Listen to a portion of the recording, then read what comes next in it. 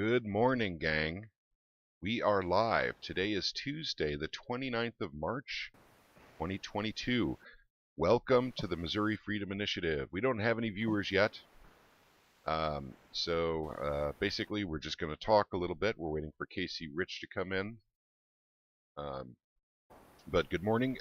If you are in, if someone is in, please give us a 5x5. Let us know you can hear us okay on the YouTube platform. Testing. Hey, good morning, Casey. All right. Hey, I can't pull up the YouTube yet. Okay. Do a refresh. It should be there now.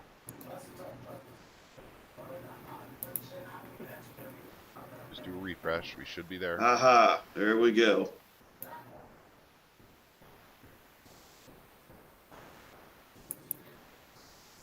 It's got it on here like it's not even going at all. Okay, thank you, Voodoo Queen. She just gave us a 5x5. Hey, Voodoo Queen completed all of her emails. Now she's going to start over from the beginning of the list because she was already 100 in before we brought up the food tax elimination. And yeah, there's a lot of people excited about the food tax elimination, by the way. So that is a deal. I'll be right back. Okay, Casey. So good morning to everyone out in Missouri land, in beautiful Missouri.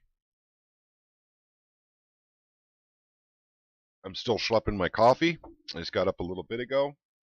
Not much sleep, but I am rearing to go again. We need to keep calling.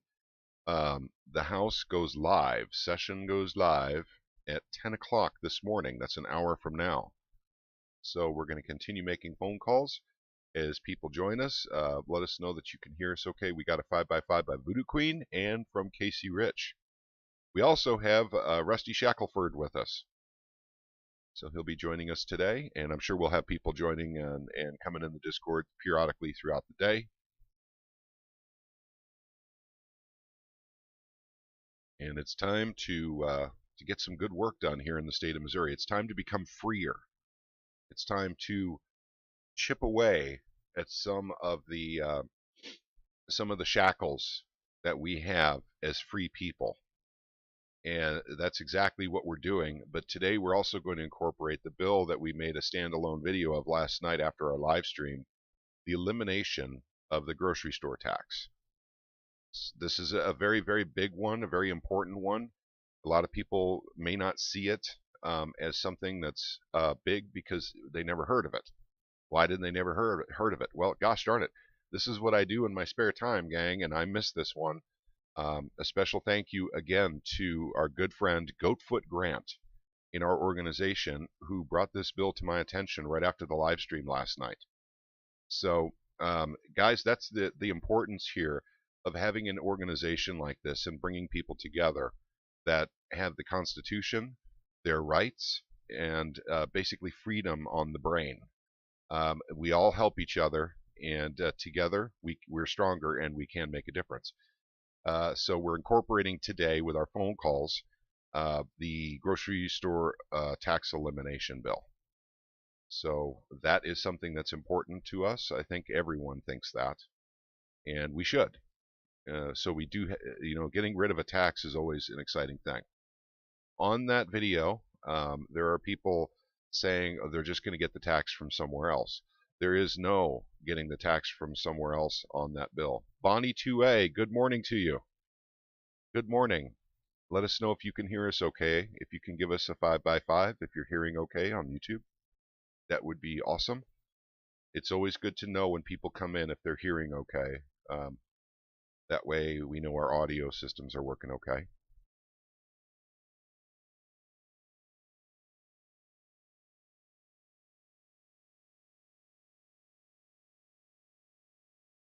And before we start making phone calls, I'm going to go get another cup of coffee.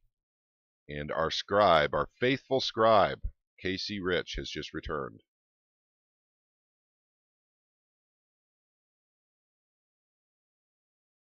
So good deal. Welcome back to Casey Rich, faithful scribe. Okay. Okay. Let's do it. Before we start, I'm going to go fill up my coffee. So I'm going to do that. I did get up a little bit late. Yeah, that's two of us. Yep. Well, I was up late. I was in the Discord last night until, oh my goodness, how late? It was 1 a.m. 1 a.m. when I Jeez. got off the Discord. Well, a bunch of people came in, wanted to talk, about what we're doing. And that's what we're all about, right? A guy came in from California, wanted to know what we were up to. So anyone in any state, I mean, please pay attention to what we're doing.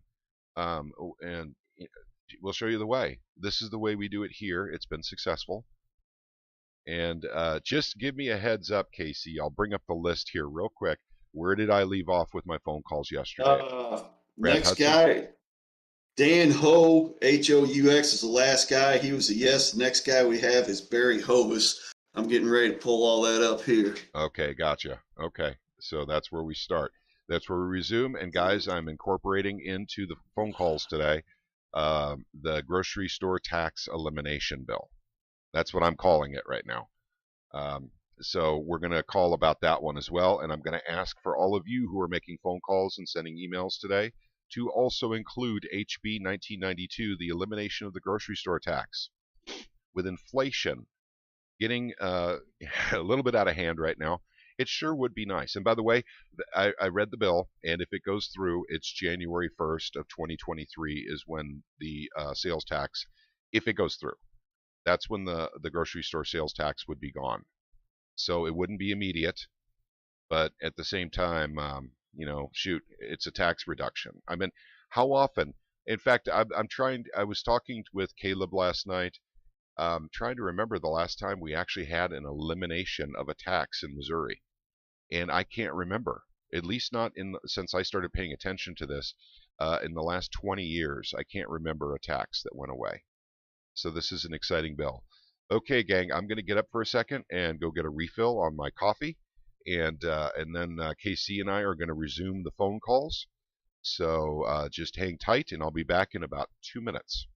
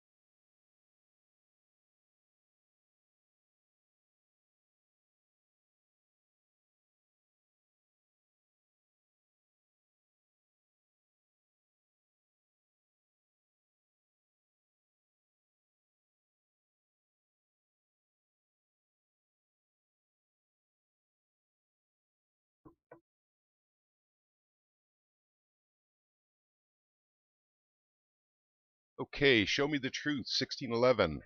Abolish personal property taxes in Missouri. Yes, we will. Everything in time. Incrementalism. Baby steps. Trying to. In fact, I looked into that last year in 2021. I spent a lot of time making phone calls on that. And that's a difficult thing to get through. It has to be done on the state level, and it's tough. That's difficult. It's not easy. I'll make a video about that sometime soon, about the phone calls I made and what they told us.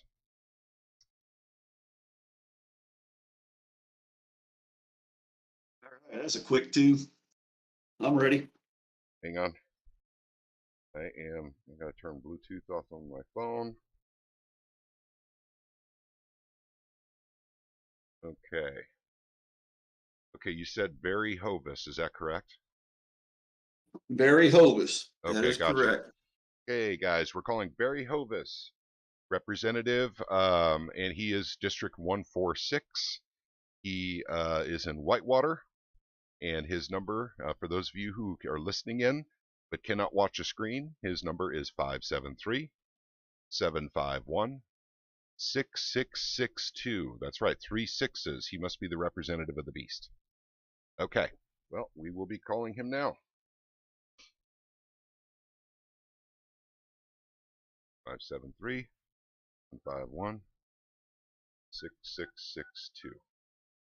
And speaker.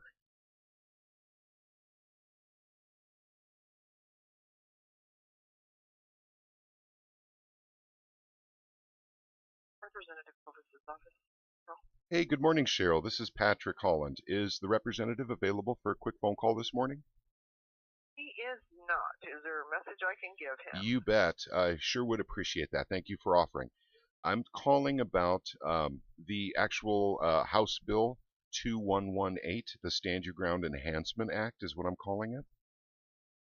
And I would surely appreciate a positive vote on that bill.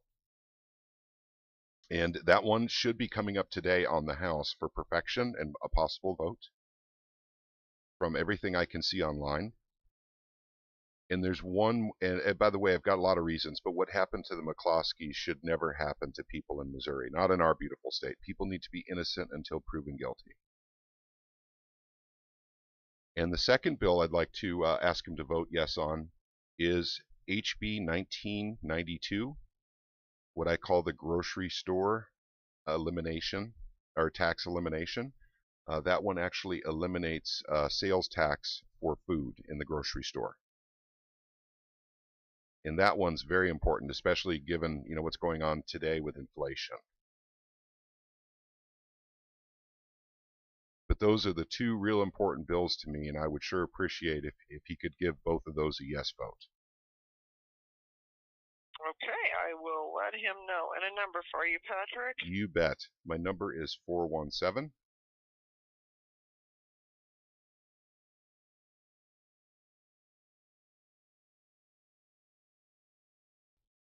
Thank you very much, Patrick. I appreciate it. You bet. Thank you so much. And please extend my gratitude to the representative for all of his good work up there. Will do. Okay. Thank you so much. Thank you. Thank you. Bye. Bye-bye. Okay, guys, I'm getting in the swing of things. I just realized when I hung up, I didn't ask if she knew where he stood on those bills. So shame on me for that. Okay. Yeah, well, I'd say by the way she talked, it's a question mark. Okay. Yep. Okay, so that was Barry Hovis. And our next call is Brad Hudson, covering Cape Fear area. Brad Hudson covers District 138. Once again, I'm not doing this to be annoying, gang. This is for those of you who are at work who can listen but cannot watch. Brad Hudson is District 138. We already did him. Oh, you did? Okay, gotcha. Way back in the beginning, he was a yes because I think he was on one of those committees. Okay, great. We won't waste our time then. Okay, yeah, please do check. I don't want to skip anyone. Yeah, he's like the second one we did. And he was definitely yes. So next one's going to be Josh Hurlbert. Josh Hurlbert. Okay. Yep. Out of Smithville. Okay. Josh Hurlbert. He covers District 12 in Missouri. He's coming out of Smithville, and his number is 573-751-9760. So let's go ahead and give him a call.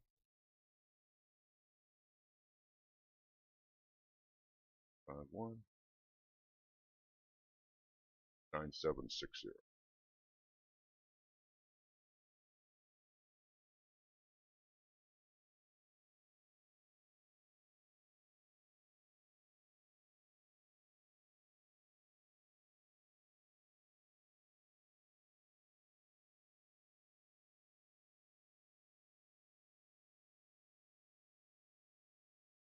Representative Joshua office.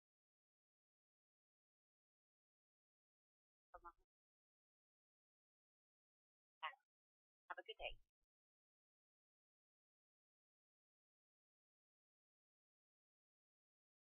May start your message now. Good morning. I'm calling for Representative Hurlbert. My name is Patrick Holland, and I would really appreciate if the representative could give a positive vote for HB 2118, the Stand Your Ground Enhancement Act is what I'm calling it. It's a very important bill to me because what happened to the McCloskeys should never happen in our beautiful state of Missouri again. People need to be innocent until proven guilty. And then the other bill I would like the representative to vote yes on is HB 1992, the elimination of sales tax in the grocery store. That should be self-evident. Inflation is upon us. People are hurting, and any relief we can give them would be a good thing. And we know we don't need that tax money. So let's please. I'm asking you, Representative. Let's please actually think of the people first here. Let's go ahead and get rid of that sales tax in the grocery store.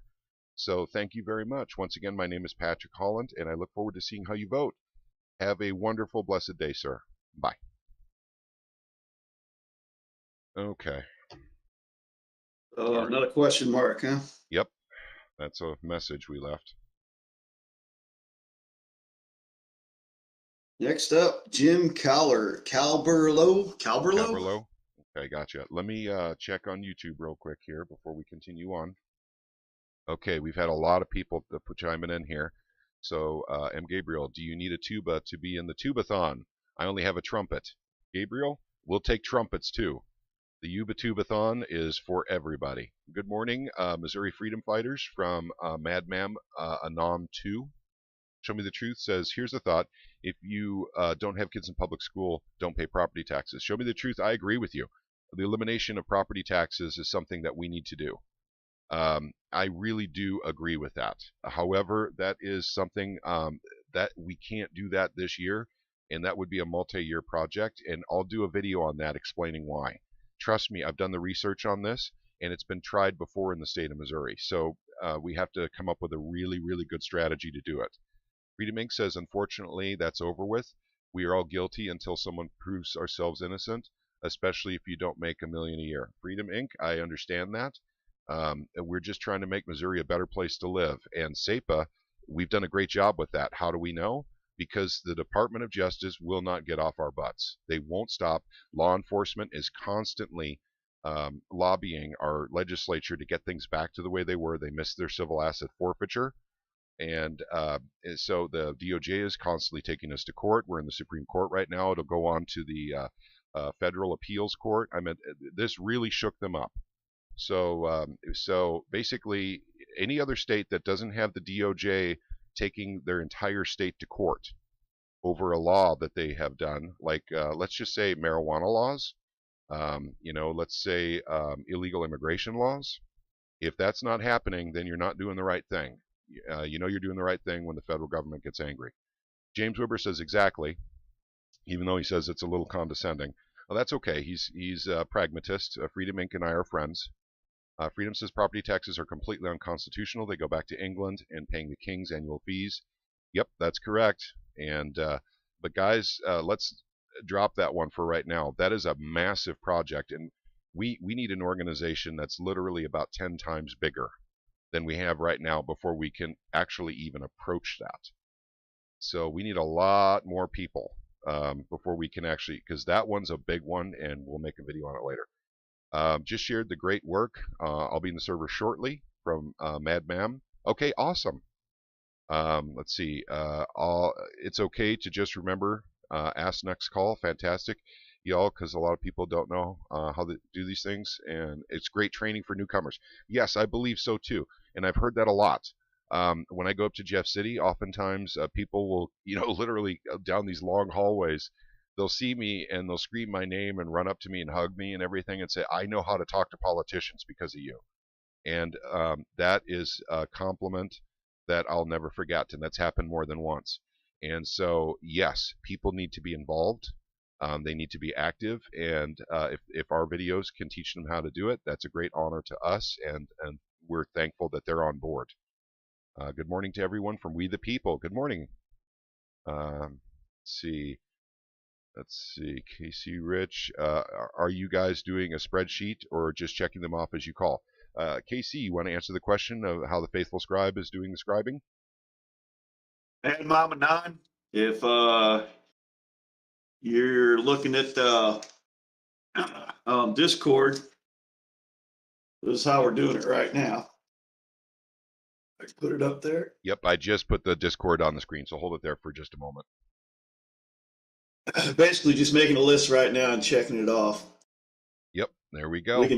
We might be able to turn it to a spreadsheet or something later, but this right here, we'll go back and we'll tally it, and we'll see who's yes, who's no, who's questionable. Okay, so yep, that's the way we're doing it, gang. Nothing real fancy here, just doing the yeoman's work.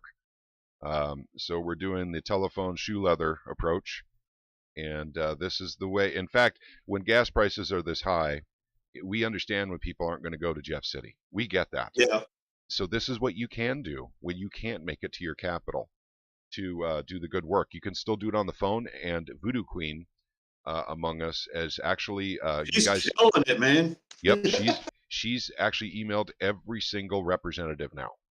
And now she's starting from beginning and incorporate. Well, actually, it was 100 in is when she incorporated the elimination of the grocery store tax.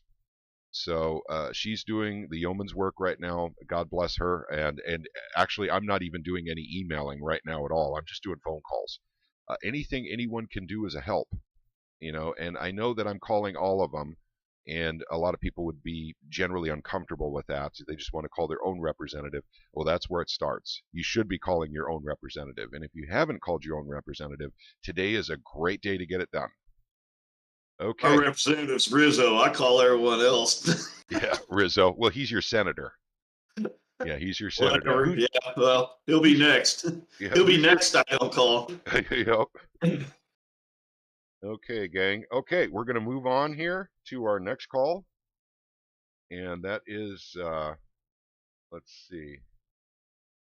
Next call is Jim Calborough. Is that right? Calborough? Bowery City? Yep. Okay. That's right. Okay, he covers District 125, Bowery City, and his number is 573-751-4065.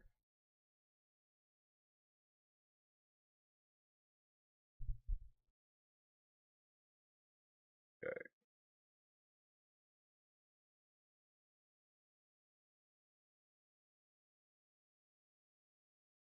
Representative Calverlow's office is Amy. Hey, good morning, Amy. Is the representative available for a quick phone call? May I ask who's calling? Sure, my name is Patrick Holland. And who are you with? I'm not with anyone, I'm with myself. Okay. Are you a constituent? I am a constituent.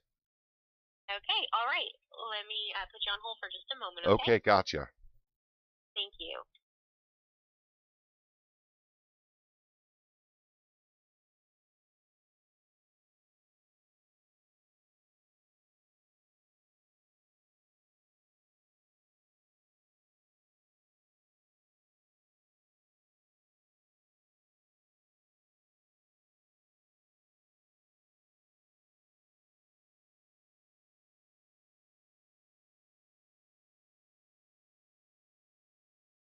Patrick, are you there? I am here.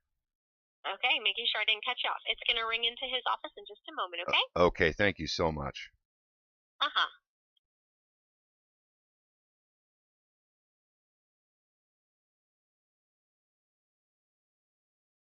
Hello, this is Jim. Hey, good morning, Representative. This is Patrick Holland, and I am so glad I got a chance to catch you this morning because I understand a couple of bills are going to be on the floor today, and I just kind of wanted to know where you were with them. And All right. the first one is HB 2118, what I'm calling the Stand Your Ground Enhancement Bill, just because they don't have a whole lot of real good names for it right now. But I was kind of curious where you stood on that bill. I'm going to pull it up here real quick. I think I know which one it is, but I want to, I just, hit the wrong button. I just want to get to the right one here. Well, darn it. I can't run my computer right, so hang on a second. Just when you say that stand your ground, I'm pretty sure that's the one that I am in favor of. So, okay, gotcha. That'd be great. But, I'm gonna.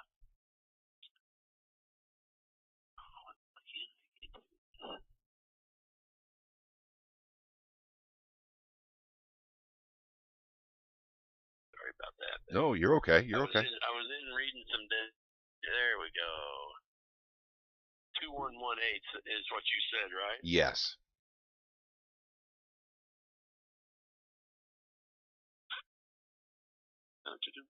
And the basis of the bill is just to make sure. You remember the McCloskey incident up in St. Louis? Right. Yep. It's to prevent something like that from ever happening again. Yeah. Yep, that's the one I am in favor of, yes. Excellent. Thank you very much. So you're going to vote positively on that one then, I imagine? Yes. Okay, correct. and there's one more bill I want to ask you about, and that's HB 1992, the elimination of sales tax in the grocery store for edible items. I haven't seen much on that. I just had I just seen an email on somebody asking me to support that too, and I hadn't even heard anything about that. But I know that sales tax is already reduced on food, and this one is just wanting to eliminate it completely. Yes, it is. And it looks like if you read the bill, at least the best of my understanding, they can afford to eliminate that tax because that part of tax, or actually it's difficult to read because there's so many state laws that are associated with it where they incorporated sales tax into groceries. And apparently I think what they're saying in there is that the lottery has pretty much taken over, and basically they're getting what they need from the lottery, the excess beyond what they're getting for schools. So at any rate, that's where I think the extra is coming from. But once again, you're a smarter man than I am. I mean, you probably know a lot of these resolutions and all that kind of stuff. These bills are difficult for the average person to read sometimes. Right. I was just I always like to read the opposing side and what they're saying, just because there is always two sides to it. Sure. Let's see here. Those who oppose the bill say the sales tax revenue for food is an important aspect of funding for municipalities, and revenue can impact bonds. I'm not sure about that. And I suppose that through the and I'm guessing that there's state tax, and then there's going to be county tax and all of those on there. But I wouldn't think this bill would affect any county taxes, so I'm not sure why they say that would impact municipalities, because you would not be able to, if we took it off of food on the state side, that doesn't mean that it would come off on the county side or anything like that. I mean, they're they make their own decisions. So I haven't heard all of this, but I mean, I would be in favor. If anytime we can lower the taxes on something like that, and it's not going to cause a huge deficit for the budget, which I'm not sure what those dollars amounts are, but sometimes that happens. It's like one thing was talking about the other day. It's like it's not such a big deal for the local district to do something, and I think we was talking about something with schools, but when you multiply that over the whole state, which is what we have to kind of look at when we're talking about some of that stuff, it does make a big difference. So that's just the one thing you'd have to look at. But 9 out of 10 times, I'm for any way we can lower those taxes. Sure. That can help the consumers in these hard times, especially. Especially because it appears that inflation is not transitory as we were promised by the Federal Reserve. So it appears that inflation is not transitory as we were told by the Federal Reserve. Looks like it might be here to stay for a while. Yeah, I think it's going to be here for a little bit. Yep. I think most of us kind of knew that. That was and political spin on something. One more thing. I mean, I noticed there's no co-sponsors on this bill, but I meant anyone who votes yes on this, in my opinion, is going to be a hero to the average Missourian. This is hurting them right now. The cost of food and the cost of fuel. Oh yes. Let's see. I was going to look and see when this was referred to. 310. So that was a couple of weeks ago. Yep. I just hadn't heard much about this, so it's kind of it's under the radar. I just heard about it last night. Yeah. Right. Yeah. So maybe they just decided to bring it up, and then that happens. It'll sit on the calendar for a week or two, and then it's like, oh, here it comes. So. Yep. It's imminent. It's on the calendar, just the way HB 2118 is. So it can come up at any time. So that's why I figured it was a good time to call you. Yep, you bet. So you bet. if you could please vote yes on that, I would really appreciate it. Yeah, I think that would be a good deal. Okay. Well, thank you so much for your time this morning. I look forward to talking to you again, sir. All right, Patrick, where are you from, Patrick? Sure. I'm actually in Christian County right now, but originally from Minnesota. Oh, okay. All right, great. So, all right, I appreciate you calling. You bet. Thank you very much. I appreciate your time, sir. And God bless you for everything you're doing up there. Really, I appreciate your hard work. All right, well, thank you. Appreciate it. You bet. Take care, sir. Bye. Okay, so basically on that grocery tax, he's all for the tax. I mean, as far as in principle, it's just a matter of budget, right? Is that what he's saying? Yeah, he never had a time to look into the bill to actually get information on how that would hurt the cities. Yeah. And so that's the only thing. And so he says he hasn't seen the opposition on that. Our understanding from reading. Go ahead. Grocery bill is going to be a question mark then, right? But he's a big yes on 2118. Mm-hmm. That is correct. Okay. Yep. And by the way, for those of you watching, we did this for like 4.5 hours yesterday. This is the first time we actually talked to a representative because we've been getting their LAs. And well, then again, yesterday they were in session for a lot of it too. But session starts literally in half an hour. So we're going to continue our phone calls. And our next one is, let's see. Anna Kelly. Yeah, Ann Kelly. I actually. No, not Ann Kelly. We already talked to Ann Kelly. The next one down, Hannah. Okay, Hannah Kelly. Gotcha. Okay, Hannah. Yeah, Ann Kelly was a yes, if I remember right. Okay. Actually, I remember.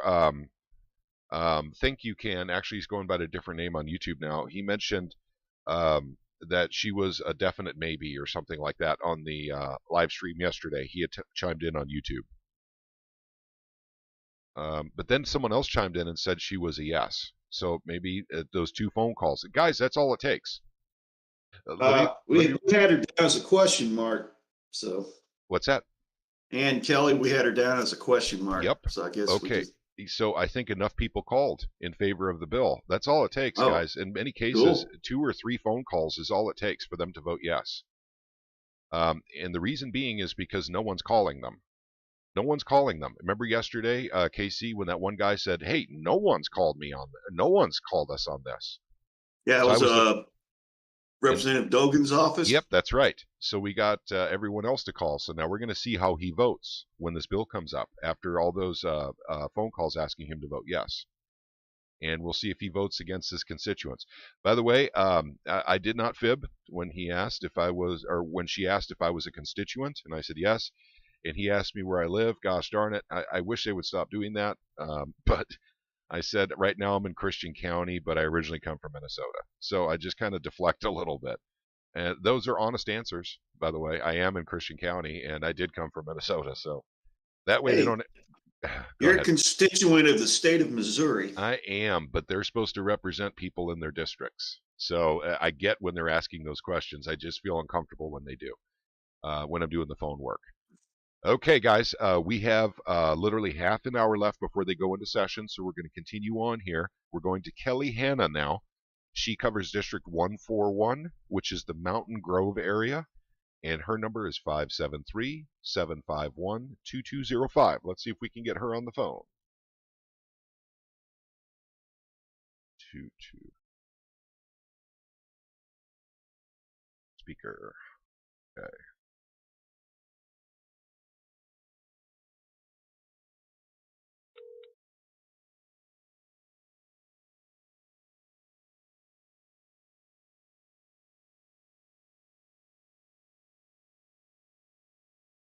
Thank you for calling the office of State Representative Anna Kelly. Our office hours are 8:30 a.m. to 4:30 on Monday through Friday. Please leave a message with your name and phone number, and we will return your call as soon as possible. May start your message now. Good morning, Representative Kelly. This is Patrick Holland, and I'm calling this morning because I understand that HB 2118, what I'm calling the Stand Your Ground Enhancement Act, is scheduled for floor time today for perfection and a possible vote. I'm asking you for a positive vote or a yes vote on 2118 because what happened to the McCloskeys should never happen to anyone in Missouri ever again. We're better than that. People need to be innocent until proven guilty. Also, Representative, I'm asking for a positive vote on HB 1992, which is the elimination of sales tax in the grocery store. I know that one just got on my radar last night. I had no idea about that one, but that one also is scheduled for floor time, perfection, and a possible vote. So please do vote yes on those very two important items to me. I hope you have a wonderful and blessed day. Take care, Representative. Okay, question mark on that one.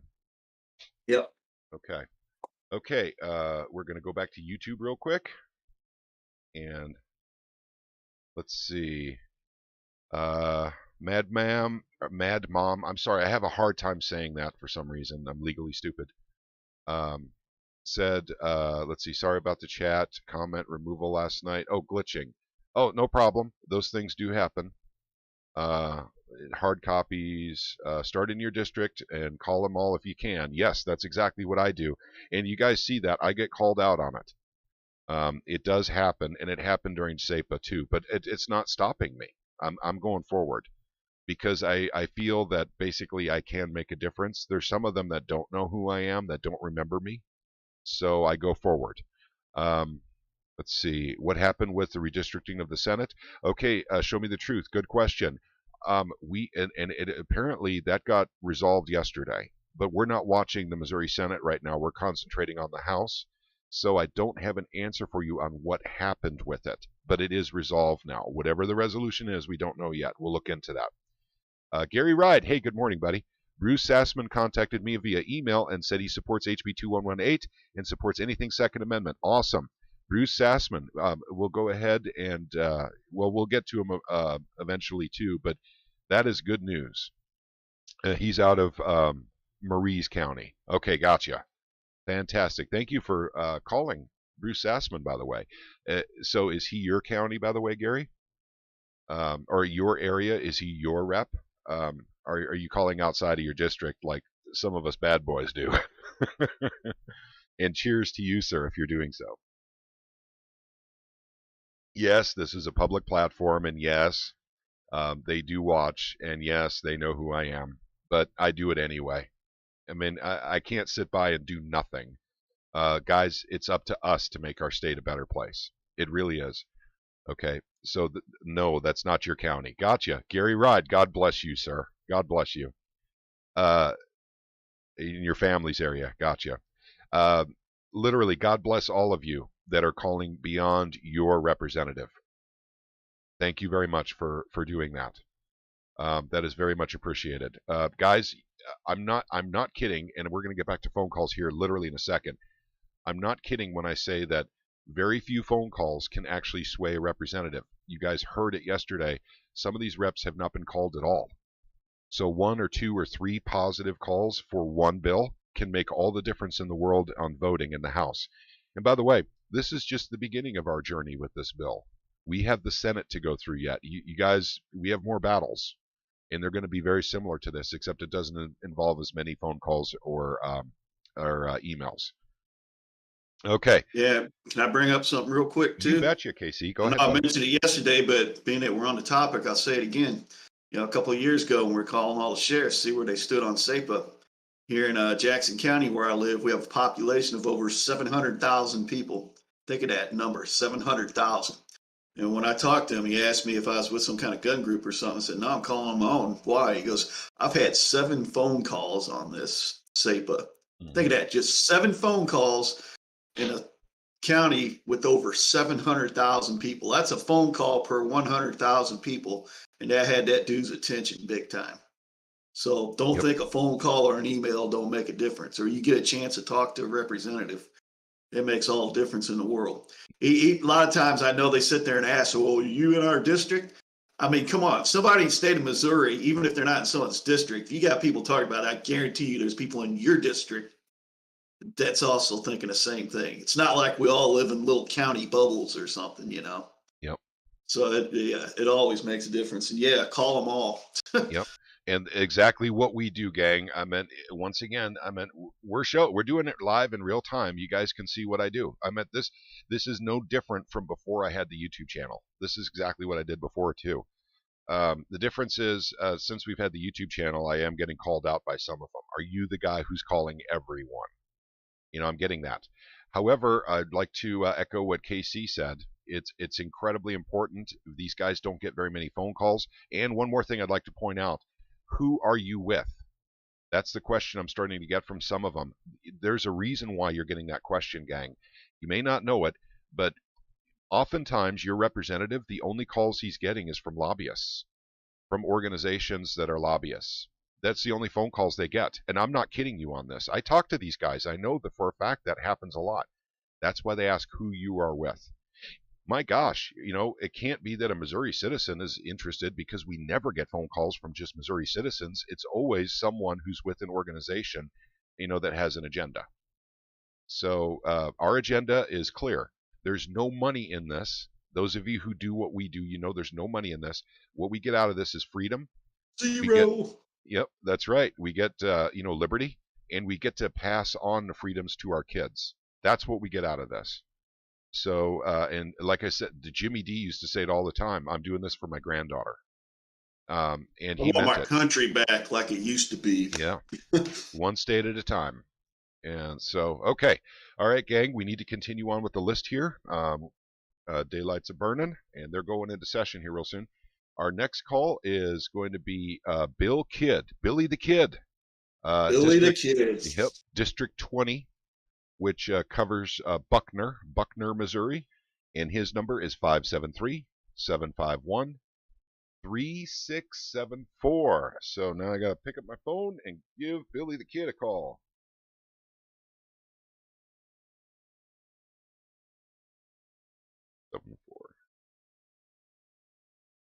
Speaker and camera.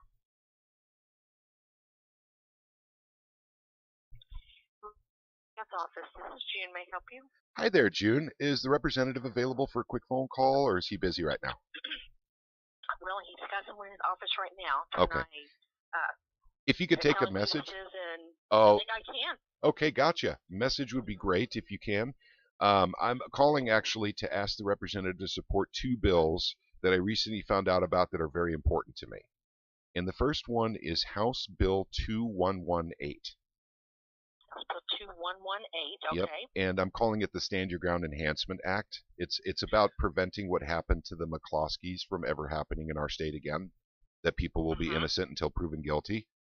And the second bill is HB 1992, the Elimination of Sales Tax for Edible Items in a Grocery Store, which I think is an awesome, awesome bill. I read it thoroughly, and I would really like the representative to vote yes on both of these bills. I'm curious, do you know where he stands on either of those two? I do. Well, I know. I'm sure he supports 100% the Stand Your Ground. He's definitely Second Amendment. Believes in the Second Amendment for sure. We've not had any discussion on the second one, so I'm not sure on that one. And where do you live, sir? Sure, I'm in Christian County, Missouri. Down Christian, okay. Yep. Very good. I will let him know you called. You I bet. don't know if you've reached out to your rep or not, or I have. senator. I have. Okay, good. And I, by the way, I visited with the representative back in September. He and I had a really great chat. So I feel he's a good man, and I just wanted to let him know, how I would have him vote. And okay. and then also. Where did you see him in September? Actually, up in Jeff City. Up here in Jeff, okay. Yep. Okay. We visited for about 20 minutes, and so I just think he's a real good man, and I really appreciated visiting with him. I was there for a different reason. If you remember, it's back when we were actually it was in November, is when we were trying to get the governor to act on the special session. Oh, okay. Okay. I will let him know. Okay, gotcha. And let him know how much I appreciate his work. You bet, okay, no problem. I will. You bet. 417.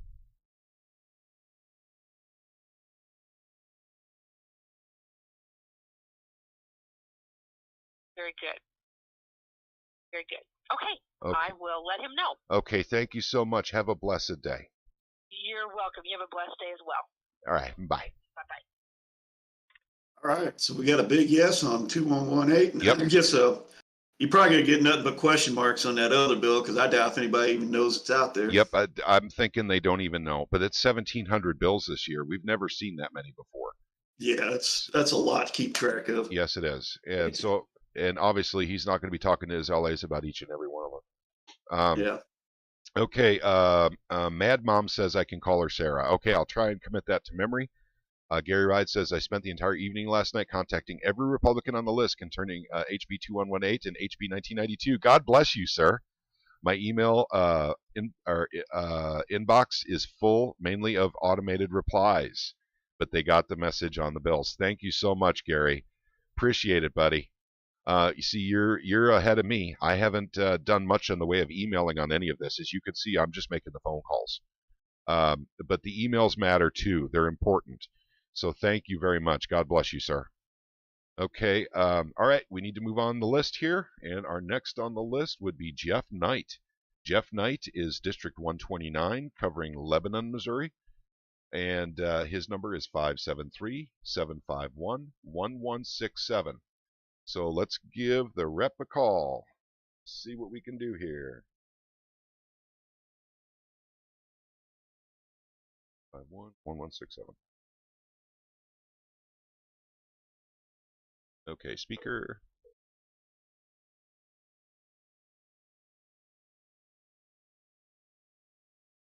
Representative Knight's office. Hey, good morning, Ed. This is Patrick Holland. I don't suppose the representative is available for a quick phone call before he goes into session. Unfortunately, he is not. He has some guests up from the district, Yep, and gotcha. I think they were down on another floor. Okay, no problem. Can you leave a message for Anything me? I can pass along? You betcha. Thank you for asking, sir. I would like him to vote yes on two bills. One of them may be coming up today, maybe both of them. The first, the first one is HB 2118, which I'm calling the Stand Your Ground Enhancement Bill. It's it's the one that prevents what happens to the McCloskeys to ever happening to a Missourian ever again. So we're innocent until proven guilty. And then the second Amendment supporter, that one shouldn't be very problematic. Yep, I figure. Something extra goofy in it. Yep, no, it doesn't. I think he'll probably support it. And then the second one is a lesser-known bill that I just read last night. I just found it last night. HB 1992, Elimination of Sales Tax for Edible Items in a Grocery Store. And I had just received an email on that one, and I was not aware of it. Yeah, there was an I'm not sure. Given where we've been in this past fiscal year and suddenly flush with cash, that philosophically makes sense. I don't know that going forward that it's like lowering or raising unemployment rate or lowering or raising gas taxes. It kind of depends on what's going on in the economy. So I don't know. I can't speculate on that one. Okay, gotcha. Well, I'm asking if he could please vote yes on that. Inflation is not transitory, as we were told by the Federal Reserve. It looks like it's here to stay for a while, and people are hurting. Gasoline and groceries is really hurting the average Missourian, including me. And, absolutely. And shoot, if I can get an 8% reduction in my grocery bill, I'll take it. You know what I mean? Yeah, you and me both. So because you've already had a 25% increase. Yep. 25% increase, not to mention on the gasoline side. Any relief would be necessary. And you know what? If he votes yes on that, he'll be a hero. I mean, that's something, isn't it? Something. Yeah. And so. Well, I will definitely pass that one along. I feel pretty confident about the other one, but that's kind of the first I started hearing about that one. So. Okay. Is it a permanent or kind of like setting aside the fuel taxes for some period of time? Nope.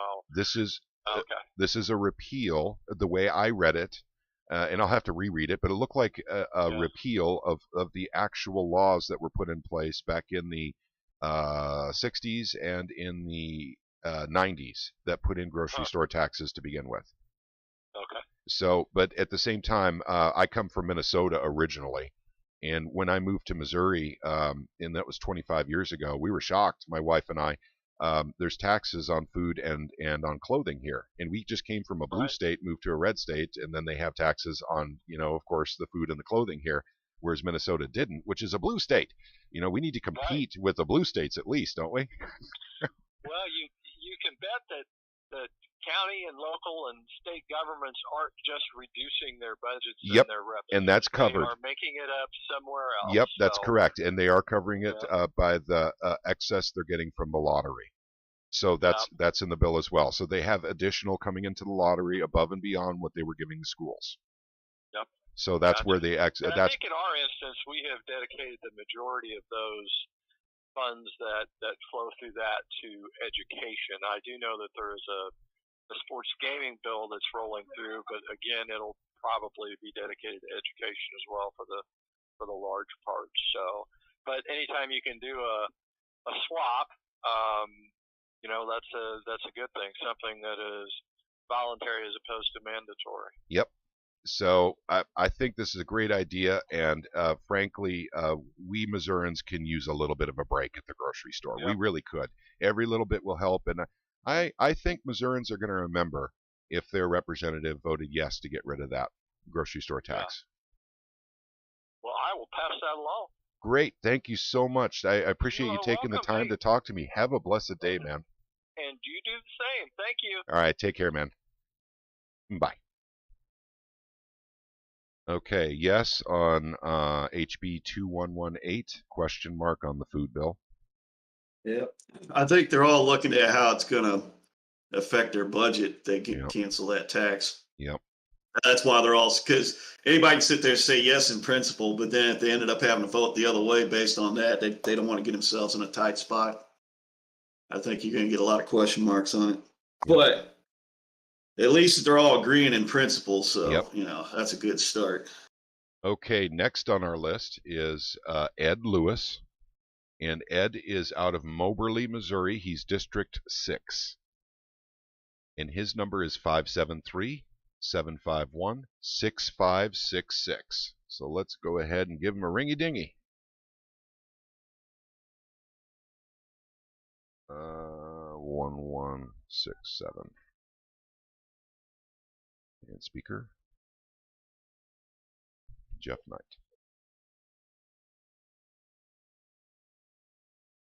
That's the one I just called. Did I just call Jeff right? Or Jeff Knight? Yeah, you just called Jeff Knight. Okay, that was gotcha. The guy you just talked to. Yep, okay, I caught that. I caught that. Yep, we're on to Lewis. Sorry about that. Ed Lewis, 573. I had the wrong telephone number highlighted. That's why on my screen here. 6566. Okay. Okay.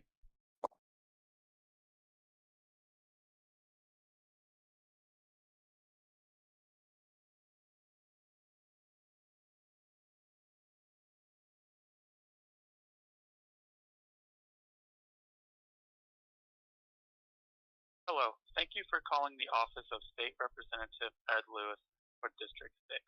We are unable to come to the phone right now. Please leave your name, number, and a detailed message, and we will call you back as soon as possible. Thank you. May start your message now. Good morning, Representative Lewis. My name is Patrick Holland, and I would very much like you to vote on two bills that are likely to come up today. And the first one is HB 2118, what I'm calling the Stand Your Ground Enhancement Act, because what happened to the McCloskeys should never, ever happen to a Missourian ever again. We need to be innocent until proven guilty. And the McCloskeys did not get that consideration, as you know. The second bill is HB 1992, which is the elimination of sales tax for edible items in a grocery store. That can be taken care of. It shows in the bill, too, that we have excess coming in on the lottery, so we're going to apply that. And I think the people need a break. With the inflation not being as transitory as the Federal Reserve told us, the Missourians are hurting because of gas and grocery bills. So any little bit helps. I think if you voted yes on these, you would have the red cape, sir. So I'm looking forward to see how you vote on these. I hope you have a blessed day. Thank you very much. I'm counting for a yes vote. Thank you, sir. Bye. Okay, question mark on Ed Lewis.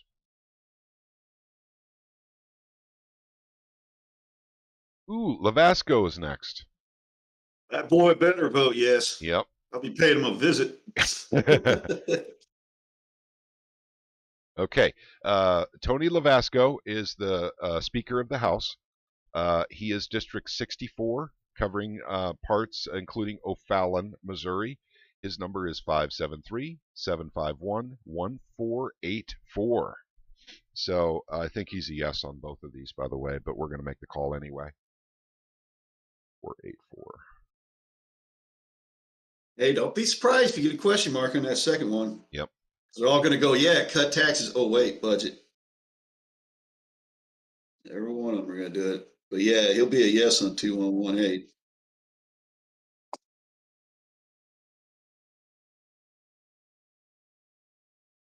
You have reached the office of Representative Tony Lavasco, District. I am sorry we are unable to call at this time, but please leave a message at the tone. Return your call as soon as possible. May start your message now. Representative Lavasco, hello, my name is Patrick Holland, and I'm calling to ask you to vote yes on two bills today that are possibly hitting the floor, as you probably know, being, basically in the position you're in. HB 2118.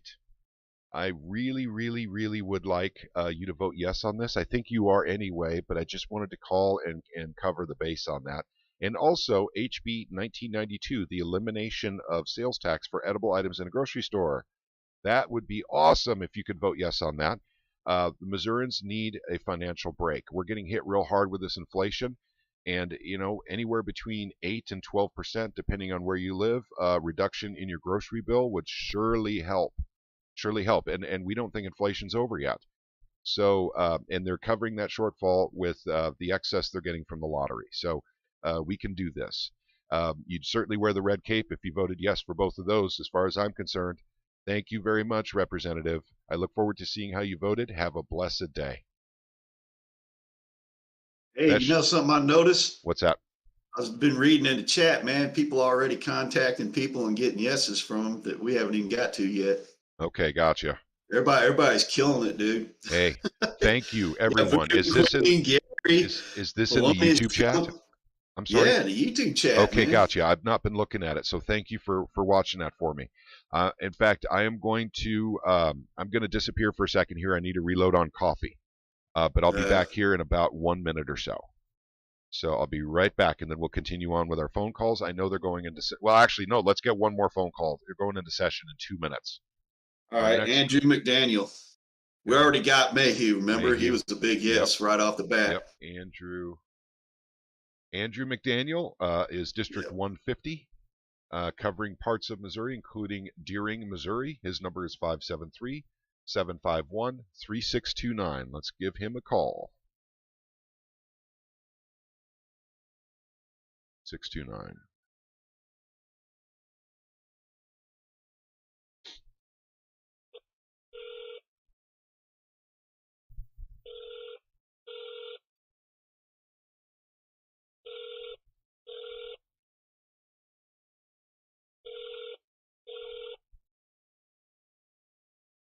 Thank you for calling Representative Andrew McDaniel's office in District 150.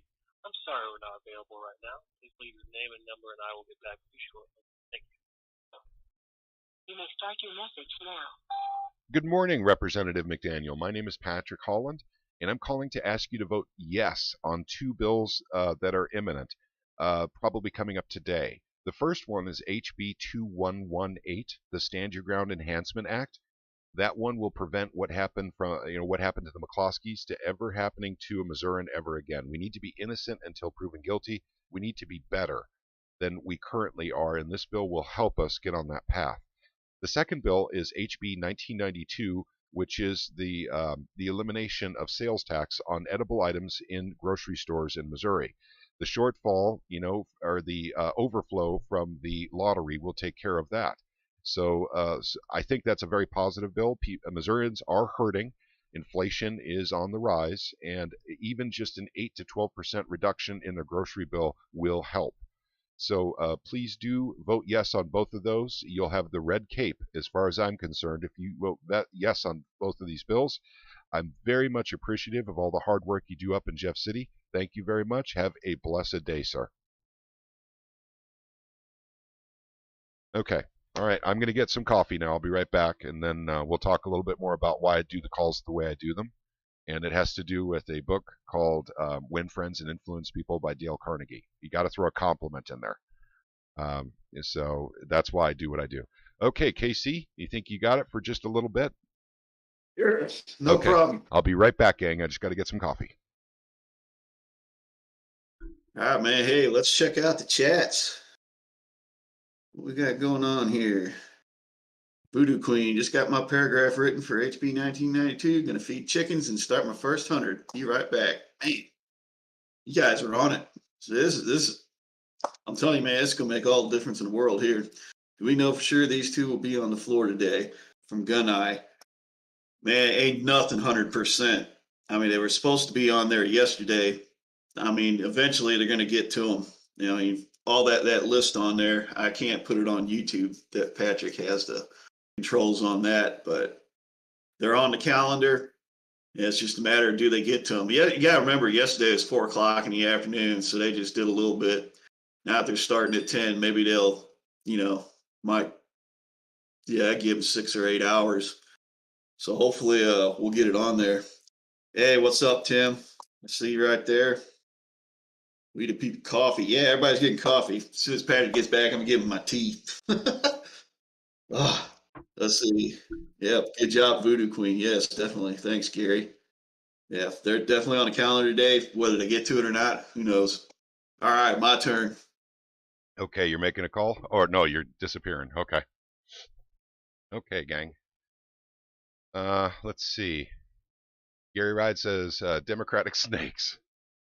You nailed it. And yes.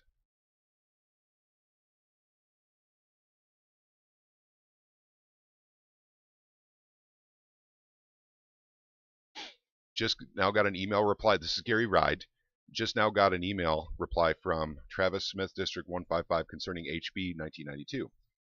His reply said, great idea. So I guess he would be yes on that one. Good deal. Thank you very much.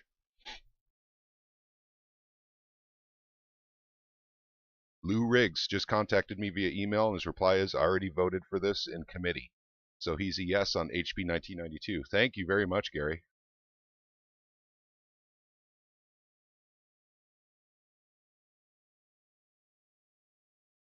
HB 1992, that's the sales tax one, that right? Yep, getting rid of sales tax for edible items in a grocery store. Correct, sir. Yeah. Yep. Are you sending emails, Rusty?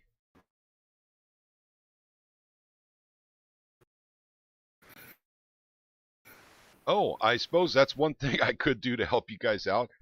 I need to put this roster here in the description of this video.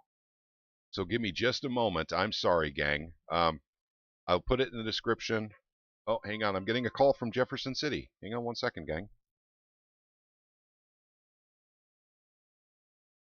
Hello, this is Patrick. Hello, Patrick. This is Seth. I work for Representative Lavasco. Yes, hey, thank you for calling back.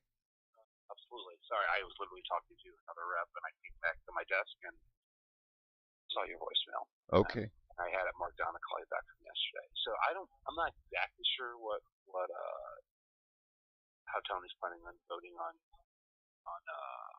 2118, but I'm pretty sure he's going to support it. That'd be my guess, but focus on that.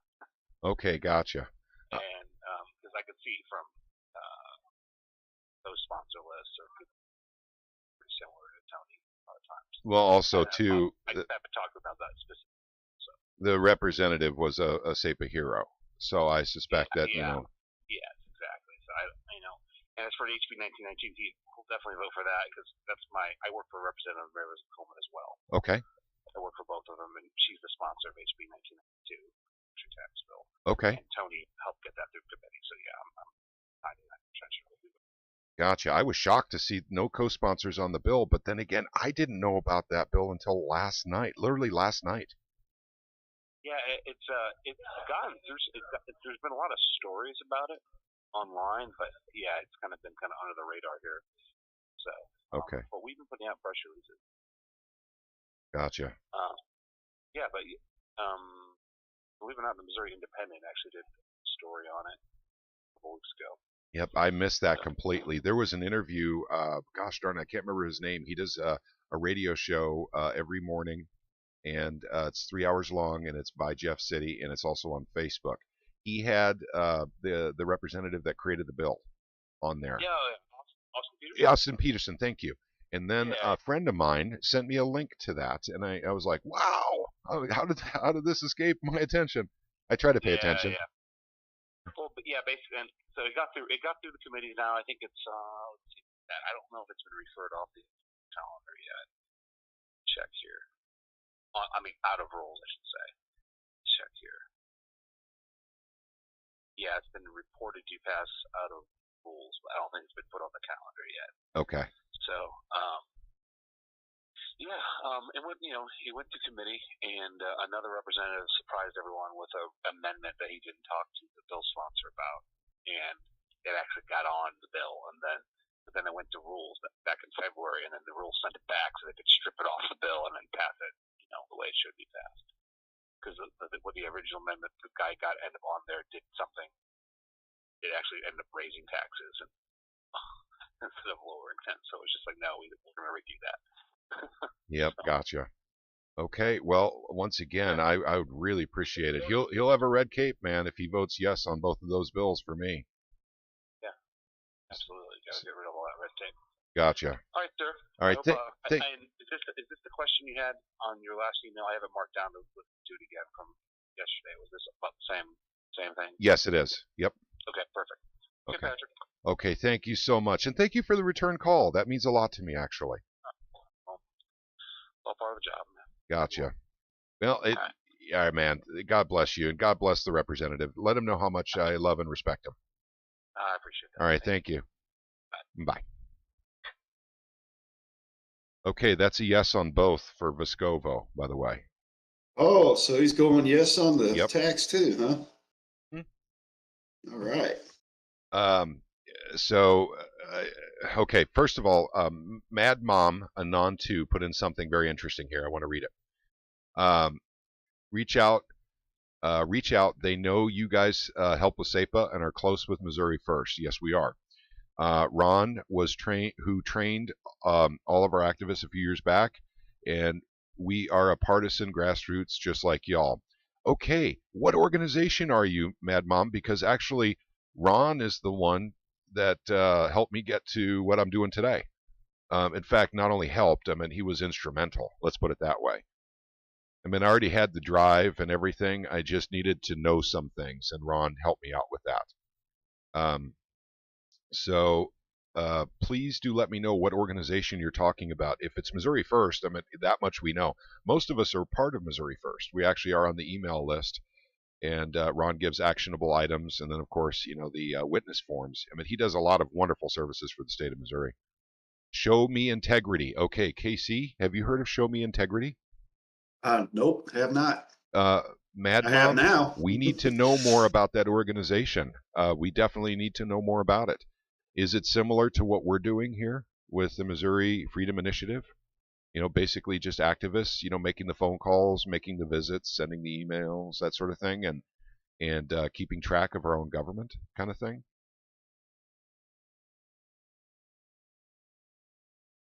Okay, and Ganai, keep up the awesome work. I'll jump in when I get off work. Hey, thank you, Ganai.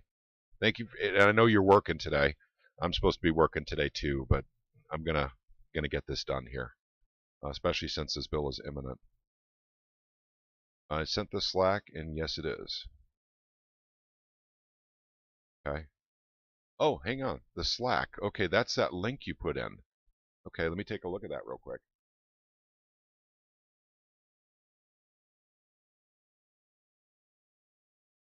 Okay.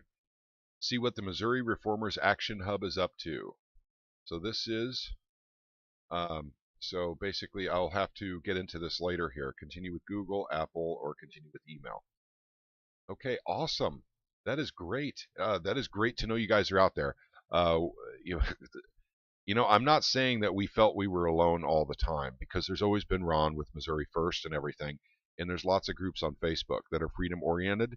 But I don't see what they're, they inform each other of bills and things going on in Missouri, but I don't know their activity level because they don't post if they're making phone calls or, if they're sending emails or if they're visiting Jeff City. So it seems more of informational based, but that's important too. So our organization chose to, do everything we do and make it public and make videos of it to hopefully not only inspire people in the state of Missouri, but inspire people of other states. Freedom's for everyone. It's not just for us. Okay, we need to continue on with our list here. And I know they're in session now, or at least they've been called to session. Our next is Peggy McGaw. Is that how you pronounce that, Casey? Be my guest, McGaw. Okay, gotcha. She covers District 39, Carrollton, Missouri. Her number is 573-751-1468. So let's go ahead and give Representative McGaw a phone call. And actually, I got a text here. Hang on.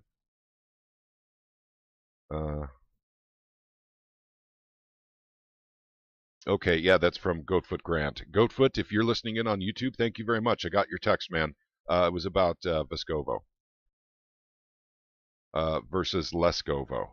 Okay. All right, thank you for that. All right, you're right. I made a mistake on that. So, but that's okay. Okay, now we're calling 573. Well, I tried to call 573. 751. It's 1468. Calling now. Speaker and video.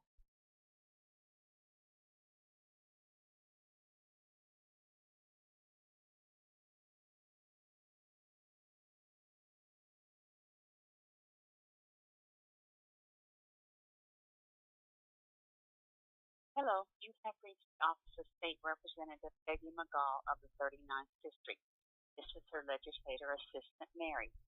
We are unavailable to take your call right now, but please leave us your phone number and a message. We'll return your call as possible. Thank you. You may start your message now. Hi there. Good morning. I'm calling for Representative Peggy McGaw. Hello, my name is Patrick Holland, and I would like to ask you to vote yes on two bills that are very important to me. As a constituent of Missouri, I saw what happened to the McCloskeys, and it was a shame. It was terrible. It was embarrassing. That should never happen in our beautiful state of Missouri. Everyone needs to be innocent until proven guilty. So HB 2118, what I call the Stand Your Ground Enhancement Act, actually fixes that problem with our system. So I'm asking for a yes vote on that. Also, HB 1992, the elimination of sales tax on edible items in grocery stores in Missouri. We're all hurting because of inflation, and it's not our fault. Inflation's not our fault. That's a Federal Reserve thing. They printed too much money for the federal government. But we are hurting because of their actions, and we need to do something to help the people in our state, even if it's as little as 8% reduction, basically of tax, or 8% more groceries. Think of it that way. That would be very helpful, especially since gas and groceries are going through the roof. A yes vote on both of those would give you the red cape as far as I'm concerned. So please do vote yes on HB 2118 and HB 1992. And I'll be looking forward to seeing your vote. Thank you very much, Representative. Have a blessed day. Okay. Question mark. That was Peggy McGaw, right? That is correct. Okay, I put her a yes for that 2118. She voted it out of committee. Okay, gotcha. I'm pretty sure she's behind that. Okay. I could be wrong, but I'm almost, I'd say like 90%. Okay. As far as the tax goes, don't know. Okay. All right, next one is Mike McGurl. McGurl. How much you want to bet that dude can put up his dukes? Yeah. Yep. I bet he was scrapping all the time in elementary school. Yeah, probably. District 118, Potosi, Missouri. And his number is 573-751-2398. So let's go ahead and give him a call. Those of you out there in YouTube land, those of you who are making phone calls and sending emails right now as we speak, God bless you and thank you very much. This is how we get the work done. This is how we change minds. This is how we get the good bills passed. And remember now, we're doing, in fact, I should probably put it in the title of the video, HB 2118 and HB 1992. Those are the two we're calling and sending emails on. There's a lot of good bills in Missouri, gang. Don't get me wrong, but we can't have everyone working on, literally 50 bills. It gets overwhelming. So we're picking, some pretty good ones, some pretty important ones that increase our freedom. So HB 2118 increases our freedom because basically we have to be innocent until proven guilty when a gun is involved. And then 1992 increases our freedom because it's an elimination of tax. I mean, when is that not good? And it's, like I said, well, I'll have to talk to someone in Missouri, a representative or something, to find out the last time we reduced a tax in Missouri. And so, because they always just seem to go up. So, let's see. And Voodoo Queen says, and here I go. Keep y'all posted. HB 1992. Great, Voodoo Queen. Thank you. And I know Gary is going to town on emailing and calling, and thank you very much.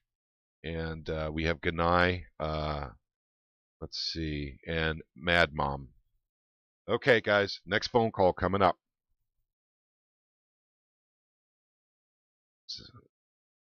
573-751-2398. Okay, speaker.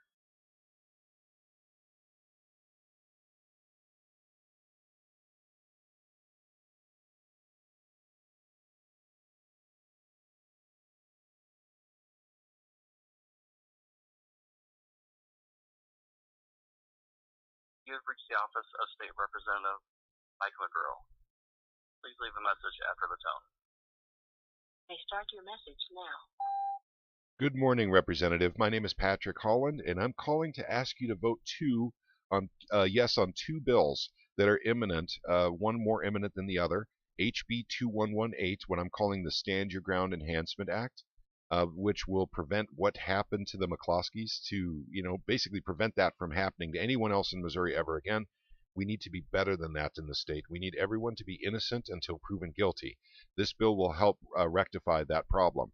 The second bill is HB 1992, which is the elimination of sales tax on edible items in a grocery store. As you know, Missourians are hurting bad. Price of gas is going through the roof. Price of groceries going through the roof.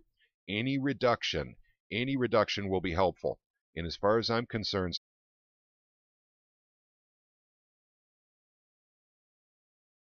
okay, are we back, gang? Can you hear me?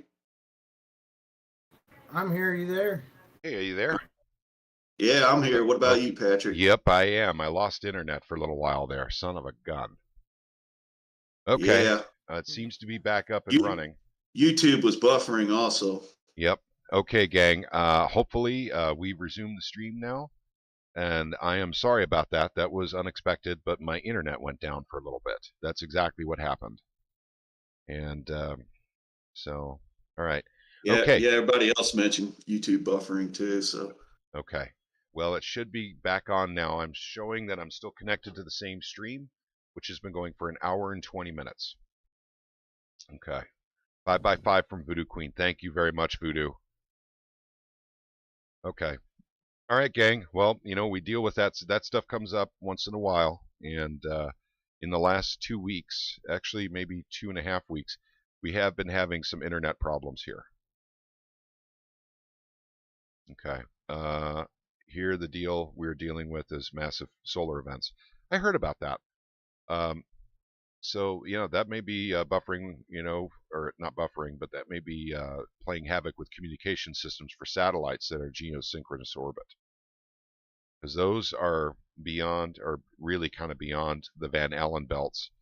So they get hit pretty hard when there's a solar flare, those geosynchronous satellites. They're supposed to be shielded, though.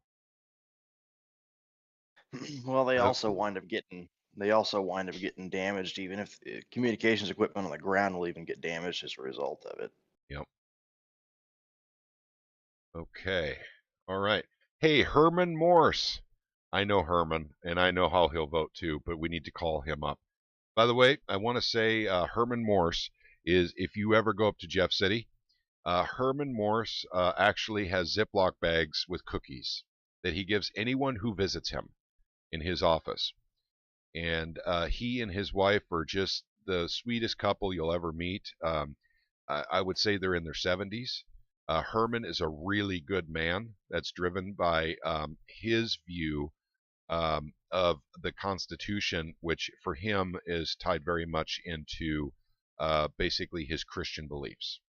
He is a wonderful man to visit with, and he was such a huge help with SEPA and a big supporter of SEPA.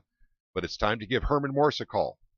So I know I won't get him, but I'll talk to his aide. His aide is really nice too, by the way. Hey, before you call, Yeah. hey, Caleb, can you repost the house session? Put it in. Let me find it. I'm on my phone right now. Oh, okay. All right. Well, I'll keep looking too, because I'm sure they started by now. I'm trying to figure out how to get it going. Go on to house.gov, and there's that little box on the front page, that basically it's the House floor. Okay. All right. I'll start looking for it. Yep, we do need to start watching that. And in fact, if you get the link there, Caleb, let me know, and I'll go ahead and put it on the YouTube side. Well, actually, you could put it on the YouTube side too. Caleb and Casey Rich are both mods on YouTube, so you guys can always post on YouTube. Hang on a second. Okay. I got it. Okay, gotcha. So once again, Herman Morse, just an awesome guy. If you guys ever make it to Jefferson City, definitely visit with that man. And I'm not saying to do it for a bag of cookies. I'm just saying that there's always a bag of cookies in it for a visit, is all I'm saying. And he makes them himself, by the way. His wife and him make the cookies. And just so you know, also, I've talked to Herman many times over the last 3 years. What he does during the off time is he actually goes and volunteers at the local jail. And what he does is he does cook. He loves to cook. So he cooks in the local jail for the inmates. So, and you can't fault a guy for doing that. Okay. April Lewis says, do you know about the Cali 10 bills? Yeah, actually, April Lewis, last night we ended up on our Discord until 1 o'clock in the morning. A guy came in from California. You guys may know him. It's Alex with the Free American Press. And he came in and talked to us for quite a while, and he was talking about that. So he's working on garnering support for elimination of a lot of those ballot initiatives that they're doing. So, but we're working on the Missouri thing. But he is basing his organization on the structure that we have in ours. Alex is a friend of mine, and he and his family actually visited me at my house about a year ago. And so he's in it for freedom as well. So, let's see. And yep, you got the link there. Okay, gotcha. So you guys are going to keep an eye on that.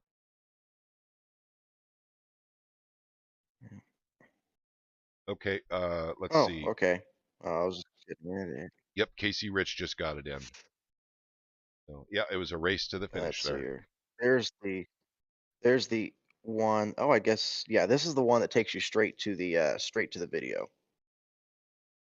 The other one is the media center where you have to pick it out. This is the one that goes straight to video.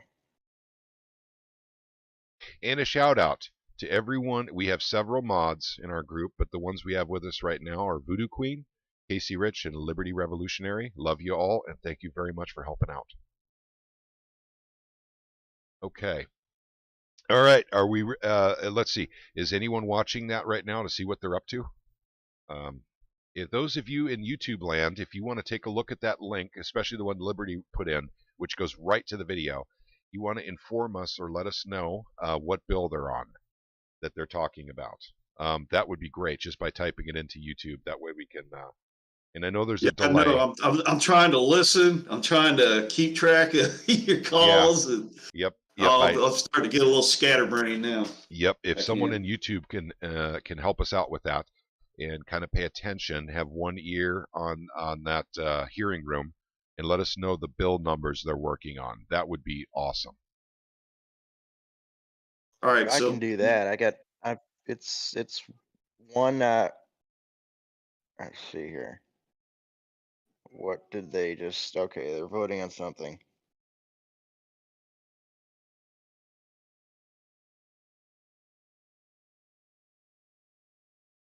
Hey, now, did you call Herman Morse yet, or?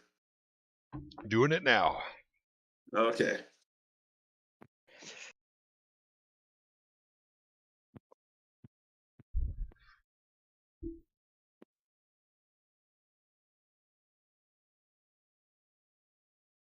This is Beth with the Office of Representative Morris. May I help you? Hi there, Beth. Good morning to you. I know that probably the representative is probably in session now. Is that right? That is correct. Okay, gotcha. Okay, I didn't catch him then. That's my fault. My name is Patrick Holland. I've visited with you several times here in the last couple of years, and also with Representative Morris. I was just hoping I could get a feel for how he's going to vote on HB 2118, what I'm calling the Stand Your Ground Enhancement Act. 2118. Yep. Oh. Come back.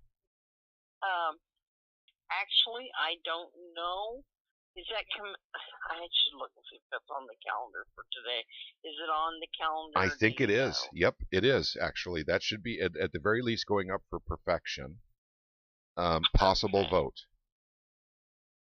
Okay. And are you from the district? No, I'm not from his district. But I always visit with him every time I'm up there. Okay. Well, last time I was up there, his wife was there too. I had a wonderful visit with her as well. Right. She's here today. Gotcha. Doing pretty good, I tell you. Yep, and miracle. Yep, I know, and it was the stroke she had was terrible. But I'll tell you what though, I tell people all the time, if you go to visit Jefferson City, go visit with basically with Representative Morris. And also one thing that I always remember too is he's usually got those Ziploc bags of cookies there. He and his wife. Yep. So it's hard to forget Herman. It's really hard to forget. He is so nice. He is. He's wonderful. Yep. All right, Patrick. The only thing I know to do at this point is, you want to leave your phone number? I will try to send him a text, and maybe he can send you a text back. Sure. You're just wanting to know how he's going to vote. Yep, but also, on one more bill as well. And that's a really exciting bill I didn't know about until literally last night. And that's HB 1992, which is the elimination of sales tax for edible items in a grocery store. And they're using the overflow from the lottery to cover that. And I think that's wonderful. People are hurting in Missouri. They need a reduction somewhere. And since we have inflation like crazy, I'm hoping that the representative will see it my way and vote to eliminate the sales tax in the grocery store. Well, that'd be wonderful, but I bet you they don't. Yeah, well, I mean, really. We can try though, right? Right. I started to say it'd be wonderful, but I just don't think they will. Yeah, but I don't know. I have no way of knowing, so I shouldn't say anything. Okay, let's see your phone number. You bet.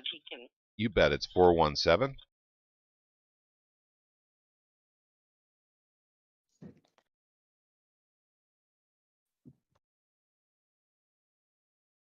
Okay, I will. And let him this message. Yep, let him know it's Patrick that was working SEPA, and I consider Representative Herman a SEPA hero. He was a great supporter of SEPA, and I'll never forget that. Okay. All right. All right. Let me see what I can do for you, Patrick. Thank you so much, Beth. Hey, it's wonderful talking to you again. We visited last time I was up there too. That was during the special session time period. We were trying to get that special session going with the governor. Yep. Okay. Yes. Beth, I'll see what I can do for you. I just love you guys. Thank you for everything you do. You're welcome. Have a wonderful day. Bye. So he's yes on 2118 and question mark on the tax? That's the way it sounds right now. That is correct. Oh, hey, Patrick, check this out in the chat. Okay. We got a felonious skunk. I just got a call back from Marlon Anderson. He's a Democrat out of St. Louis, Marlon Anderson. Yes on 2112. Don't know on 2118. Okay, what's 2112? You mean 2002? I mean, 1992. 1992 is probably what he meant. Okay. So in other words, this guy's for the tax. Okay. Well, So- might want to double check and make sure there's not a 2112 that he was saying yes to. Yeah, Felonius, can you clarify that for us? I'm not if you mistyped. If you could type the bill that you meant. Oh, 1992. Okay, so it's a yes on 1992. Wonderful. Okay, no problem, Felonius. Thank you, by the way, Felonius, for making phone calls and doing emails, and we appreciate it. Thank you very much. Thank you for caring about our beautiful state of Missouri. This dude went call Democrats. We got people calling Democrats now, Yep. Pat. You see, that's the thing. Elimination of a grocery store this is how you tax, do it. that goes across the Yep.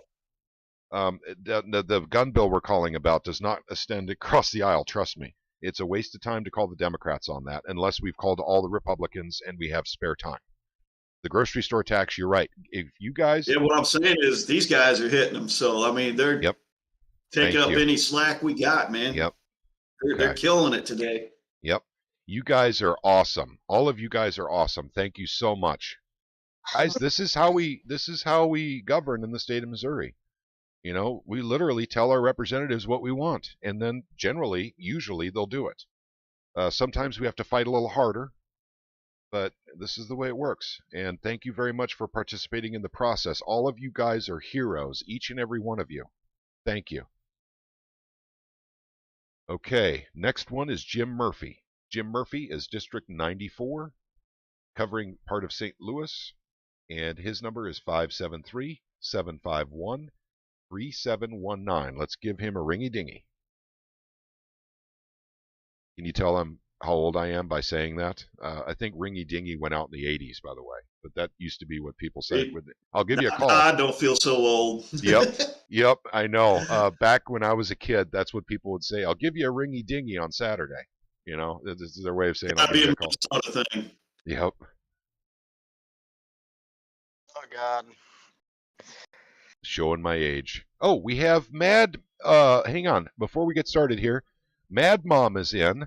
Let me get you a roll and get you a microphone. Mad Mom, you can talk now. Welcome aboard. Thank you for coming in.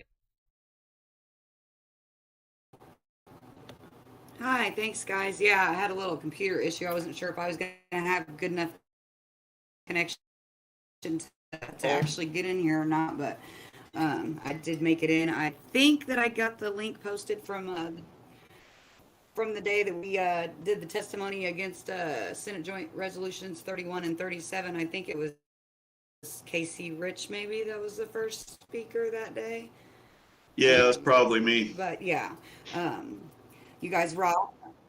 Yeah. Anyways, the timestamp. I know they took I know they took it down off the state channel, but I recorded the whole day. The timestamps and the speakers are in the notes underneath of the video. So if you want to have your testimony, that's there. And yeah, if you guys get a little bit of free time, definitely check out that Slack and help us out with the ballot initiative thing. I've mentioned this group several times, you know, within our group, and then last night I mentioned that, you know, you guys had worked on SEPA, and of course Ron trained all of us. So my executive director was like, oh yeah, definitely get in touch with them and see if they have any free time to, you know, help us with this too. So I was like, okay, I will definitely do so. So you got it. We liberty-minded folks, when we get together, I mean, literally, there's very little that can stop us. And so I am so glad to hear about you and your organization, and thank you very much for everything you're doing, you know, for the state of Missouri. Thank you very much. Thank you guys for everything that you bet. In fact, you're doing. Let them know that they're welcome to join us on this crusade of phone calls and emails and everything. And what we need to do is get some of those folks in our Discord group so we can coordinate on some projects to make Missouri an even freer state. And you're right. We're heavily influenced by Ron Calzone. He is... Yeah. People don't even know about Ron Calzone and what he does, and I think he prefers it that way. Yeah, I think so too. So, yeah, Ron for sure. So. Yep.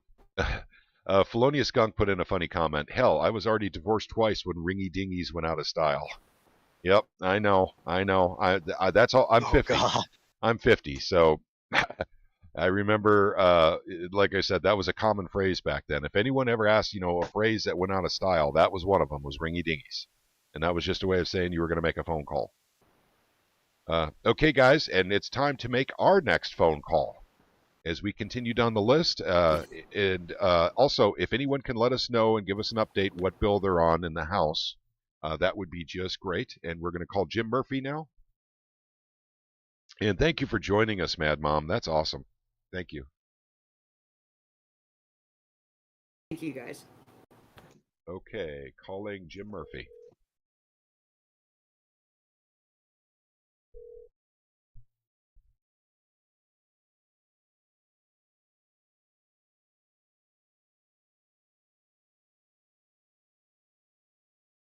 Hello, you have reached the office of State Representative Jim Murphy of the 94th District. I'm sorry we are unavailable to take your call right now, but please leave us your phone number and a message and we will return your call as soon as possible. Thank you. You start your message now. Good morning, Representative Murphy. This is Patrick Holland, and I want to ask you to vote yes on two bills. One of them's imminent, one of them not so much. The first one is HB 2118, what I'm calling the Stand Your Ground Enhancement Act. What happened to the McCloskeys should never happen to anyone in Missouri ever again. I think we've learned our lesson now. Everyone needs to be innocent until proven guilty in our great state of Missouri. This bill would help with that. The second bill I just learned about last night is 1992, the elimination of sales tax for edible items in a grocery store. So that would be very helpful. Although it's a small help, any help would be much appreciated because inflation is nowhere near as transitory as the Federal Reserve told us it was a short 8 months ago. They lied, and we're hurting. Missourians are hurting, including myself. Gas and groceries are going through the roof, and they can cover that shortfall with the overflow from the lottery. That's in the bill as well.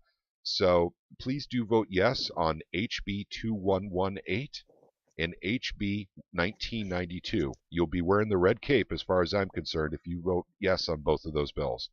Thank you very much, sir. Have a wonderful day. May God bless you. Okay, question mark on Jim Murphy. All righty. Next call is Michael O'Donnell. Let's see. We the People said, sorry guys, had to step away for a while. Thank you guys for all you do. You bet. Once again, it's us, all of us. Hey guys, before I make my next phone call, this is why SEPA doesn't get passed with teeth in these other states. If you ever wondered how is it Missouri was the only one to get this done with teeth, ramifications for law enforcement that break the law, taking away qualified immunity for breaking the law. How did Missouri get it done and the other states didn't? Now you know. You're seeing it in real time because we have a very active grassroots base actually going out and getting the good work done, making the phone calls, sending the emails, letting them know we're watching. That's what the other states aren't doing. If you guys, anyone out in YouTube land, know of any other states that had organizations like ours, please let us know. We would love to talk to them. And the problem is we just can't find any. There are organizations, liberty organizations, but they don't seem to be very active. They're not making the phone calls, sending the emails. Now, I understand there's pro-life organizations that are very active in doing this kind of stuff. I'm talking about one that encompasses more of freedom. Yes, we're a pro-life organization, but also, too, we cover a lot of other things. Pro-Constitution. Any pro-Constitution organizations that are active and making phone calls, sending emails, going and making visits to Jeff City, and educating the public on the bills that are in their state. Both the bills that need to be voted yes on and the ones that need to be voted no on, and we're covering that on Thursday night this week. This week, we have two bills that we need to say no to call up and email and say no to. And we'll talk more about that later because today's focus is a little different. Okay, do you guys have anything you want to add before we make our next phone call? I think we're ready to go. Okay, our next phone call is Michael O'Donnell, covering District 95 out of St. Louis, Missouri. His number is 573-751-3762. So let's give him a ringy-dingy.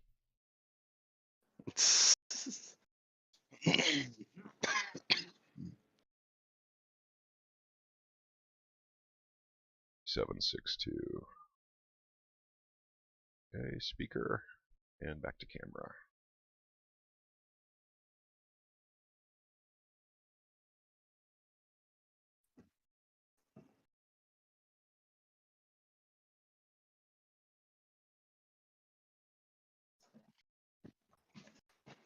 You have reached the office of State Representative Michael O'Donnell. Unfortunately, staff is away from their desks and unable to take your call. Please leave your name, number, and a detailed message, and we'll return your call as soon as possible. You may start your message now. Good morning. This is Patrick Holland, and I'm calling to see how the representative is going to vote on HB 2118, what I call the Stand Your Ground Enhancement Act. So I know I'm leaving a message and everything, but this bill is really important to me. What happened to the McCloskeys in St. Louis should never happen to anyone in Missouri ever again. We have to be better than this. We need to be innocent until proven guilty in our state. What happened to the McCloskeys was a travesty. It was embarrassing. And I realized that that was based on what a single prosecutor was doing, but still. The second bill is HB 1992, the elimination of sales tax on edible items in grocery stores in the state of Missouri. We're hurting. Gas is up. Groceries are up. We need actually the state to move on this. I know it's a pittance compared to the inflation. 25% increase just this year in the grocery store. 100% increase in gasoline in the last year. We're hurting. We are definitely hurting. We need that sales tax removed, and the shortfall will be covered by the lottery. So if you could vote yes on both of those items, you will be wearing the red cape as far as I'm concerned. Thank you very much for taking time to listen to me. My message. My name is Patrick Holland, and give me a call back if you want to talk. Thank you very much. Have a blessed day. Okay, question mark. All right. I was gonna say, hang on just a second here. Oh God, what was I gonna say? I think saying that the when you call up, they're saying that the difference is covered by the lottery will get kind of confusing, just because they're just removing that tax. Yep, understood. I understand that. So it was that tax was previously for that, but the lottery took over a long time ago. Okay. So I should actually drop that, because the lottery did cover the shortfall a long time ago. This is just excess tax now. Is that correct? Yeah, it's just excess revenue that is being removed from the books, and then additional on top of that excess revenue. It's not, because the one that was for that tax that now the lottery covers was only 1%, and now there's the rest, because that says all food sale, all retail food sales and use tax, gone. Paraphrase, but so I would say that,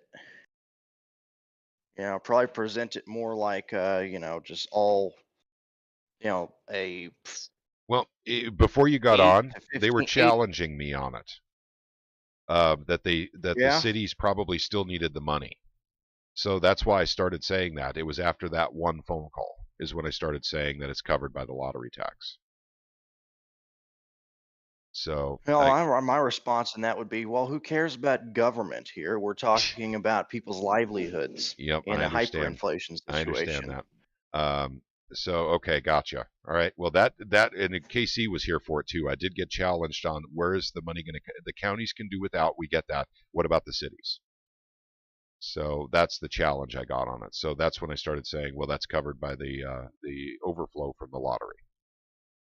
That's what you're going to get from all of them. You're going to a lot of them say, oh, yeah, cut a tax. And oh, wait, how's that going to affect the budget? I guarantee you almost all of them will be thinking that. Yep. That's why a lot of them are going to be hesitant until they read it over and check it out. Yep. Just my opinion. Yep. No, you're right, because Casey, there's no real there's no real great way to present it to a politician. Okay. Okay. One way it kind of misrepresents a little bit, and the other one, when you try to properly represent it, they go, well, we want our money, so, which is not their money. Yep. Okay, understood. And point taken. Trying to do the best I can on this as we, continue forward. But I did get challenged by one representative. We actually talked to a representative, and that's what he did. Hey, but that's good though. You getting it out there, man. Now, because I bet a lot of them didn't even hear about this. No, he didn't even know about the bill. You remember that, KC? He didn't even know the bill existed. Somebody reminded me that I brought it up a while back, and I don't even remember it. There's been so many bills going. Yep. And they said that, I was like, "You sure it was me?" Yeah, but also too, I do remember 2 live streams we did back in January where we were bringing up all these bills in Missouri. Yeah, might have been it. So yeah, that was probably during that time, but it was overwhelming. Yeah. Shoot, in one of those videos alone, we went through 75 bills. Yeah, that's crazy, man. Yep. Okay, guys, next on the list is Bill Owen. Bill Owen is District 131, which is in my neck of the woods. He covers part of the Springfield area. His number is 573-751-2948. So let's go ahead and give him a call.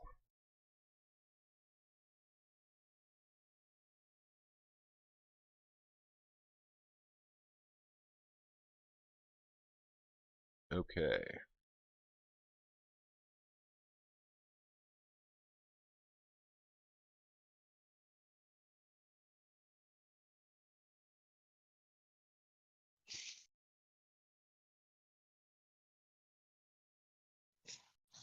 Thank you for calling the office of Representative Bill Owen. We're out of the office right now. You leave a detailed message back to you as soon as we can. Thank you. Step down. Your message now. Good morning, Representative Owen. My name is Patrick Holland, and I'm calling to ask for your support on 2 bills. The first bill is HB 2118, what I'm calling the Stand Your Ground Enhancement Act. This would prevent what happened to the McCloskeys from ever happening in the state of Missouri again. We need to be innocent until proven guilty. This bill actually rectifies that situation.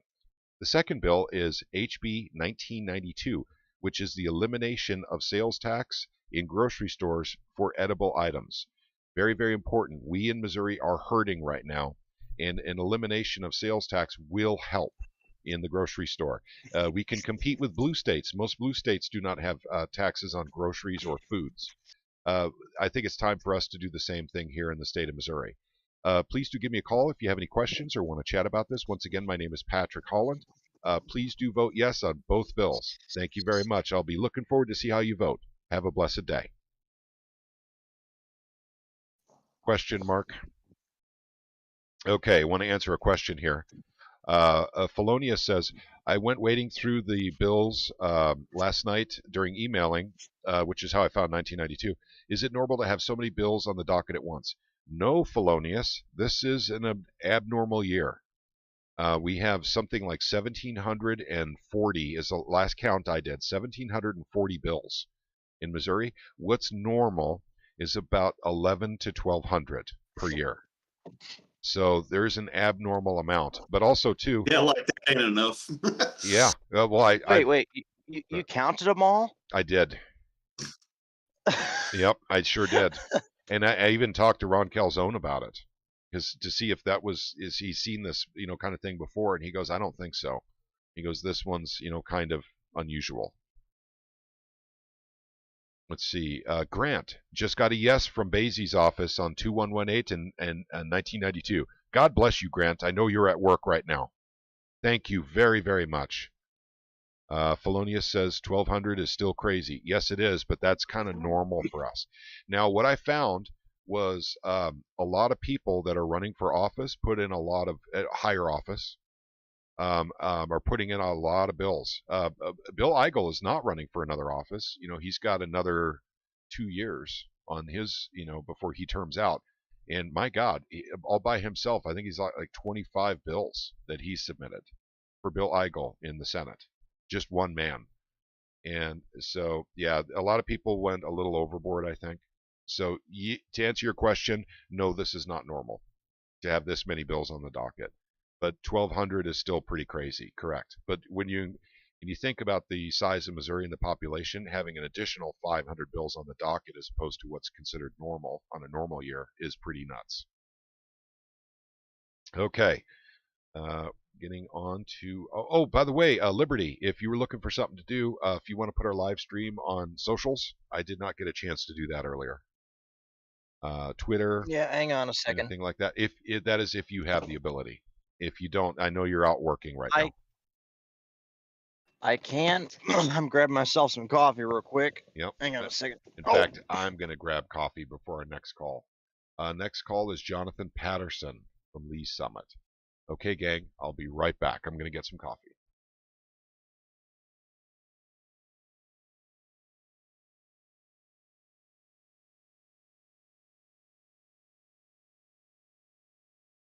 Okay, that's funny. I messed up a little bit.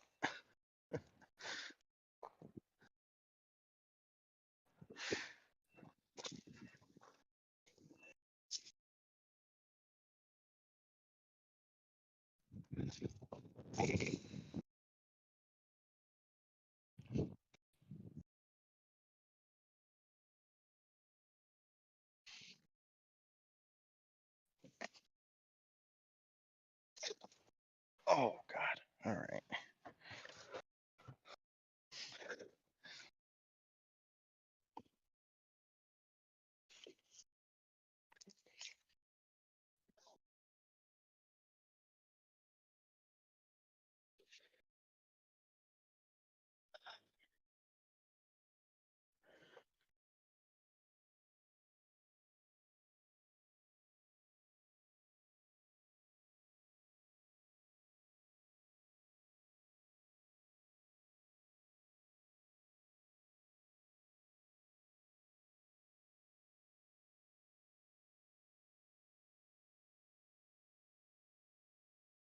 Okay. Stupid thing. All right.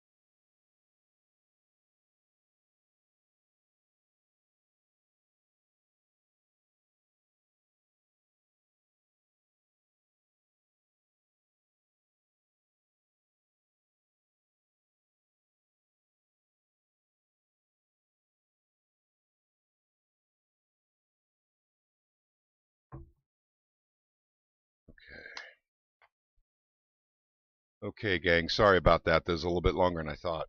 I'm going to have to take a slightly longer break here in a little bit. My wife injured herself yesterday, and I got to help her out with some stuff. All right, fair enough. Yep. We got me and Casey Rich here, so we can kind of retain it while you're gone. Yep. Okay, gotcha. Okay, all right. So where did we leave off? We got to keep making our phone calls. Jonathan Patterson is up next. Okay, Jonathan Patterson. So that is District 30, and that covers Lee Summit. So that's up in someone's neck of the woods. His number is 573-751-0907. So let's give him a call.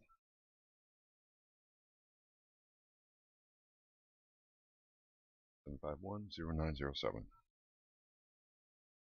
and speaker.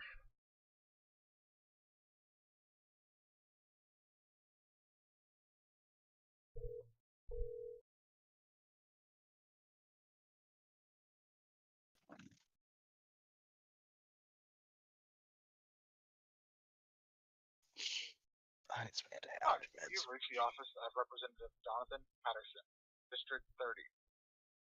Name and detailed message. Thank you.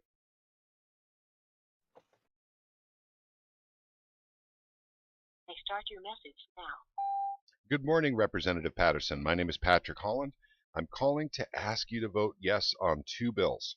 The first bill is HB 2118, what I'm calling the Stand Your Ground Enhancement Act. What that bill does, and why it's important to me, is because what happened to the McCloskeys should never, ever happen to anyone in our state of Missouri ever again. We need to be innocent until proven guilty, no matter what. And this rectifies that problem, so what happened to the McCloskeys will never happen again. The second bill is HB 1992. That's a very important bill to me because we need a break in the state of Missouri. Inflation is riding high, and it's nowhere near as transitory as the Federal Reserve told us it would be a short 8 months ago. They lied, and we're hurting. So an elimination of sales tax in the grocery store would be a little bit of relief for the average Missourian that is really feeling the pain.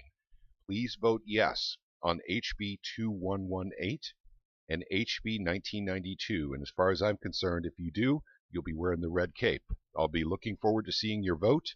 Have a blessed day, sir. Okay.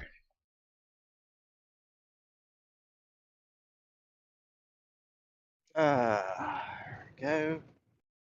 Okay. All right. April Lejeune's area. I think that's right.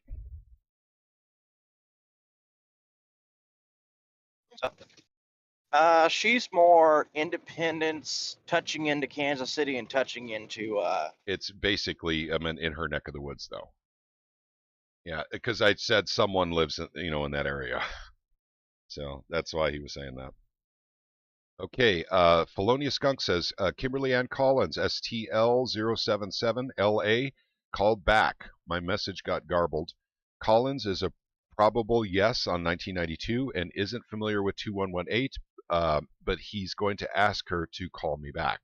Excellent. Thank you, Felonius. Okay, our next call is Chad Perkins, District 40, out of Bowling Green, Missouri. His number is 573-751-4028. Let's go ahead and give him a call.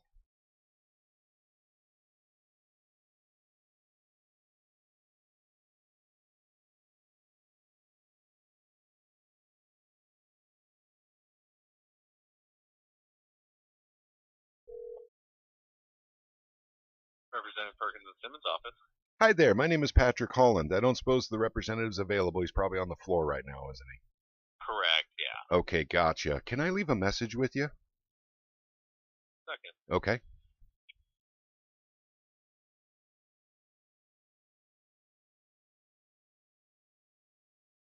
All right, sir, I'm ready. Okay. I would like him to vote yes on two bills that are coming up here real quick. One of them's imminent, and that's HB 2118. And that one's the, kind of like the Stand Your Ground Enhancement Act. Are you familiar with that bill?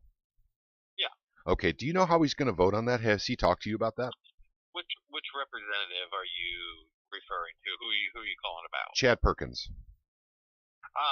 I'm not familiar with where he stands on that. I'm familiar with the bill itself.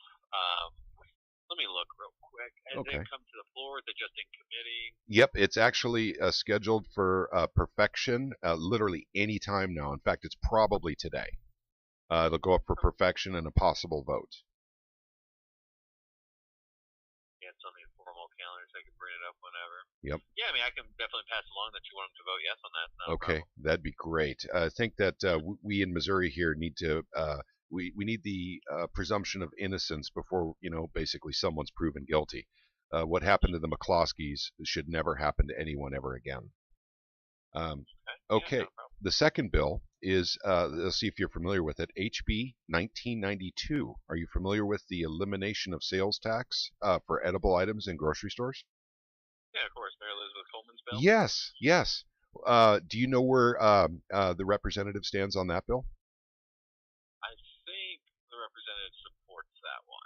Okay. Anytime there's a reduction in taxes, I think that. But that's just me, taking a guess. I haven't talked to him specifically about this bill, but I think so. Okay. Funny story. I just found out about that bill last night. I had no idea that was on the table. No clue. And I looked it up, and then there was no co-sponsors for it. This one's been underneath the radar. Yeah, usually it's the sponsor has to reach out and ask for co-sponsors. So maybe she just didn't do that. I'm not for sure. If she had kind of shopped the bill around and see who wanted to support it, or it just generated its own support because I think other states do this as well. That obviously these are essentials that people have to purchase, and I think it hurts. It's like a regressive tax that hurts among us. Yep. Well, as I said, this is getting ridiculous. The transitory tax that we were promised, transitory inflation from the Federal Reserve, they lied. And we're hurting. Yeah. And it's not our fault. The Federal Reserve printed up a whole bunch of currency at the behest of the federal government, but we here in Missouri are now hurting because of that. Gas and groceries are just killing a lot of Missourians right now. So any little bit that Missouri can do to help with that would be very much appreciated. All right. And hey, you betcha. I'll tell you what. Who's the other rep that you handle? Representative John Simmons. John Simmons. Okay, gotcha. Well, I'll tell you what. Could you pass that on to John Simmons as well? I would. Thank you very much. Have a blessed day, sir. And thank you very much for taking the time. I do appreciate it. No problem. You have a great day. You too. Bye. Right. Killed two birds with one stone there, huh? Yeah, we sure did. Just about to say that. Might as well. I mean, he's got two reps there. Might as well. Let's get her done. Hey, so, all right. So where are we going with on Perkins? Question marks, yes, no's, what? Actually, on Perkins, I'm gonna have to say he said yes, definite on the grocery tax, and didn't know on 2118. Hey, Pat, I got a story for you too, man. Go for it. So I'm on. I just called Randy Railsback. Randy who? Say Randy Rhodes. Randy Railsback. He's from Hamilton. Okay. Anyways, so when I was talking to his liaison or LA or whatever on House Bill 2118, she was pretty much saying he pretty much had some questions about it because of SEPA being in place. So there's a big red flag on Randy Railsback. He doesn't sound like he's supportive of 2118 either. Well, it sounds like he deserves a phone call, is what it sounds like. I mean, guys, is that what you're getting out of this too? He needs an additional phone call? Yeah. Okay. Yeah, well, we're getting close to him anyways. Yep. The number is 573-751-0246. Okay. All right, gotcha. We're getting closer to him too. So yeah, he's. So, well, actually, you know what? We're gonna break with our list here. We're gonna call him right away because we don't know when this is coming up anyway. So let's go ahead and give his LA a call and let him know how much we want him to support the bill. Okay, what's his name again? Randy Railsback.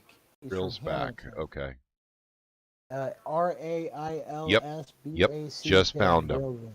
District 8. Okay, guys, we're going to break from our alphabetical thing here and just call up Randy real quick here.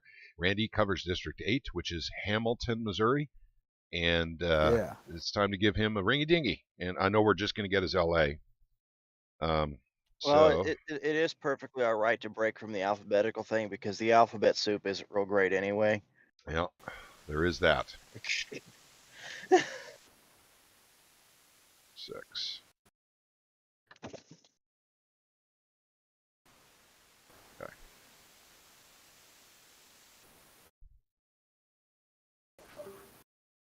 Representative Railsack's office. This is Deborah. Hey, good morning, Deborah. This is Patrick Holland, and I'm calling. I know they must be in session now. I'm watching on the live stream here. So the representative is not there. Is that correct? No, he is on the floor. Gotcha. Could you pass a message for me? Sure. I'd like him to support 2 bills that are very, very important to me. The first one is HB 2118, the Stand Your Ground Enhancement Act is what I'm calling it. And that one's really important because what happened to the McCloskey should never happen to anyone in our great state of Missouri ever, ever again. We need to be innocent until proven guilty. Second bill, HB 1992, 1992, and that's the elimination of sales tax for edible items in grocery stores in Missouri. And we need a break. And that money's been covered elsewhere anyway. That's just an additional tax the state is collecting now, so it needs to go away. And I was curious if you knew where the representative stood on either of those 2 bills. So I can tell you that no, I do not know. Neither one of those pieces of legislation have gone through any of the committees that he sits on. So he has not had an opportunity to hear them, nor has he had a chance to speak with the bill sponsors. Okay, gotcha. We have gotten calls about it today. Unfortunately, after he had already gone out to the floor. So I haven't had an opportunity to speak with about it or give him a chance to read over them either. So I do anticipate him having to read up on those relatively shortly, considering the fact that they're already placed on the informal House calendars. But as of right now, I can't clearly tell you where he stands on them, just because he hasn't even had an opportunity to review them. I understand that. And I really do appreciate you taking time to talk to me about it. Let the representative know how much I appreciate what he does up there. It's a tough job, and I get that. These 2 bills are very important to me. And if he could vote yes on those, I'd really appreciate it. Perfect. I will let him know. Okay, thank you. Have a blessed day. Bye. Okay. So we have a definite maybe on both questions for him. But hey, that reminds me, guys, since he was negative about it, please do give him a call. That would be Randy Railsback. He needs more phone calls coming into his office. His LA was nice and chipper and friendly. And his number I'm going to put into the YouTube chat. And this is Randy Railsback. She may not be as nice and chipper and friendly after she gets about 10, 15 phone calls within the next 10 minutes. Okay. Well, I understand that. But I'm just letting you guys know she was nice and chipper and friendly for me. So at any rate, Randy Railsback, his LA is begging for you to call her.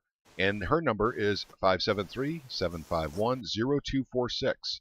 So those of you who are making phone calls or sending emails right now, if you could break away from that for a quick second, just like we did from our alphabetical list, and give Randy a call and let him know what bills you want him to support, I know his LA would really appreciate it. Randy needs direction. So, all right, thank you all for playing, by the way. Okay, KC. This is fun. KC, where did I leave off in our alphabetical list? Next up is Randy Pietzman. Okay, Pietzman. Thank you.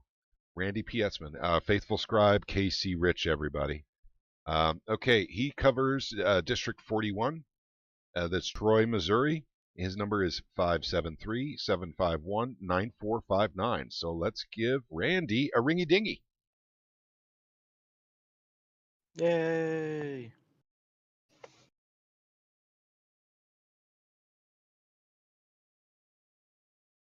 Nine, 4, 5, 9. Okay. Giving him a call, speaker, and camera.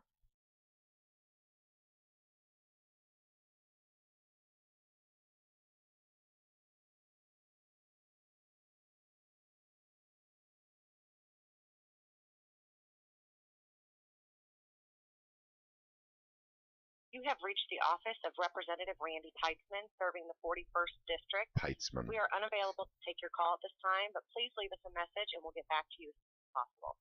may start your message now. Good morning. This is for Representative Pietzman. My name is Patrick Holland, and I'm calling, sir, to ask you to support two bills that are very important to me. The first one is HB 2118. That's the what I'm calling the Stand Your Ground Enhancement Act. This one's important because what happened to the McCluskey should never happen to anyone in Missouri ever again. We need to be innocent until proven guilty in our state. We can be better than this. And that bill actually does make us just a little bit better. And that's what our job is as Missourians, is to make sure that our state is as great as possible. That would be helpful. The second bill is HB 1992. That's the elimination of sales tax for all edible items in the state of Missouri in our grocery stores. And I think it's time to do this because the transitionary inflation that we were promised, by the Federal Reserve turned out not to be transitory at all. It's here to stay, and we're hurting. And even if it's just an 8% reduction in our grocery bills, that would be helpful because we are definitely hurting out here. And I'm not the only one. My neighbors are hurting. My family's hurting, and because of gasoline and groceries. So let's vote yes on 1992 to give Missourians just a little bit of relief. A tax reduction would be very helpful. Sir, I want to tell you how much I appreciate the work you do up there, and I will be watching for your vote. And if you vote yes on both of those, as far as I'm concerned, you'll be wearing the red cape. So have a wonderful, blessed day, and please vote yes on HB 2118 and HB 1992. Take care. Okay, question marks. All right. Yep. Next up is Patricia Pike. Patricia Pike, District 126, covering Adrian, Missouri. Phone number 573-751-5388. Let's give her a call. And hello to everyone on YouTube who's watching. Hopefully you are making phone calls and sending emails if you can. And a special shout out to Grant, because Grant's actually at work, and I suspect, hang on. This is a private phone call that I have to take, gang. So I will be right back.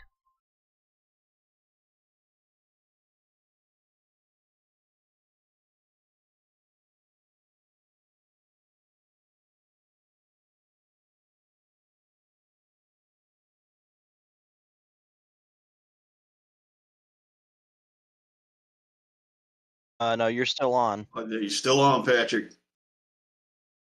I'll do hang on a second. I'm going to do a server mute here. There we go.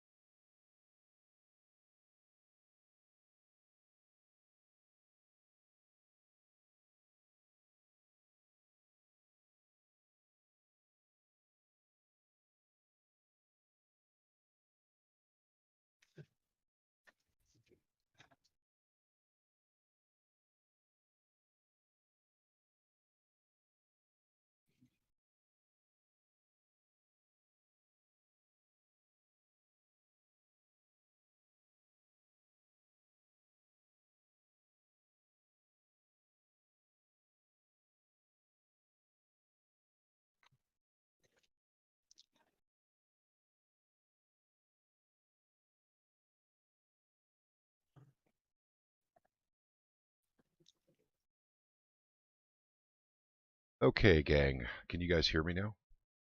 Yep. It's Yeah. fine. Okay, gotcha. All right, sorry about that. That was a private phone call that I had to take. Okay. Okay. Patricia Pike, is that who's next? That's who's next. Okay, gotcha. Sorry about the distraction, gang. 573 Oh, you're good. 5388.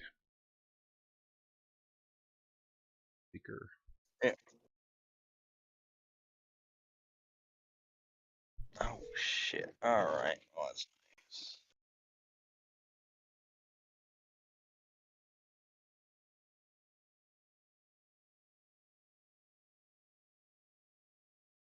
Hello, you have reached the office of State Representative Patricia Pike. Office hours are 7 a.m. to 5 p.m. Monday through Thursday. Please leave your name, number, and detailed message after the tone, and someone will return your call as soon as possible. Thank you. May start your message now. Hi there, I'm calling for Representative Pike. My name is Patrick Holland, and I have a request for a positive vote or a yes vote on two bills. One of them probably imminent, the other one maybe not so much. The first bill is HB 2118, what I'm calling the Stand Your Ground Enhancement Act. This bill would prevent what happened to the McCloskeys ever happening to anyone in the state of Missouri again. We need to be innocent until proven guilty in the state of Missouri. This bill helps rectify that. So please do vote yes on HB 2118. The second one is HB 1992, the elimination of sales tax in grocery stores for edible items. We are hurting in the state of Missouri. Gas and grocery prices going through the roof, wages not following. We need some relief, and the state of Missouri can provide that. So if you vote yes on both of these, you'll be wearing the red cape as far as I'm concerned. Again, my name is Patrick Holland. Give me a call back if you'd like to discuss this. Thank you very much. I'm looking forward to see your yes vote on both of these. I will be watching. You have a wonderful day. May God bless you. Okay. Question marks on both there, Casey. Guess who's up next? Who is up next? I got to bring my list up. Dean Plocker. We already called Dean Plocker's office yesterday, didn't we? Yeah. Should we call and find out if there's any kind of update on whether he's going to put 2118 up there? Gotcha. And we can ask him all those questions again, because I don't know if we ever got to that, especially the food tax. Yep, that's a good point. Dean Plocker, District 89, covering St. Louis, and he is the floor leader.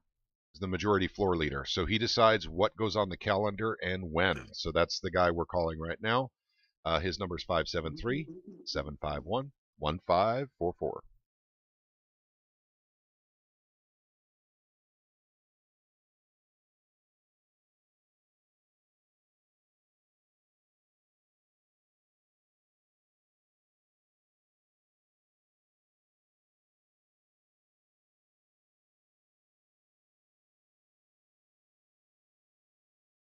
Thank you for calling the office of Representative Dean Plocker from the 89th District. I'm sorry that we're unable to personally answer the call right now, but please leave your name, a callback number, and a brief message. We'll return your call as soon as possible. Thank you for calling, and make it a great day. You may start your message now.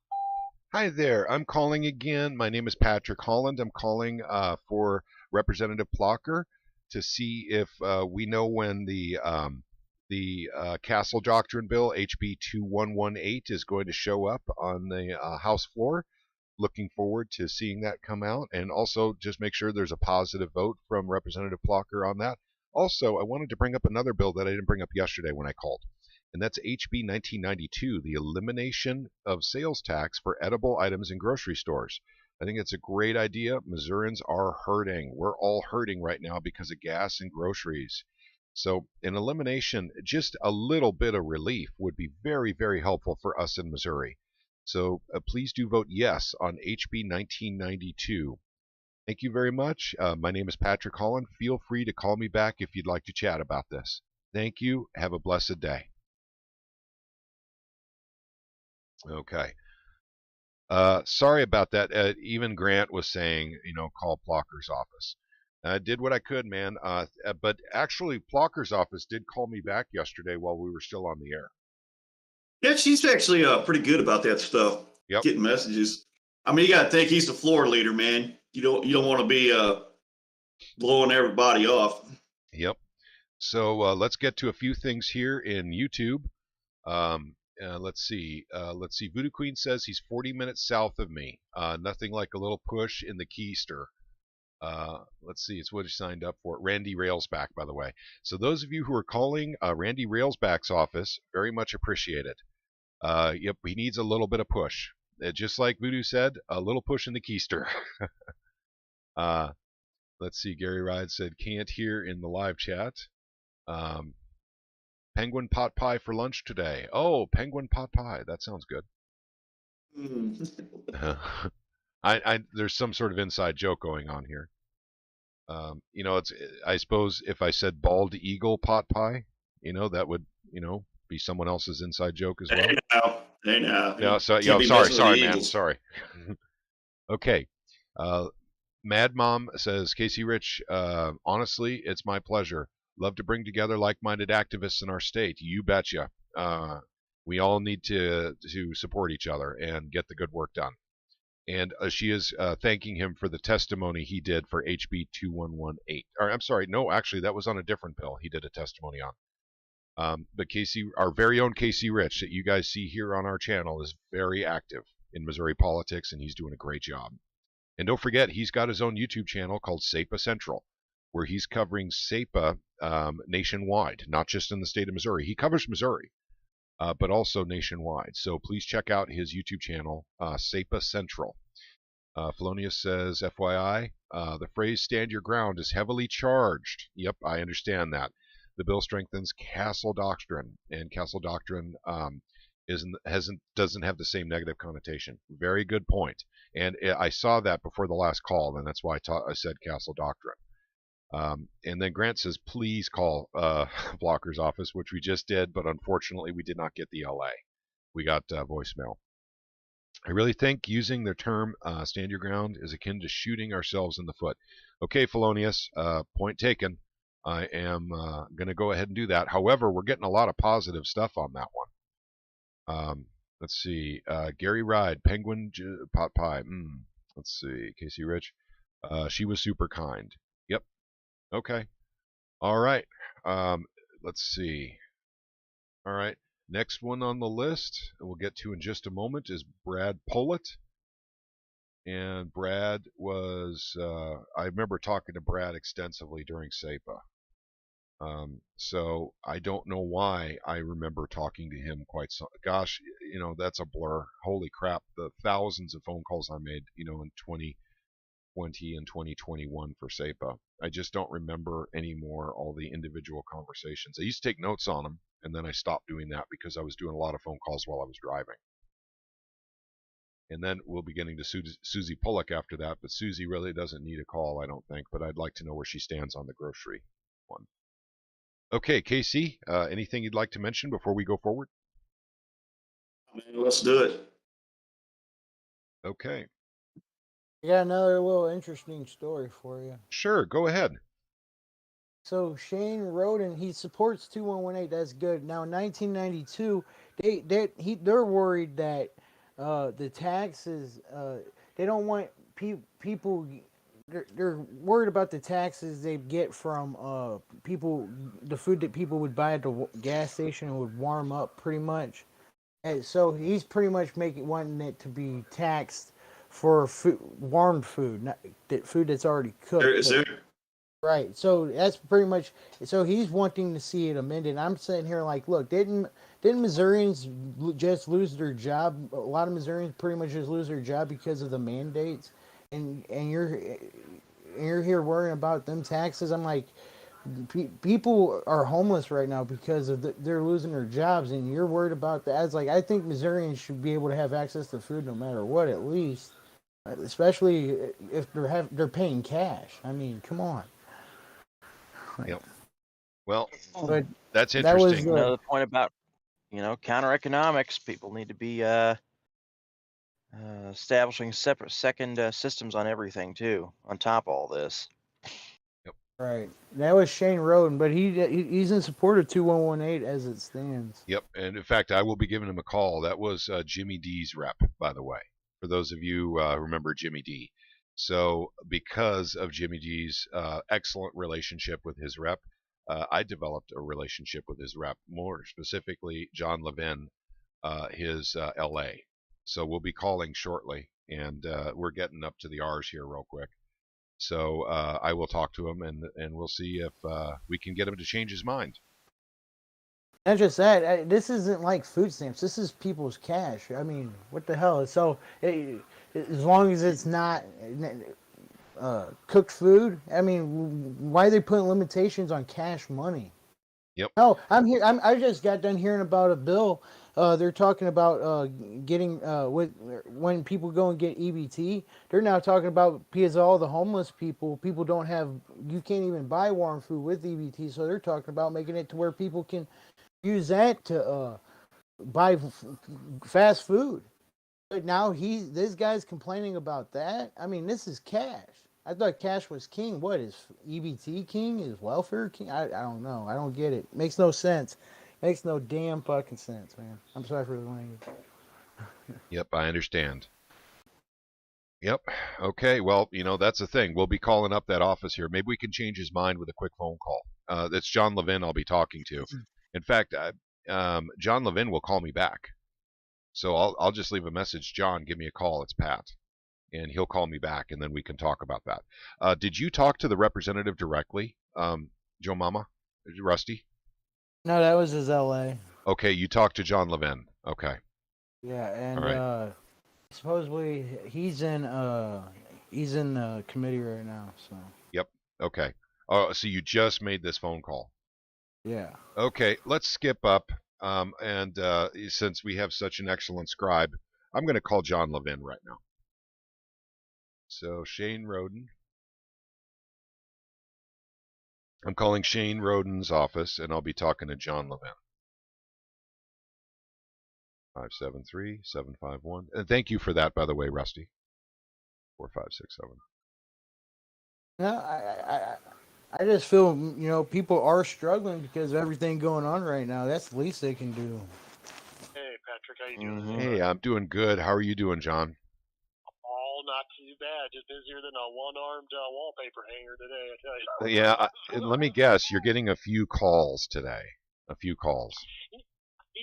I did get a couple of calls from the Zero Liberty Alliance people. They were wanting for Taylor's bill for 2118 and then 1992. I was just trying to get back to a couple because we're tied up in our public safety committee because I got to help Representative Roden on that. Tell them we're live. There. So we did have one person call outside of our district in Washington.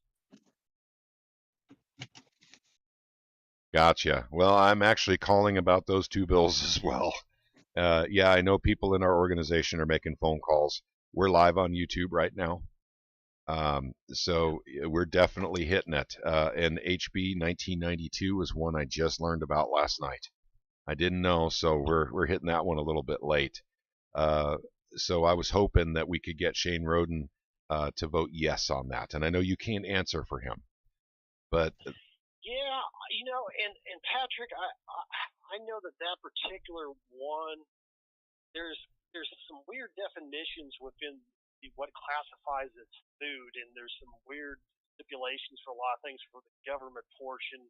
Like if you have like a frozen burrito at the gas tax station, it doesn't get taxed until it's actually heated. And then they have like the definitions of food. And I know that Representative Roden tried to work with that particular bill and committee to where they could go ahead and generate some of the portion with the tax to actually eliminate the sales tax by like 1% because of essentially the formula for what the actual savings wasn't actually going to really do much for a lot of the average people that go out in the grocery store because of the definitions of food. And it's one of the weirdest things I've ever heard, Patrick. And I don't fully understand it, but I give the from what the analyst was saying with like the frozen burrito content. Like, so you go to the gas station, you buy a frozen burrito, it's not taxed when you go to the actual like counter. But if you heat it up in the microwave, then it's like edible food. There's some weird stuff in the language there on that portion and the way it's changed. And I know it came out of the committee, but I'm not sure how it's actually gone, once it came out of the committee. And now it's up on the perfection calendar that's coming up. So there can still be amendments and changes to the actual bill the way it is. And so, at this point in time, I'm not sure Representative Roden even knows what he's going to be voting on until we get to the perfection process, because the bills was changed within committee, and then it went to the rules, brought back, and went forth from there. Now it has another opportunity for anybody else to add amendments on the floor for the perfection calendar. So, that one, the Jared Taylor bill, I know he's very much in favor of, the Second Amendment rights, with Jared's bill. The 1992 still kind of up in the air with the perfection calendar of what could happen to there. So at this point, we're just kind of undecided on that one. Gotcha. Well, I do know that they've clarified a little bit by saying any food that qualifies for food stamps. So that's the clarification they've used right now. So I think that's it's at least something.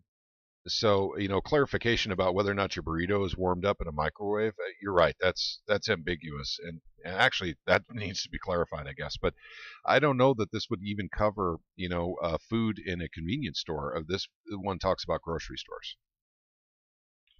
Yeah. The definition they like use I said, is the 17 USC food stamp code. An answer than that. I just know that there was weird definitions, and even with the proposal of the bill, that it wasn't really going to give that much of a discount, because what's actually classified as like the actual food, because for nutritional value, so you have like the WIC program, which actually has the listing for like your yogurt and stuff you actually need for like nutrition. So like other aspects of food, or like have like a different rate for like your junk food burritos or like your candy bars and so forth like that. So general scope of what it's actually saving for what constitutes the legal definition of food. Well, they do. They So seven. Yeah, it's contained in 7 USC section 2012. As the section now reads. Which most of that is under the WIC program, which I believe on that, Patrick. So like you have like actual like your milk, and so Sure. forth, like like regular that. staples. So, and I know that was part of the disagreement that Roden had, because he was like, hey, I want to offer an amendment to where we can go ahead and clarify this stuff on up, and we can actually drop the sales tax down here because of the added revenue bonus, because we tax the junk food portion like the burritos and stuff like that, and then essentially the actual food would be able to, like for the real food, for the nutrition, be a decrease on the WIC portion for what constitutes healthier food, and at the same time lower in state income tax for the revenue that was brought, or for sales tax by like 1%, so that it actually give more of a actual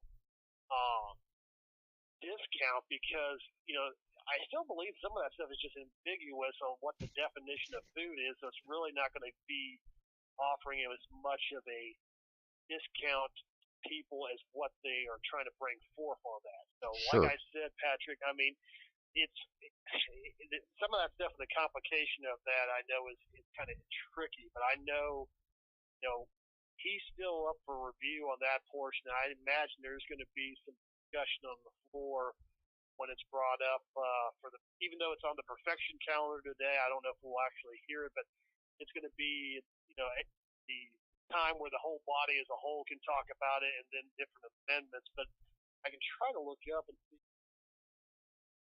Yeah, but ambiguity aside, I'm sure the representative realizes that this is actually, on the whole, a very beneficial bill for the people of Missouri. Is given inflation anyway. But not just that, but also, too, I'm about to tell you something you may not know. I moved here from Minnesota 25 years ago. And in Minnesota, they don't have sales tax on food or clothing. And it's weird because I found out that's true in many blue states. But here in Missouri, we do have sales tax on food and clothing. So, and I just think it's a good idea, given what's going on with inflation, the fact that the Federal Reserve lied to the American people, as did the administration, the Biden administration, that we had transitory inflation. That is not true. These increases are here to stay. Now, at some point, the increase will slow down, but it will still remain the same. It won't go back. It's not going to be transitory the way they said. So any relief, especially since wages are not following inflation, any relief would be a great thing for the state of Missouri. I would think the representative would probably agree with me on that. Yeah, he would on that portion, Patrick, because I know that he, very much in favor for trying to keep state spending within our means and to actually make sure that we're not, too much undue burden on the populace. Just, the concept, I know he would agree with. I mean, some of the devil in the details on the legislation as it passes forward and continues as it goes, it's kind of hard for us to sometimes say definitely yes or no, especially when some of the proposals up on the perfection calendar and certain elements of the bill I don't have a full understanding on as of yet, and I know that Representative Roden has expressed concerns, and he could give you a bit more articulated and definite answer than what I could, Patrick, because unfortunately I don't have as much time to keep up with a lot of the committee processes.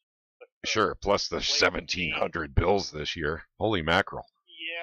Yeah, and I mean, because I work for Mcdaniel for the corrections and Shea for the public safety, so I've got the paper portion there and all the constituent stuff. So, I get just a gist of some of the problems that's coming up to the floor. So I can only reiterate what I know for some of the concerns and say, that I know that he's still looking at the consideration of the bill. Now, the premise, I mean, I would say he would agree 100%. Patrick, it's just one of those things that, sometimes you kind of got to look at the devil in the details, so to speak, on different things, especially when certain formulas are being kind of messed with there as well. Sure, yeah, I agree with you. There's always devil in the details, but the perfection process includes a lot of smart people. And, hopefully they're all in it for the Missourian people and not for the government. And because this is one that's for the people, I would say that this is a for the people bill. And so we need a win here. The people of Missouri need a win. And inflation is real, and it's hurting a lot of people, including myself.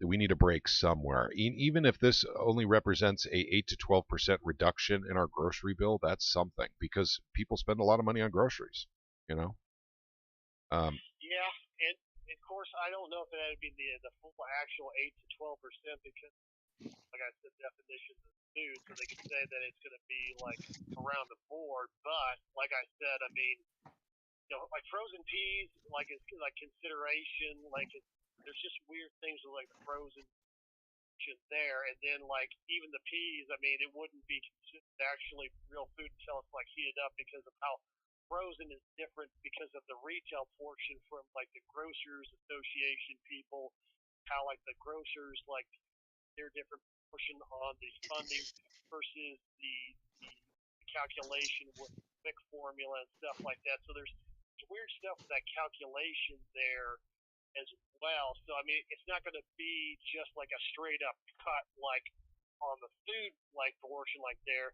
That's where some of the misunderstanding because of all the different options for the items. So not even just the burritos, but things like frozen peas, for example, and stuff like that. I know that when I had overheard on that particular. But like I said, Patrick, between you and I, buddy, I mean, I'm just not much of an expert articulate that. I just know that as far as Representative Roden, he's not going to say yes or no because he's not going to go ahead and eyes oh yeah, well I'll definitely vote into that when he doesn't have a full understanding on the implication of the bill. Sure. And I understand what you're saying with the ideologically he would agree with the premise because he's much a libertarian and then the reason you're stated, but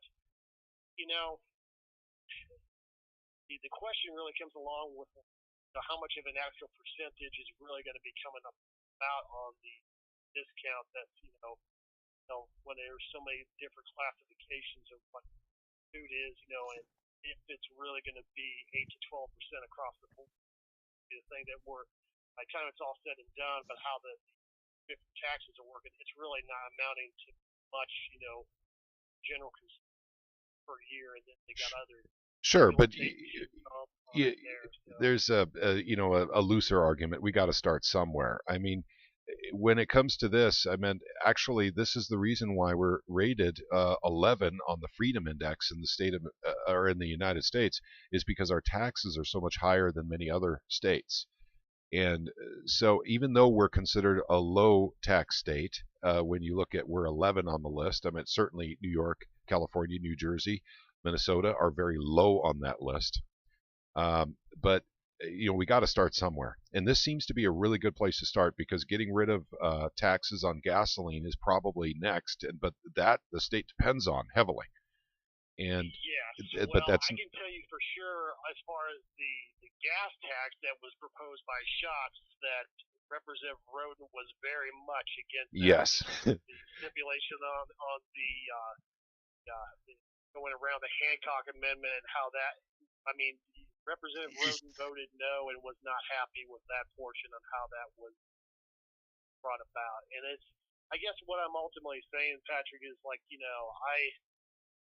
I know there's been concern I get what that he's saying. Representative Roden has expressed to me. I don't know how he's going to vote. I know he's going to want to try to get some more clarification when it comes up to the perfection, because he has some questions. So, and that's just the thing. If we don't fully understand the scope of the bill, I mean, it's kind of scary when you're voting on something you don't fully understand. Sure. So, And when I read that bill, I was confused too. So actually, you're not the only one. And I was a little confused as well. However, the sentiment of the bill, the spirit of the bill, is very much something I'm in favor of.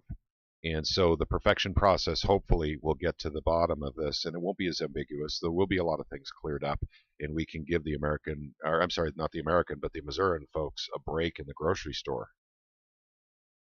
Yeah, and I would say that Representative Roden agrees with that premise, and he's tried to make some, I know, personal suggestions on that to help with the elimination, of the grocery bills and with the sales tax portion. And like I said, Patrick, I mean, I wish I could give you more details on that, and I'm just giving you what I know, and just, for what it's worth, I guess, for ultimately, Here's something. we don't fully understand the bill at this point in time, so we're going to have to look at how that goes.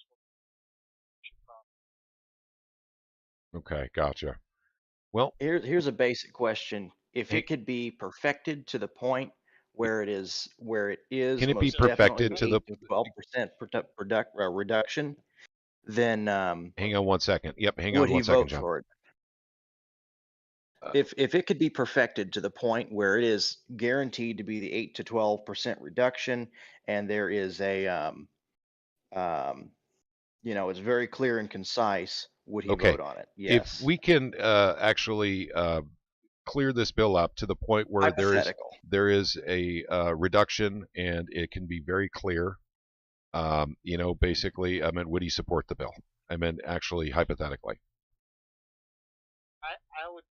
I would say hypothetically from perspective, but I can't say yes or no. I mean, on that, Patrick. I mean, like I don't want to speak for the representative, because I'm not the representative here, but I can definitely, if you would like to talk to him directly, I can let him know that you called, and then you can get all the answers from the horse's mouth, rather than me not articulating things correctly. But in premise, I would say he would agree with scope that should lower taxes on food, premise there, to help the people with inflation there. Now, like I said,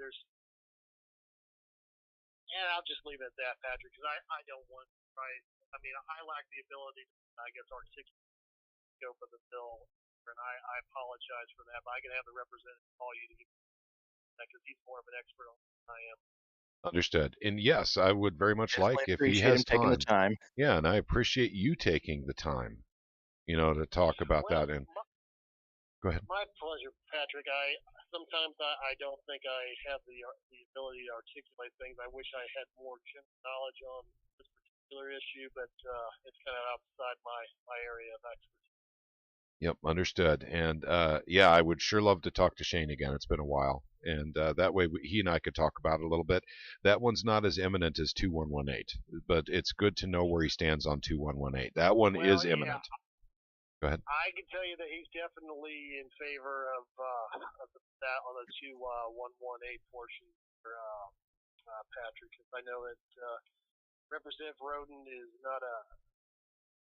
He believes the Second Amendment should not be infringed, and he's very much that there's gun laws as is, and that the world would be a lot better off if people had more access to guns, and it'd make for a safer, better society. So I know for Taylor's bill, he's going to be voting in favor of that. Okay, gotcha. Fantastic. Yep, if he does have time, before that goes to the floor, because that's on the informal calendar too. 1992 can come up at any time too, but I don't think it's scheduled. I think. I don't see it on the docket. I tried to look it up because I've got a link for. Oh, here we go. Formal. Sorry, Patrick.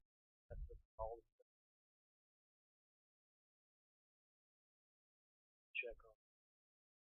Yeah, I don't see it coming up anytime here soon, Patrick. Even though it's on the informal calendar, because but I will definitely let him know of your call, and I will be sure and brief him. We should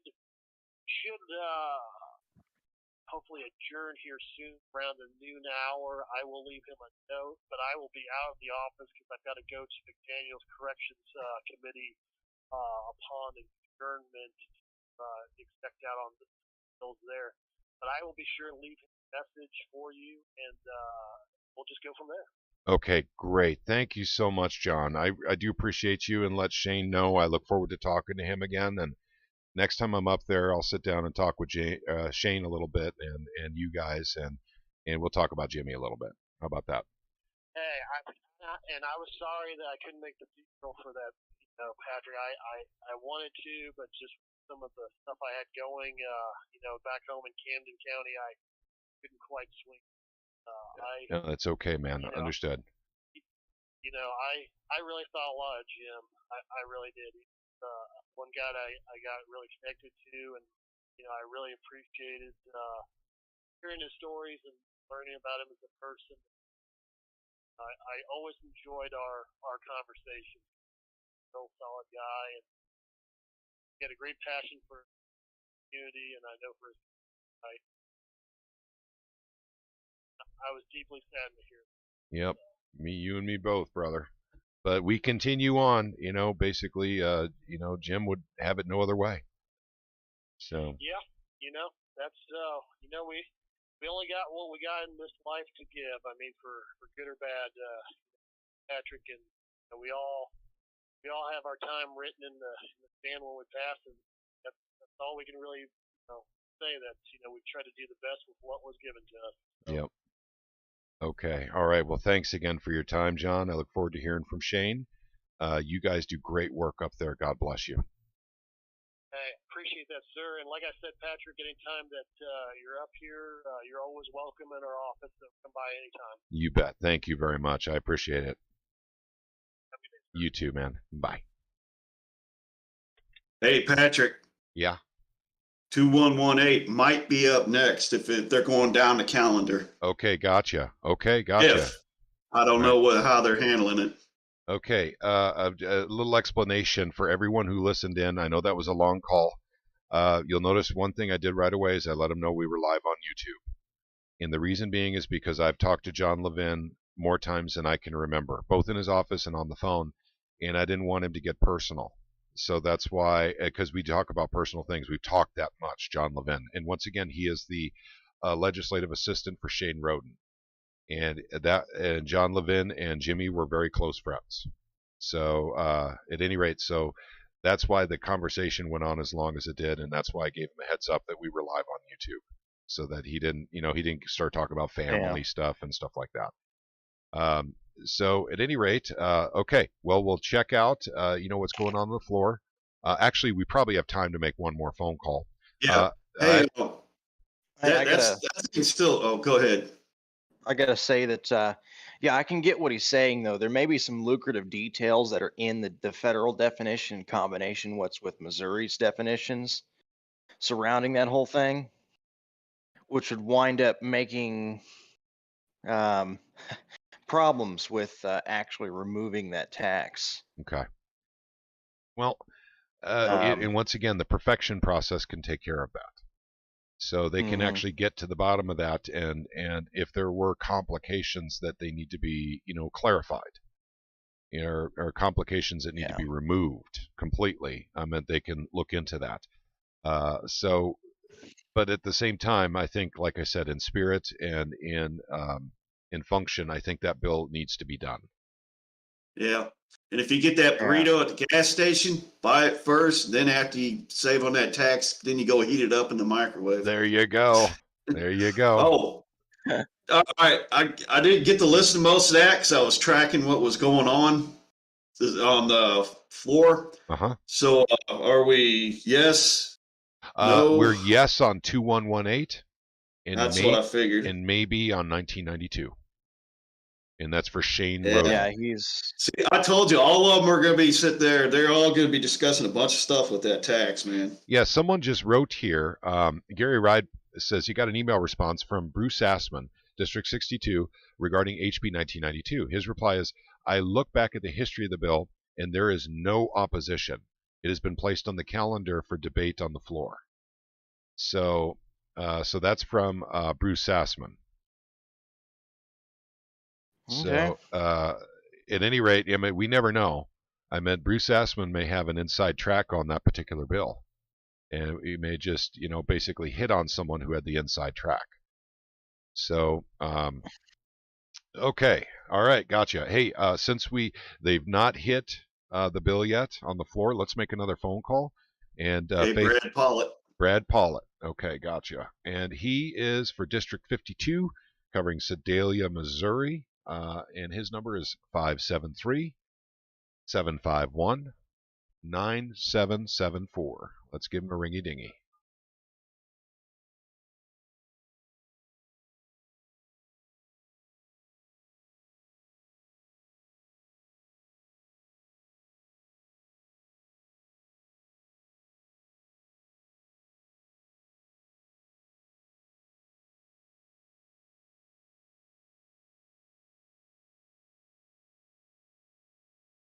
Hello, you have the Office of State Representative Bradley Pollitt of the 2nd District.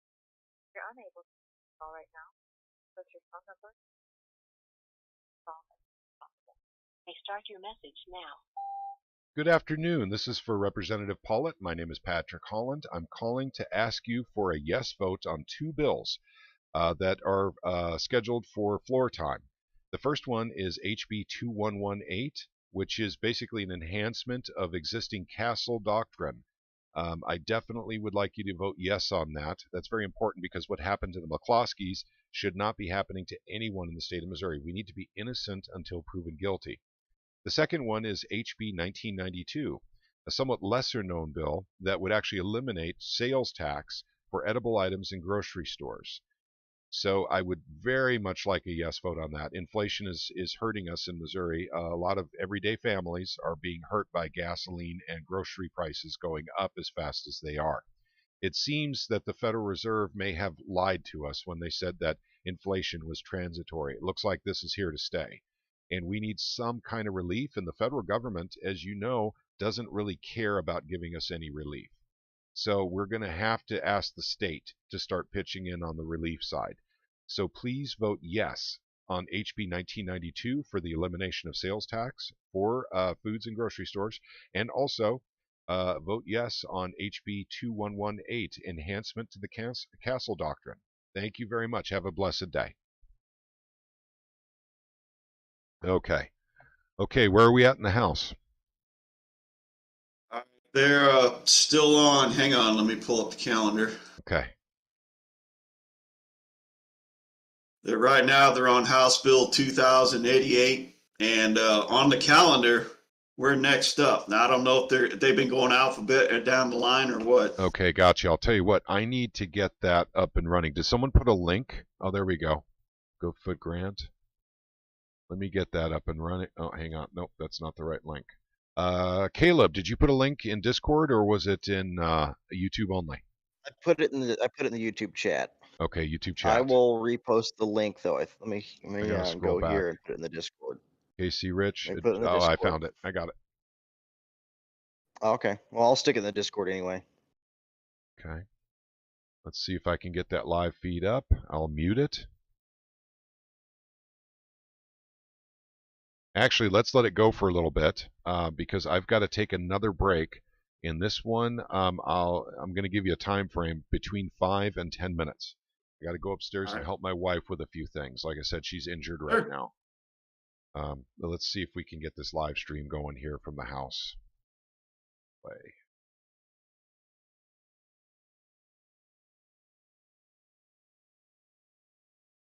Come on. Come on, housey. We should be able to determine, okay, the credibility of that witness based upon what was dangled guys, above them. I'm gonna a good put defense down my attorney would headset. also I'll be run back that in just a down. little bit. 100%. But yeah, I mean, absolutely. I think that's by the way, important. Can you guys hear this? You know, I think. Yeah, I'm going to continue to read through it, but I think gotcha. ultimately. Okay, You know, I hopefully know you that guys in YouTube can hear the live ultimately, feed I think from I the agree with house. it. So I'm gonna. Let me I look do on appreciate OBS. you OBS taking the tells time me to go everyone over on it YouTube with me, should and be able to I'm hear it. interested to hear what others have to say. Thank you. But thank you. Okay, all right, gang, I'll be back. Further discussion, gentleman from Howell.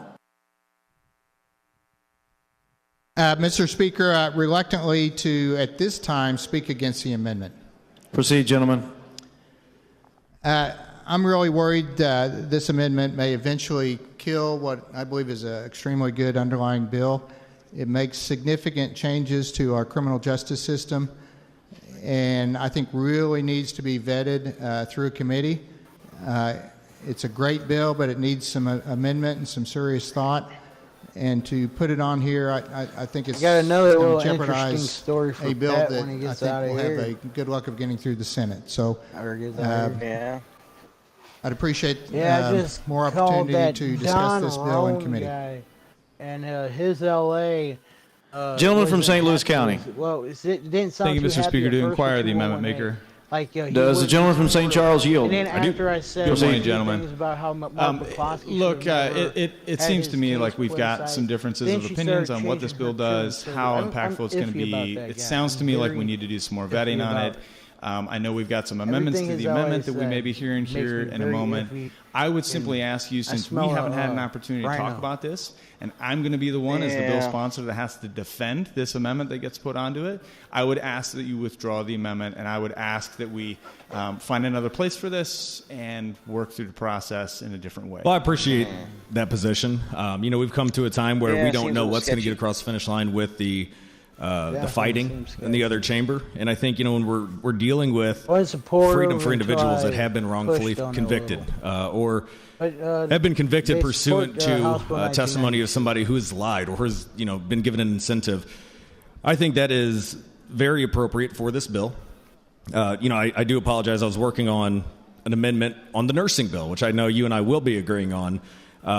So we haven't had time to discuss this. The other portion of it has been vetted in dealing with the expungement piece, which we just dealt with the other day. anything I think the Google gentleman from on the not Schwadron glitch District's anymore? legislation.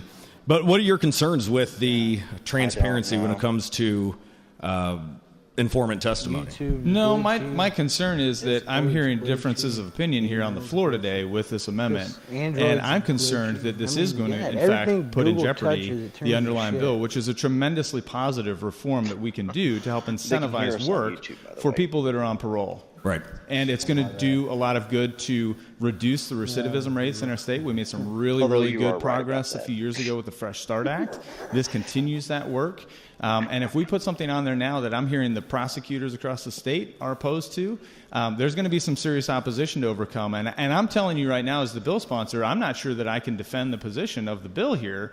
And I'm worried So that you it's would going to rather, jeopardize just the whole for thing. clarification, you would rather support keeping incentives, keeping what an informant was offered, whether it's a reduced sentence, immunity, you want to keep that away from the jury. I think that I need to know some more information about this. I think this is the first time that this issue has been brought to my attention. I think the underlying bill, gentlemen, is very simple, very straightforward. I'd like to keep it that way. Mr. Speaker, to speak on the bill.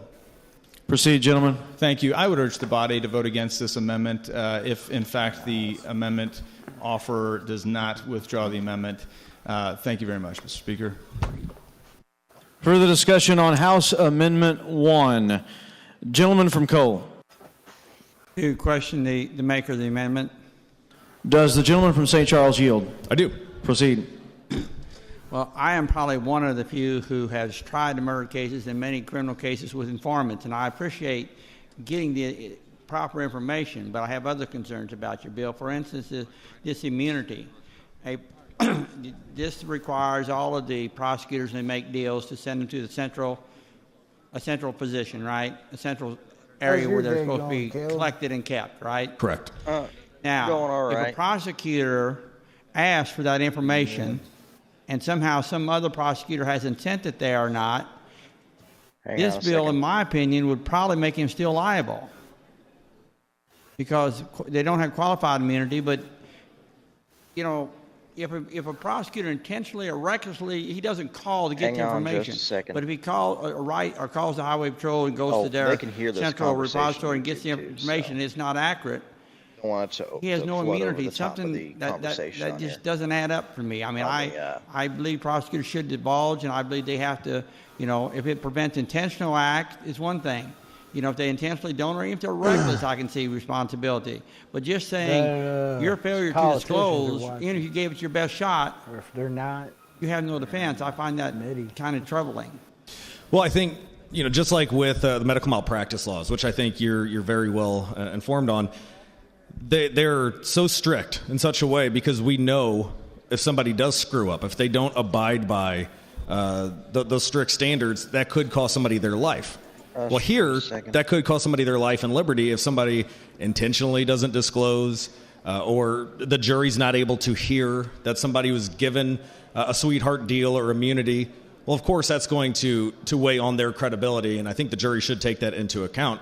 I understand your concerns. I appreciate your concerns. I see that there are a number of different bills that are being filed. I'd love to talk to you. I'd love that this bill could actually go through judiciary because I think this is a piece of common sense criminal justice reform that we need to move forward on. And I know you've already talked about the expungement issues before, but how many DWIs can someone... I can barely hear you, gentlemen. How many DWIs can someone get and have it expunged after 10 years? Are you the expungement piece? Yes. How many can they get? They can't get any during that time. No, but if you've had 2 DWIs and you go 10 years and they've all been treated as misdemeanors, you can get that expunged, right?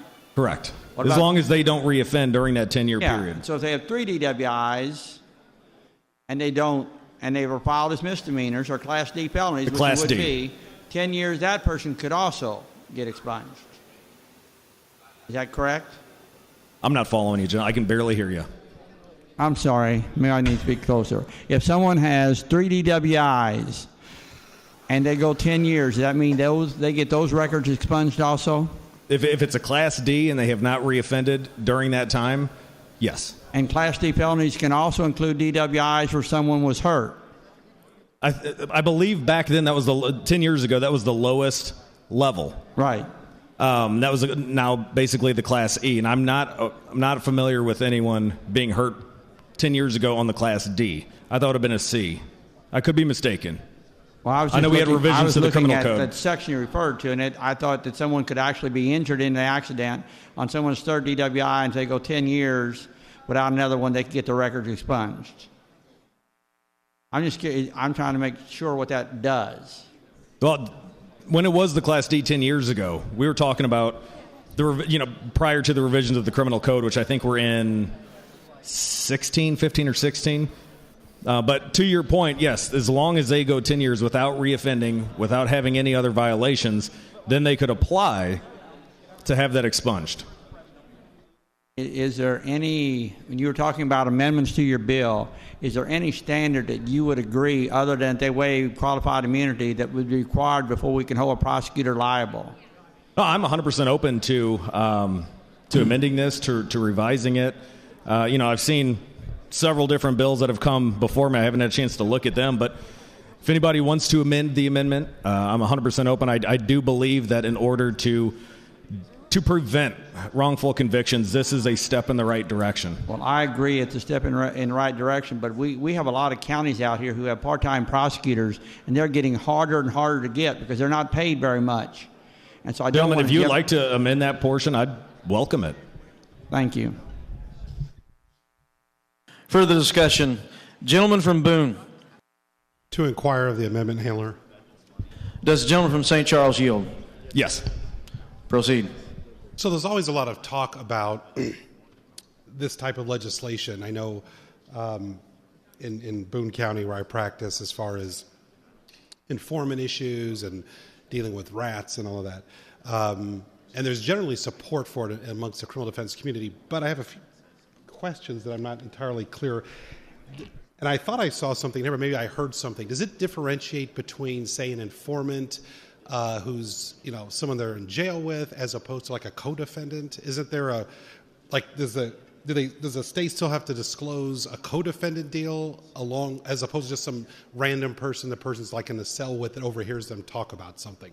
So if they're, two people are committing a crime together, they rob a liquor store and they run off, and they're both charged with the same offense or something similar, does this still apply to the co-defendant who wants to basically rat on his partner in crime? Or is it just, Well, the definitions that we have in this bill or the amendment, line 11, a witness who provides testimony that offers allegedly self-incriminating statements or activities of another person who is under investigation or being charged with an offense, and the witness, and it goes through several criteria. I would argue that if they're hinging the prosecution, if they're using that information, that's something that they should be disclosing to defense counsel. So that would cover the same thing as far as a database and all of that, if they're a co-defendant at the time. It says if they're incarcerated with them. I'm not sure that's entirely clear, but one question I have also is that oftentimes this is done with a wink and a nod, and how you get around that situation. I found that when people are cutting deals with the state, they don't put it in writing. They don't say, hey, right, I'll give you this if you give me that, because of things like this. Even though this isn't codified, there's that idea that it's going to come out. So the conversation is usually, my client will cooperate, will things work out for them? And the prosecutor just says something like, we'll keep that in mind. We can't guarantee anything. We can't promise anything because we don't want a quid pro quo. But the understanding is there's still going to be a quid pro quo and the person's going to be released or something like that. And you say, my client really wants to get out of jail, wants this to go away, really can't afford a felony. But, they're willing to say that the other person did all these things, and the prosecutor says, I understand, we'll keep that in mind if you cooperate. So how do you deal with that situation where it's never really explicitly stated what the deal is? Well, that's, a good question. I would hope that prosecutors aren't doing that. Like I've stated before, the majority of the prosecutors that I've met are incredible, and they put everything on paper because they don't want any issues in the future. Again, that would be something that I would hope is not happening. Could it happen? Absolutely. Is there a way around legislation that we pass up here, especially when it deals with criminal justice reform? Absolutely. And that would be one that I'd be willing to sit down with you with, or the Judiciary Committee, to try and deter that from ever happening. Because ultimately, I think if there are these backroom deals, I think it should be, especially when you're dealing with someone's liberty, it should be a situation where that person knows, or the jury or the judge, whoever's going to be deciding that case and sentencing that person, they should have access to that. Okay. And then just finally, the expungement piece. Could you just walk through that? I just saw that at the end. I didn't know that was originally on here. Then you were talking about the expungement for, is it DWIs less than 10? What is the situation with that? So let's see, on the last page, starting at the top, deals with an intoxicating intoxication-related offense that is a Class D felony, or the intoxication-related boating offense. If they do not reoffend pursuant to the time period herein, 10 years, then they'll be able to apply for the expungement. The intoxicated offenses were set aside, separate and aside, in our expungement laws. So this is, we've been trying for the past couple of years to just add different portions of it because a massive overhaul of the expungement laws has never gone anywhere. So this is just another one in line with what myself, the gentleman from the Lavasco district, have been doing the past couple of years, dealing with expungements and also clearing up some of the public access to previous records that have been expunged. Because DWIs were already outside of the normal expungement. Correct. And it was 10 years, right, for a misdemeanor? Correct. And this does what? So that was the lowest level at the time, the lowest felony at the time. So you're folding in the felony piece as well as the misdemeanor? Is that what you're doing? Yeah, we're adding the Class D felony, which would have been the lowest at the time, so long as they meet that threshold of no reoffending. They'll be able to apply for that, whether it was the motor vehicle or the boating. You're good. I was wondering, where do you go to get that live stream of live hearing? Further discussion. Lady from Boone. It's in the Discord Thank you, chat. Mr. Speaker. I have an amendment to the amendment ending in .04H. It has been distributed, and I move for its adoption. The lady from Boone has moved for the adoption of House Amendment 1 to House Amendment 1. Lady from Boone. Thank you, Mr. Speaker. This is a standalone bill that passed through this House last year unanimously. This is a fix in a 2014 criminal justice reform bill that went into effect in 2017. It was on Senate Bill 26 last year, and on the very last day of session, they stripped it off due to a clerical error. A lot of you all may recall the Demetrius Woods situation, but what this bill does is a fix in the law. There was a crack, I call it, where a few nonviolent drug offenders fell in the crack from the 2014 change. And I've been working with the Department of Corrections and the executive branch on this, and I would take any questions. Discussion on the amendment to the amendment. Gentleman from St. Louis City. Thank you, Mr. Speaker. I have an amendment to the amendment. Gentlemen, we are already on an amendment to the amendment. Sorry about that. Wait. Gentleman from St. Charles. Thank you, Mr. Speaker. In working this thing through, there are a couple issues on the prosecutor's piece. So I'm willing to continue working with this bipartisan coalition that supports the idea. And with that, I will withdraw the amendment. The gentleman from St. Charles has withdrawn House Amendment 1. Please send.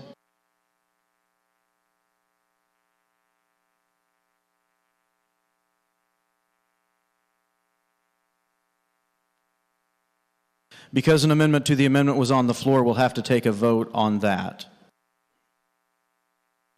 Lady from Boone, you may close. I close. The lady from Boone has moved for the adoption of House Amendment 1 to House Amendment 1. All those in favor will signify by saying aye. All the opposed will say no. The ayes have it. You've adopted the amendment to the amendment. Gentleman from St. Charles. Thank you, Mr. Speaker. With that, I will reiterate my withdrawal. The gentleman from St. Charles has moved that we withdraw House Amendment 1. The amendment has been withdrawn. Please send it back. Further discussion on the underlying bill. Gentleman from St. Louis City. Thank you, Mr. Speaker. I just want to let everybody know this is a really good bill. It came through one of our committees. I voted on it and supported it. I was hoping to get an amendment on it that would have did similar to what the gentleman is doing, giving people second chances when they are out. Mine would have given people second chances by creating certain programs so that they can also accelerate out. But I would encourage everybody to support this bill. It's a really good bill, and that's all I have to say. Thank you. Further discussion on House Bill 2088. Seeing none, gentleman from St. Louis County, you are recognized. Closed. Thank you, Mr. Speaker. I renew my motion. The gentleman from St. Louis County has renewed his motion for the perfection and printing of House Bill 2088. All those in favor will signify by saying aye. All those opposed will say no. The ayes have it. You've perfected and printed House Bill 2088. Gentleman from St. Louis County. Thank you, Mr. Speaker. The next order of business is announcements. Announcements.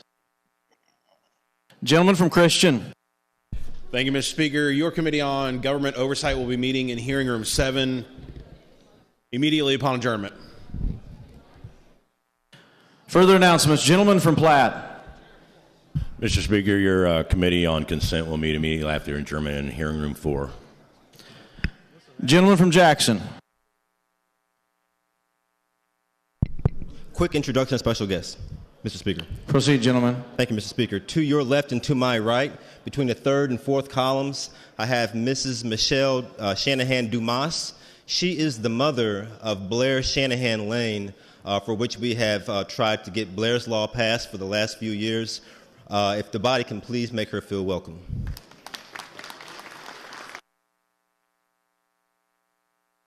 Welcome to the House. Further announcements. Gentleman from Cooper. Introduction of special guests. Proceed, gentlemen. Thank you. To your left, to my right in the upper gallery, I am honored to introduce the 3rd, 4th, and 5th grade of the Blackwater R2 School District from Blackwater, Missouri. With them is Rebecca Brown from 3rd grade, their teacher, Chelsea Conway from 4th grade, Kelsey Shooter from 5th grade, Reba Rains, teacher's assistant, and the ever-important Ken Townsend, the bus driver who got him here. If the body will make him welcome, I would appreciate it. Further announcements. Seeing none. Gentleman from St. Louis County. Thank you, Mr. Speaker. I move the House stand in recess until 2 p.m. this day. The gentleman from St. Louis County has moved that the House will stand in recess until 2 p.m. this day. All those in favor will signify by saying aye. All those opposed will say no. The ayes have it. The House stands in recess.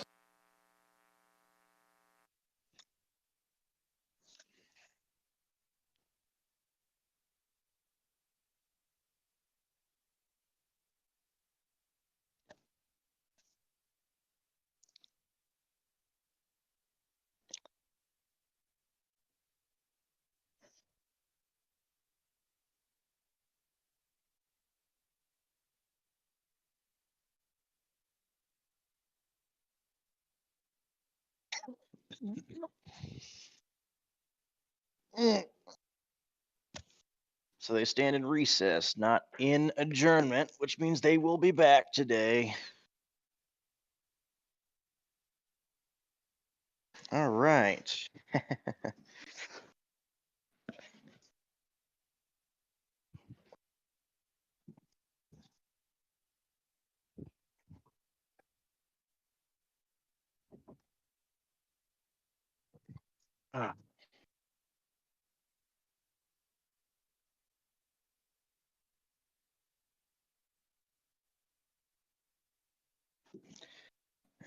Just a second here.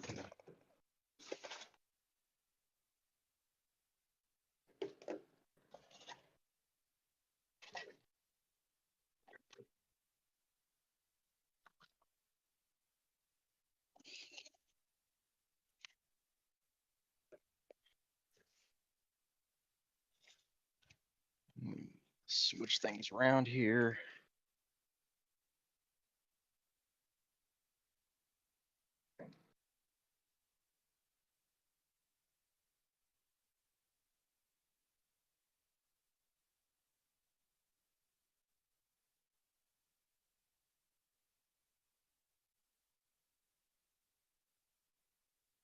All right.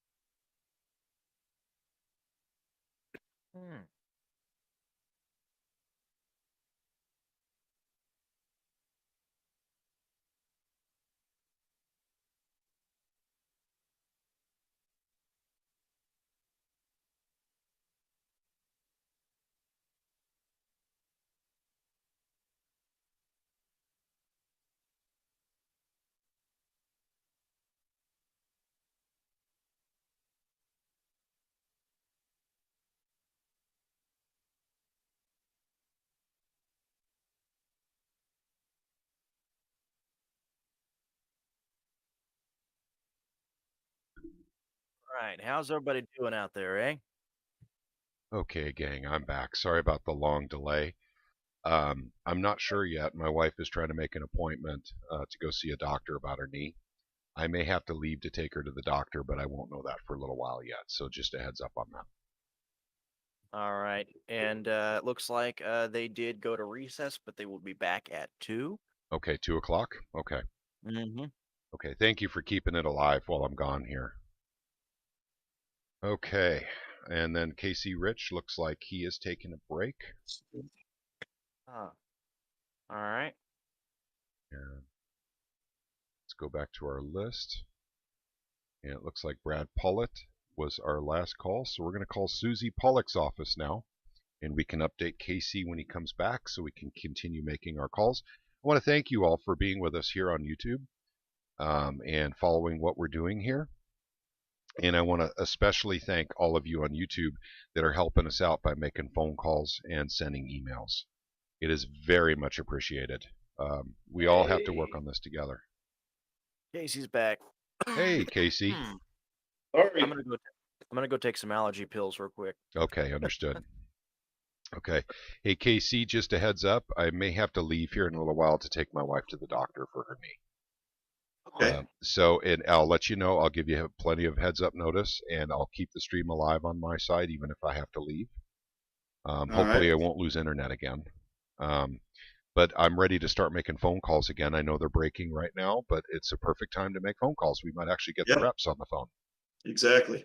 Okay, so our next is Susie Pollock. Is that correct? That is correct. Okay, I know where Susie stands on HB 2118 already, but I don't know where she stands on 1992. So we'll give her a call. Okay, so she's a yes on 2118? Yeah. Good deal. And Susie Pollock, by the way, covers District 123, the Lebanon area. And her number is 573-751-1119. Okay, Susie Pollock, here we come.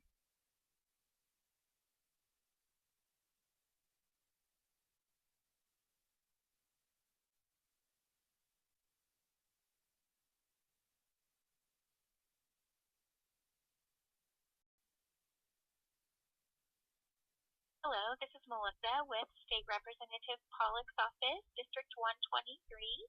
We're not able to take your call just now, but if you'll leave us a message, we'll be glad to call you back. Thank you. Have a great day.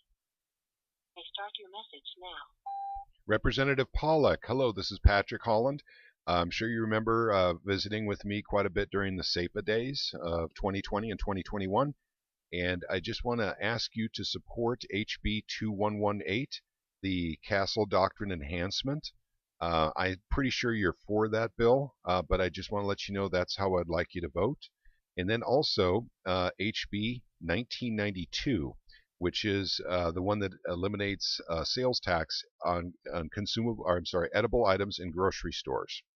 And so that one I very much like a yes vote for as well. Inflation is just killing us, and I think that would be a wonderful relief for the people of state of Missouri to get a little bit, a little bit more on their grocery bill. And I think as far as that goes in general, transitory inflation was a fib by the Federal Reserve. I think this is here to stay.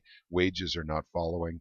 So that's how I'd like you to vote if you don't mind. And I look forward to visiting with you again next time I'm up in Jeff City. You have a wonderful day. And I just want to say how much I appreciate you, Representative. Thank you for all your hard work and everything you do. Take care. Have a blessed day. And just so you guys know, Susie Pollock is a friend. So she's definitely a friend, especially to Second Amendment folks. You don't even have to ask her on that. She is yes on anything having to do with the right to bear arms. And she is against any type of laws against firearms. And she has voted that way consistently her entire tenure. So, KC, even though we couldn't talk to her, a question mark only on the 1992. On the food. Yep. Hey, Caleb, welcome back. It's wunderbar, yeah? Okay. Okay, next call is Jeff Porter, and that is District 42, which is Montgomery City. And I don't know where Montgomery City is. That's kind of halfway between Hannibal and Columbia. Gotcha. Okay. Yep, far away from me. 2689. 2689, that is correct. Okay, Jeff Porter, District 42, Montgomery City, phone number 573-751-2689 is our next phone call. He's our next contestant.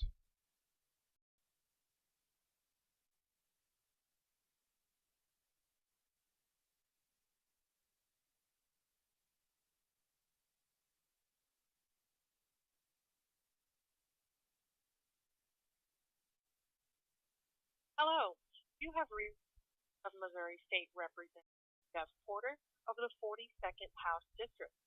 We are currently unavailable to take your phone call. Please leave a detailed message that includes your name and phone number so we can call you back at our earliest. Thank you and have a great day. You may start your message now. Hi there, I'm calling for Representative Porter. My name is Patrick Holland. And as a constituent, I would like you to vote on two bills that are imminent.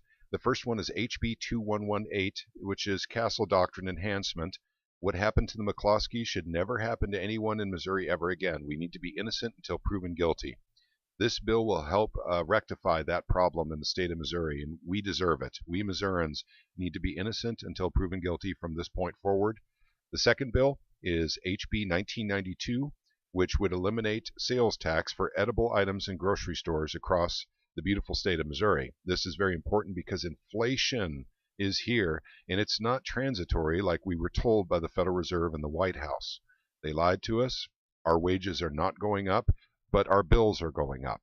We need relief somewhere, and we know that relief will not come from Washington, D.C., so we're depending on you, Representative, to vote yes on this bill to help give us some relief at the grocery store. Thank you very much. Thank you for all your hard work up in Jefferson City. I'm counting on your yes votes. I'll be watching for your votes. You take care. Have a blessed day. Okay, gang. Question mark on both. Okay. Our next call is Sean Pausch. Is that correct? Pausch? Pretty close. Okay. He's District 13 up in Kansas City. His number is 573-751-6593. Let's give Representative Pausch a phone call.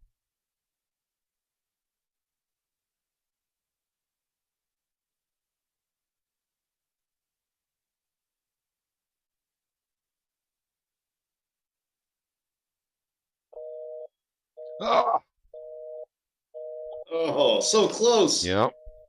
It's so far away. Okay. All right. Put busy on that one so we can go revisit that as we continue on. Okay. Our next call is... Oh, we already called Randy Railsback. Yep. So our next one's going to be... Roger Reedy. Yep.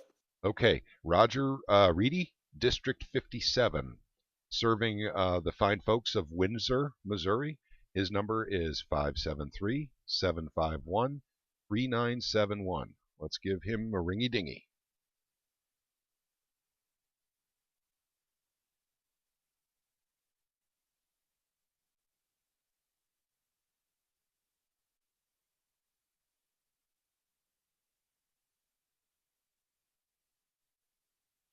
Representative Reedy's office, this is Blake. Hi there, Blake. My name is Patrick Holland, and I was calling to ask the representative to vote yes on two bills that are very important to me. Is he available for a phone call, or is he busy right now? He just got back from session. I can see if he's got time for a phone call real quick. Sure, thank you. Give me just a moment. Okay, thank you. Ooh, could we get lucky?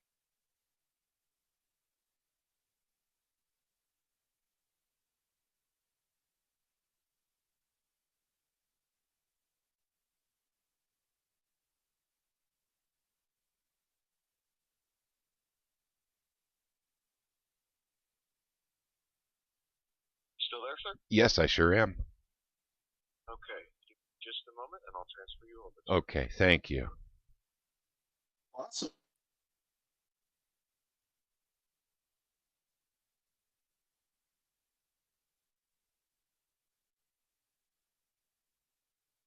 This is Roger. May I help you? Hi there, Representative Reedy. My name is Patrick Holland. I haven't talked to you since last September, and I apologize about that. I need to talk to you more often. But I do want you to vote yes on two bills that I'd like to talk about for just a quick second if you have just like 2 or 3 minutes. Okay. You said Patrick Holland? Yes. Okay. And the first bill is HB 2118, which is kind of like a Castle Doctrine enhancement. Are you familiar with that bill? Yeah, I was reading over that a little bit as we were in session a while ago. And that's Jared Taylor's bill, isn't it? Yes, it is. To stand your ground. How shall we say that? Stand your ground enhancement or whatever. Yeah. That's kind of what it would be. Sure. Yeah. I've always supported the firearms and gun rights, and I definitely feel like people have the right to defend themselves. And if I'm getting this right, or what's being proposed now, it has to do with basically proving whether you're acting in self-defense, right? Yes, that's correct. So the burden of proof would lie with the state to prove that you had an other intent other than self-defense. Oh, yeah. So innocent until proven guilty, basically. Jurisprudence. Okay, and so kind of, that bill, I believe it's on the calendar. It hasn't come to the floor yet. And I will tell you this. I'm always hesitant to, when people say, how are you going to vote on something? You got to be careful, because if something gets added on that you can't live with, you got to be careful. But I'm in favor of people being able to defend themselves and not have to worry about, can I prove that I did it? Yep, I appreciate that. I did this in self-defense. And so that's where I am there. Gotcha. What was your other? You got another bill? Yep, one more bill. And actually, honestly, this one hit me by surprise. I just found it last night. It's HB 1992, which is the elimination of sales tax for edible items in grocery stores. Have you heard about that one? I read a little bit on that. Just, I don't know. Is it on the calendar yet? Actually, I pulled it up. Yeah, it's on the informal calendar, I believe. So it could come up in. And that's Coleman's bill, isn't it? Yes, it is. Yep. Mary Coleman. I don't have a problem with doing that, and I didn't read the specifics. There may be, is there some of the foods like fast foods or whatever that doesn't fall under this? That's correct. This would only be stuff that you could buy with food stamps. Okay, yeah, that's the test on it. See if you can buy it with food stamps. Yep. It would be tax exempt. Yeah, that's something that would, we got to look at things that will help everybody. You bet. Everybody eats, and so I think those two bills, the bill we talked about earlier, and this one are good bills to help people. Yep.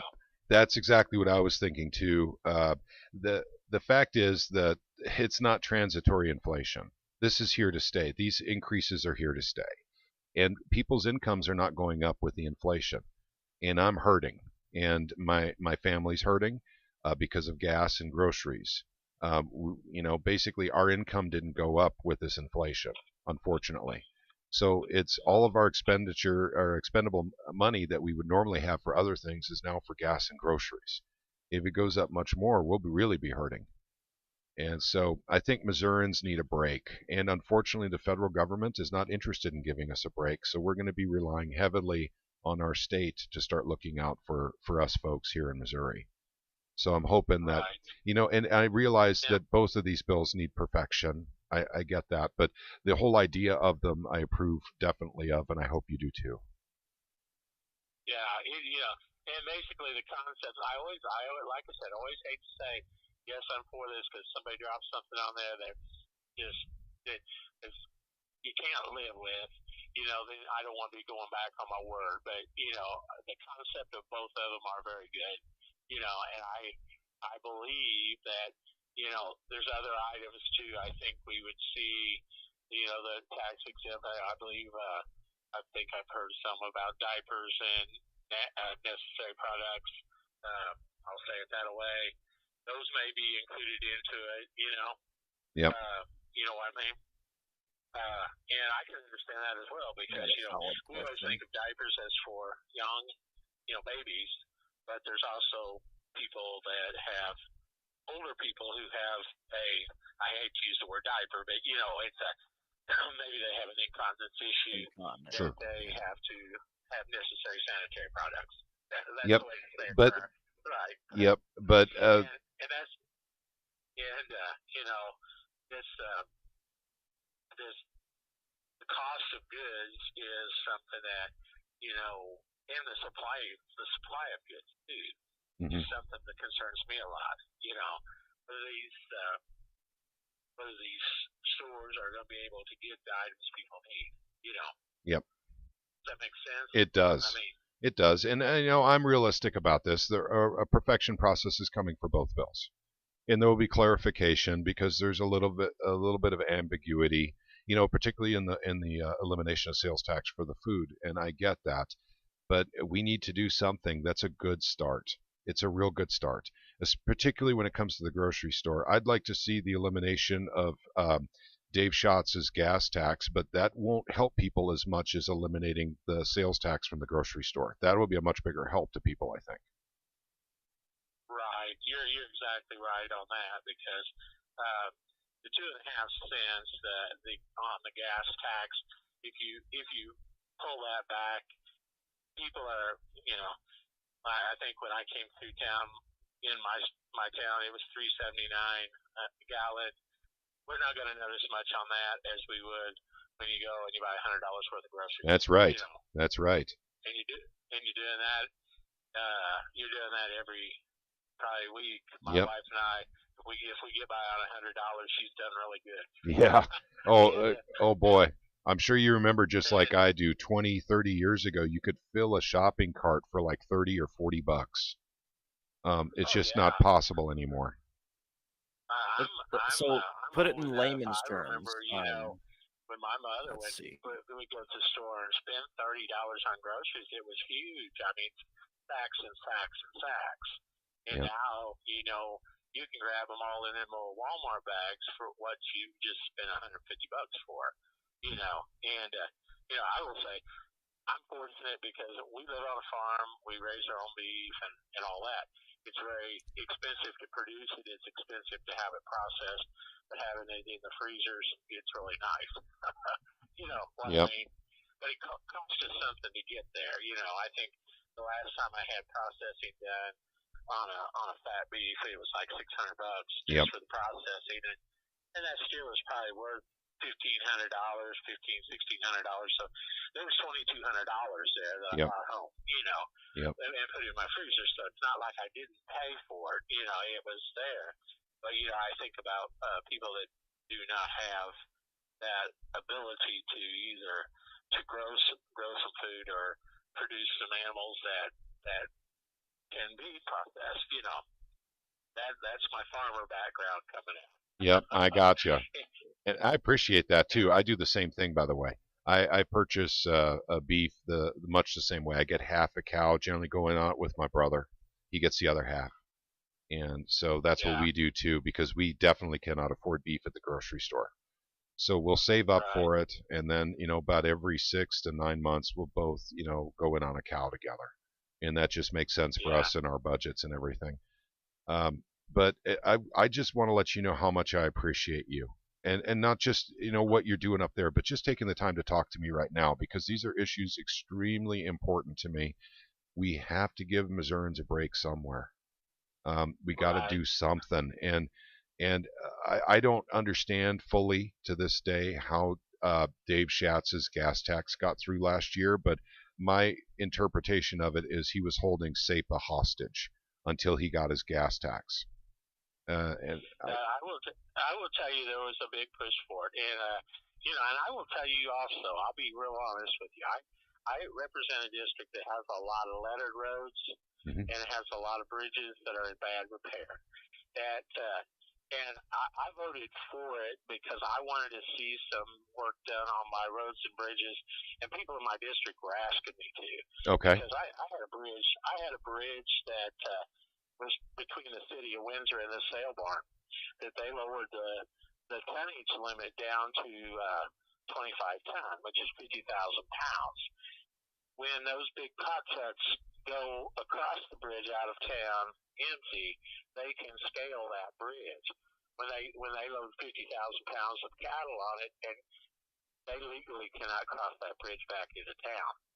It's a 15-mile detour for that, So I have some roads and bridges that were really in need, and my folks were they want them fixed, Now, I at that point, I wished that we would fund from our revenues the amount to roads and bridges so that we didn't have to go the tax route. You see what I mean? Mm-hmm. Does that make sense? Yes.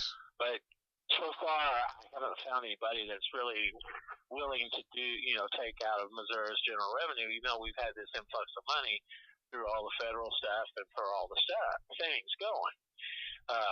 But we still have a huge need with our rural roads and bridges because I always said I'm in an area, it's agriculture and tourism, because I said on the Lake of the Ozark and Truman Lake.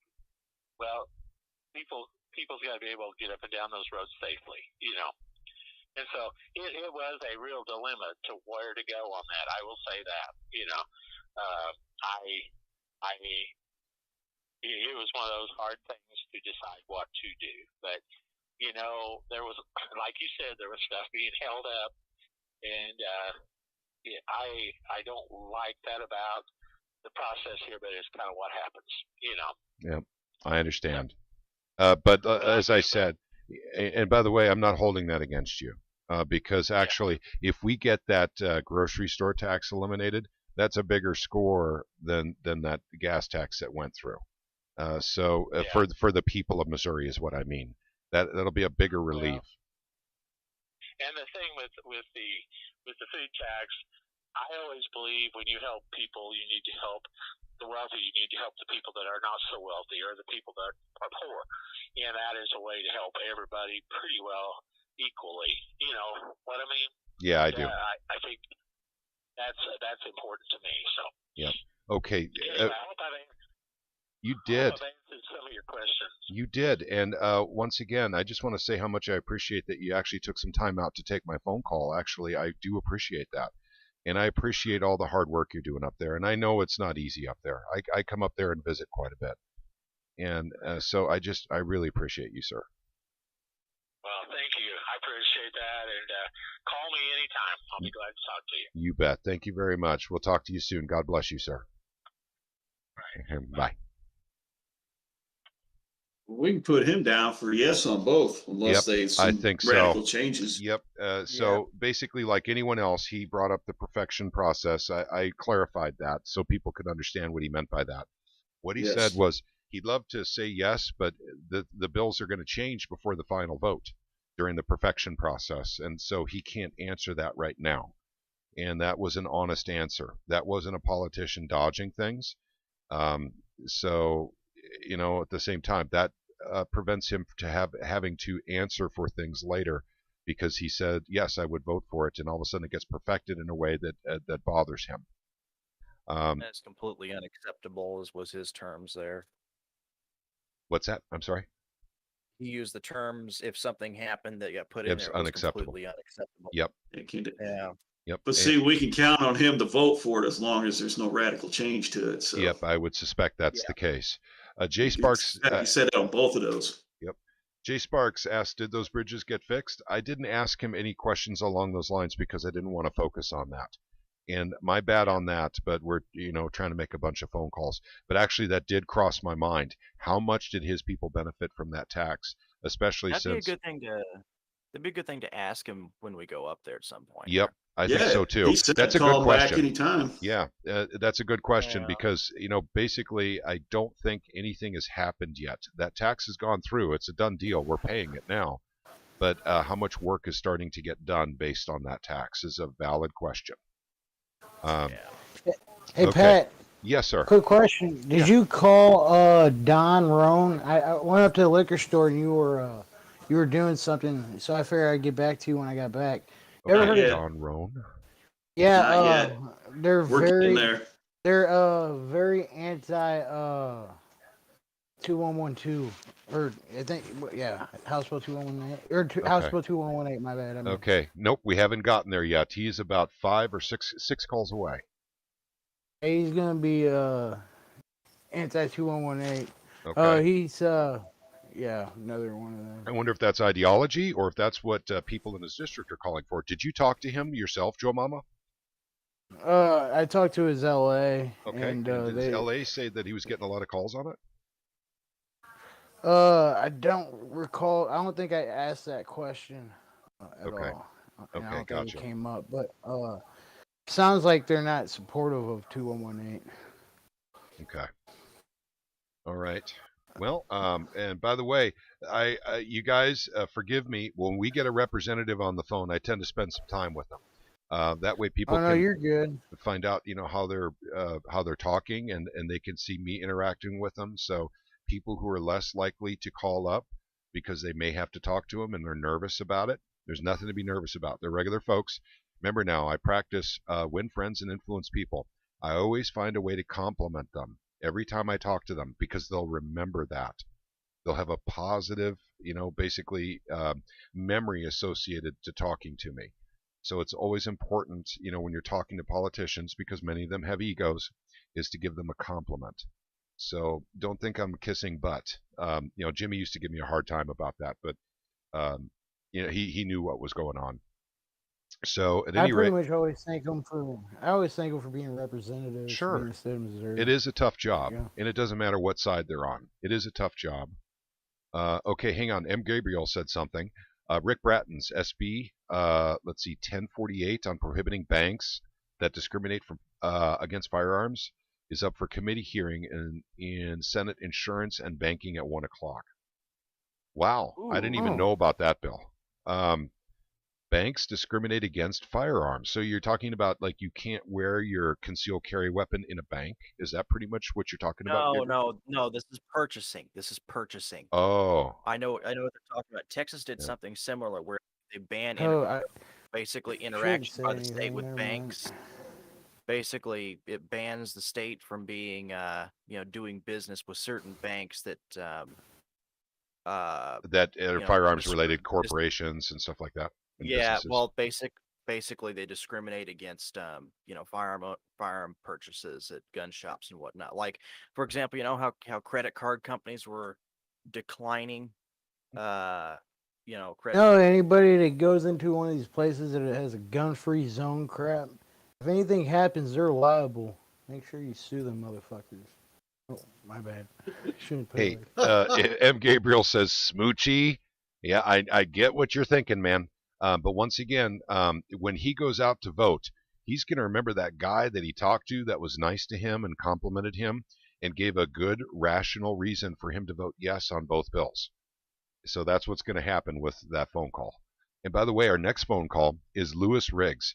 My God. Oh, wait a minute. Why don't we go back to Sean Pouchet? He was busy, remember? Oh, yep. The line was busy. You're right. Thank you. Okay. All right. Hang on. Let's see. Sean Pouchet, District 13, Kansas City, 573-751-6593. Let's give him a ringy-dingy. And thank you again to everyone on YouTube making phone calls and sending emails. Thank you. 6593. Call and speaker and lights, camera, action.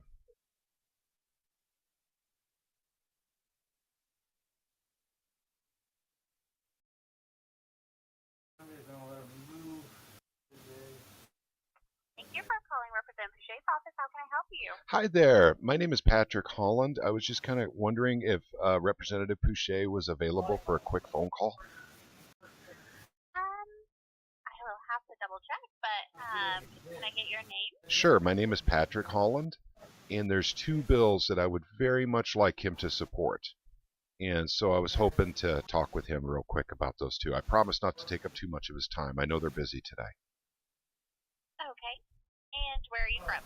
Sure. I'm in Christian County, Missouri. What's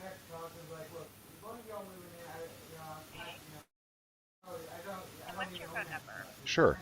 It's area code 417.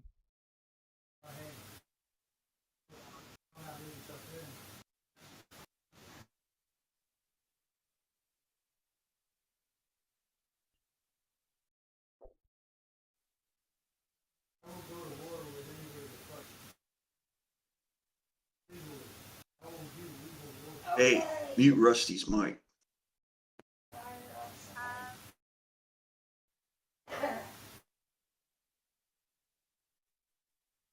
available right now. Okay. I'll tell you what. Yeah, I can. Well, that's okay. Actually, one of the bills that I'm really interested in is imminent. So if you could take a message, and let him know. Okay. And that's. Do you have a bill number?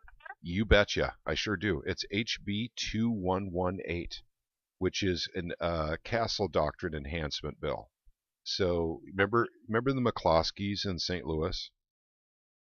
Yep, this bill would prevent that from happening to a Missouri citizen ever again. So that's what that bill is designed to do. Okay. And then I will let you know. and the second bill is HB 1992, which is the elimination of sales tax for edible items in a grocery store. And it's with the inflation the way it is, I think that just makes sense, especially since they actually don't need that anymore. Okay. All right. I will let him know. Okay, thank you so much. I appreciate you taking time to take my call. God bless you. No problem. You too. Bye. Question marks, huh? Yep. Yep, those are question marks. And once again, guys, when they're asking me where I'm from, I'm not going to fib. So, clearly. There's no need to. Yep. So at any rate, that's the way we handled that one. Okay, we'll move on to Riggs. By the way, Lewis Riggs, if you're ever up in Jeff City. Did we do Doug Ritchie yet? No, apparently not. No, this Roger Reedy was the last one we talked to, and then we okay, gotcha. Doug Ritchie. Yep, we can't skip Doug. I'm sorry, I just overlooked it. Hang on one second here. I got a bunch of text messages I take a quick look at here. See if any of them are relevant. Right. Nope, one customer and one personal. Okay, all right. Sorry about that. Just needed to check and see if it was related to what I'm doing right now. Okay, let's see. Okay, so Doug Ritchie serves District 38, which is Excelsior Springs, Missouri, and surrounding areas. His number is 573-751-2238. So it's time to give him a call. 238. That's Ritchie. Yep. Okay, calling now.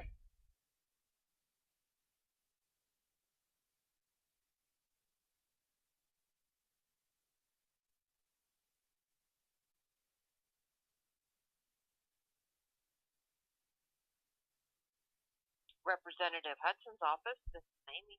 Hi there, Amy. I was curious if the representative was available for a quick phone call. There's two bills that I would really like the rep to vote yes on. Is he available? If not, I'll leave a message with you.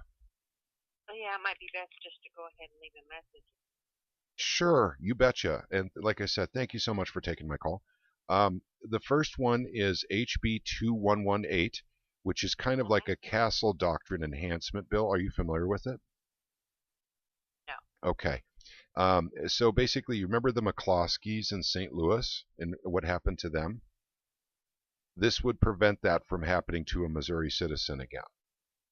So basically, we would be innocent until proven guilty again with this bill. And so, at any rate, so I'd like him to vote yes on that. And the next one is HB 1992, which I just found last night. I didn't know about it until last night. And that's the elimination of sales tax for edible items in a grocery store. And I think in this time right now with inflation, when wages are not meeting inflation, the people of Missouri definitely need this break. Okay. And just let him know that I will consider him wearing the red cape if he votes yes on these two bills, and also let him know how much I appreciate what he does up there. I know it's really busy up there right now, and I appreciate all of his hard work. I will make sure and let him know. Okay, thank you so much. God bless you, and have a wonderful day. You too. Bye. Okay, we'll put a question mark on those two. Yeah, he can put his mic back on now, I think. Oh, yeah. Yeah. Oh, yep. Okay. I got it. Oh, you got it? All right. Yep. Okay, sorry about that, Rusty. We had to cut your mic off because we could hear you in the background when we was calling. Oh, my bad. Yeah, just kill your mic if you got to go. I didn't realize it was still on. All right. Okay. All right. And all right. Let's see. Looks like Riggs is next. Quick story about Riggs. I've visited with Riggs on more than one occasion. He is a lot of fun to talk to. He is super smart, and I got to tell you, gang, I think he's a libertarian. I meant straight up libertarian. So see that older dude? He is older. And he's way down in where? He is in Hannibal. And okay. Now I'm thinking a different person. Then. Yep, I'm going to say he's 60 or so, maybe 60 years old.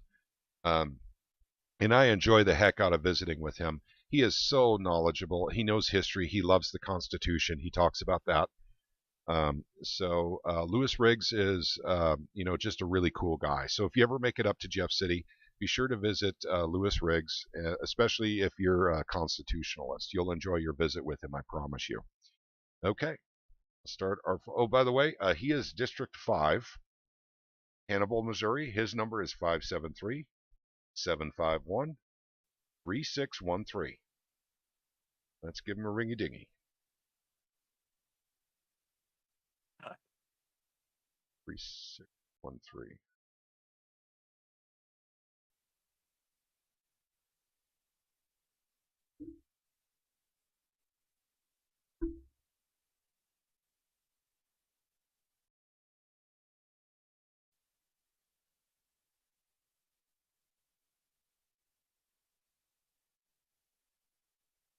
Hello, you have reached the office of State Representative Lewis Riggs. Office hours are 7 a.m. to 5 p.m. Monday through Thursday.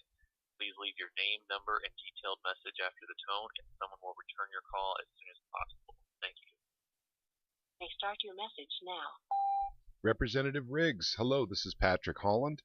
I don't know if you remember me, but we visited quite a few times during SEPA, when SEPA 2020 and 2021. And also, too, during the time we were trying to get a special session with the governor.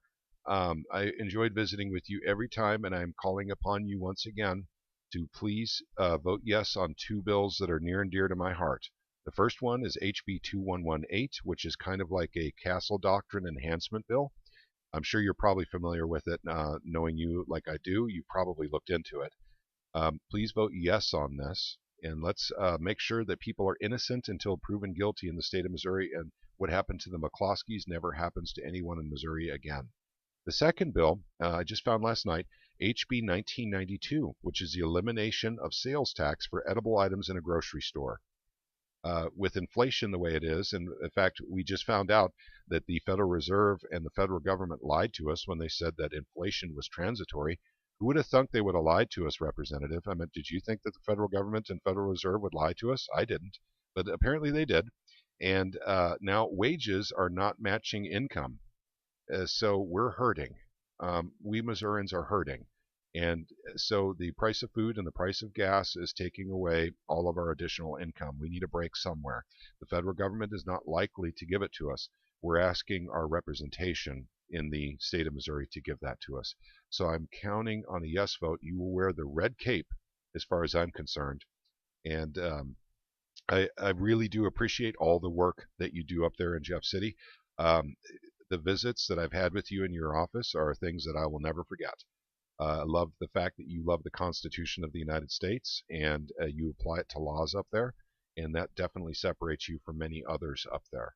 So thank you once again. Have a wonderful day. I'll be looking forward to hopefully a yes vote on both bills. Have a blessed day, sir. Goodbye. Okay, so that's yeah. He's a yes on 2118. I think he's a yes on both, honestly. And that's just from the character of the man. I visited with him a lot. I think he's going to say yes to both. We'll put yes. And you say when you said politicians lie, I was like, politicians lie? They'd never do that. Yeah, yeah, I know. Okay, next on the list is Alex Riley. Now that's in my neck of the woods. That he is District 134 covering Springfield. His number is 573-751-2210. Let's go ahead and give him a call.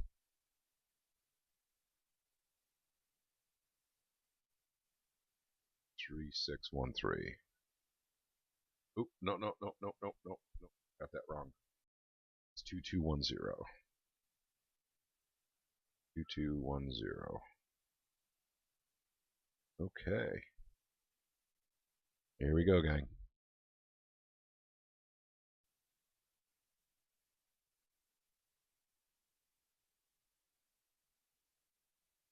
Representative Riley's office. Hi there. My name is Patrick Holland. I was curious if Representative Riley is available for a quick phone call. I promise I'll make it quick. There's two bills I'd love to talk to him about. He's actually not in the office right now. Okay, gotcha. Can I, Patrick Holland? You betcha. And in fact, I could leave a message with you on the two bills that I like, that I'd sure like for him to vote yes on. Absolutely. One of them's imminent. It's the HB 2118, the Castle Doctrine Enhancement Bill. Yep. Okay, you're familiar with that? Yes. Okay, gotcha. Do you happen to know where he? Go ahead.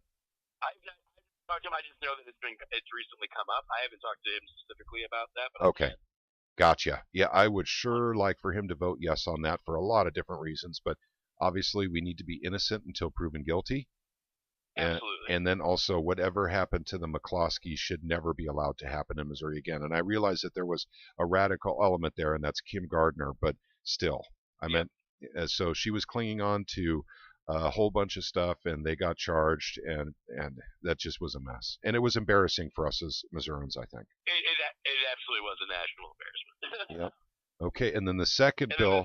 Go ahead. I'm sorry. Yeah, I was going to say the second one. Yep. It's HB 1992. And I just found that last night. A good friend of mine actually emailed that to me, and I had no idea existed. What HB 1992 is elimination of sales tax on edible items in grocery stores. There's several reasons why I like that one, but inflation, I probably don't need to say any more just by saying inflation. But you know what? I come from a blue state. I'm a transplant. I moved here 25 years ago. And I come from Minnesota, and in Minnesota there is no sales tax on food or on clothing. And I would sure like us to compete with the blue states on that. This is messing with, the people's livelihoods now because inflation is so high. A lot of our expendable budget, almost all of it, is now going to fuel and groceries in our family. Exactly. And our wages did not go up. Go ahead. No, I was going to say, especially with inflation and wages not going up. Yep. So prices are getting more expensive and no one's making more money. That's correct.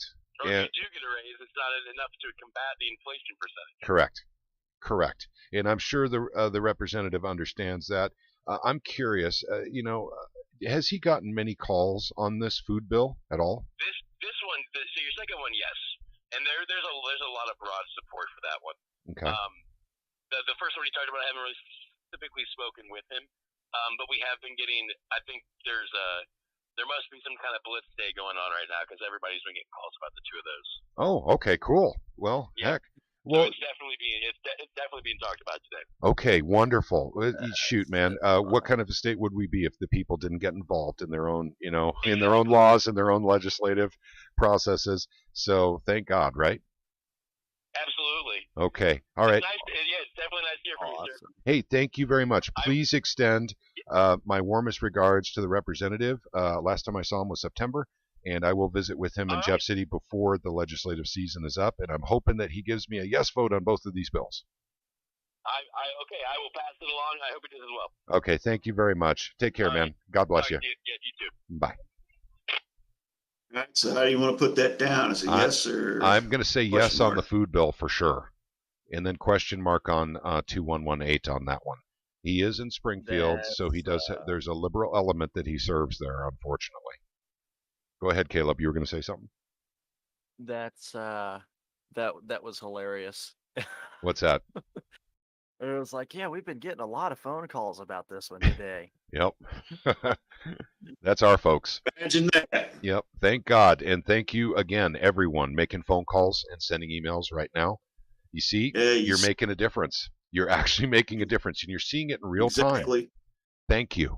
Look, every one of those emails and phone calls, they add up, man. Like I said, when a sheriff's organization or something throws 100 phone calls or emails at them, they know those people are organized and stuff. They also know a small part of the population. But when the average person starts making these calls, it's like, oh, man, it's just, you just might as well just multiply it, exponentially.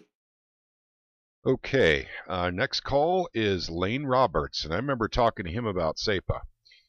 He absolutely would not co-sponsor the bill. He did vote for it in the end, but he wouldn't co-sponsor it. So I just thought I'd throw that out there because I remember talking to him one time for over half an hour on the phone while I was driving. So it's his turn now. Lane Roberts is District 161 for those of you listening on YouTube. He covers the Joplin area. His number is 573-751-3791, and we're about to give him a call. 791.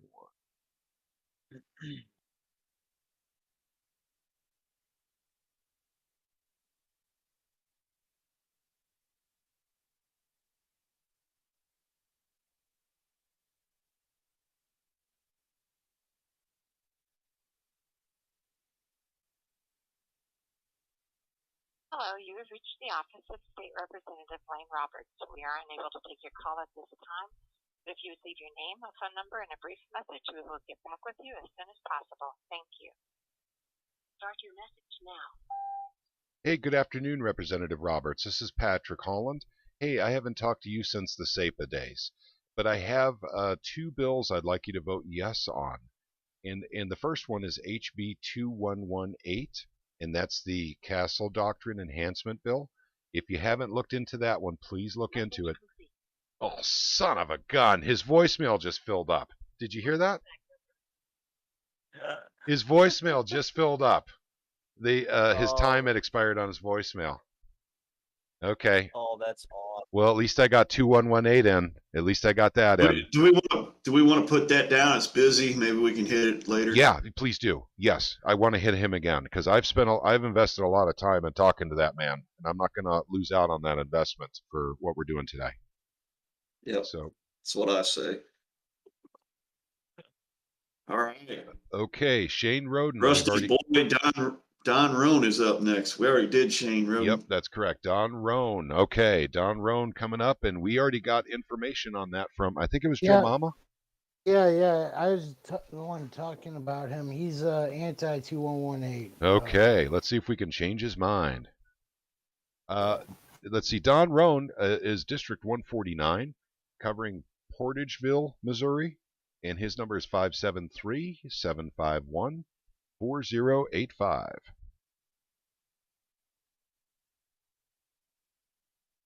If I can type the numbers right. Okay, speaker and lights, camera, action.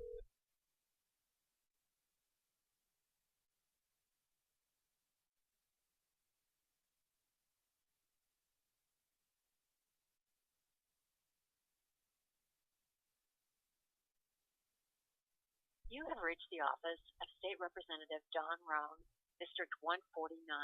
I'm sorry we can't take your call at this time, but please tell message at the tone, and we will return your call as soon as possible. Thank you. May start your message now. Good afternoon, Representative Roan. This is Patrick Holland. It's Tuesday, March 29th. And hey, I wanted to ask you to vote for two bills that are near and dear to my heart, and hopefully they are to yours as well. The first one is HB 2118, which is an expansion on Castle Doctrine. If you haven't looked into that bill, I highly recommend it. It's a pretty exciting bill. I think you'll like it. It definitely plays well for giving us more rights in the state of Missouri, assuming we are innocent until we are proven guilty. That's very important to me. What happened to the McCloskeys was a travesty. It was a national embarrassment, and we can do better in the state of Missouri, and I'm hoping you're going to vote yes on that. I'll be watching for that, by the way. The second bill is HB 1992, which is the elimination of sales tax for edible items in grocery stores in Missouri. Inflation is hurting Missourians pretty bad, and their food budget is hurting. Any little bit will help. This would actually do very, very well for you and for everyone in Jeff City to recognize that. So please do vote yes on both bills. Once again, HB 2118 and HB 1992. Thank you very much, Representative. I appreciate your hard work up there. I look forward to seeing how you vote. God bless you, sir. Goodbye. We're going to put him down as a no for the 2118. What do you say, Joe Mama? I'm going to let you make the call on that.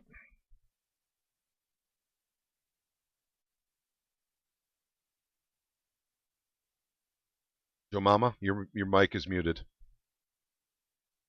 Unmute your mic. I was gonna say, yeah, that's a no go on 2118 with him.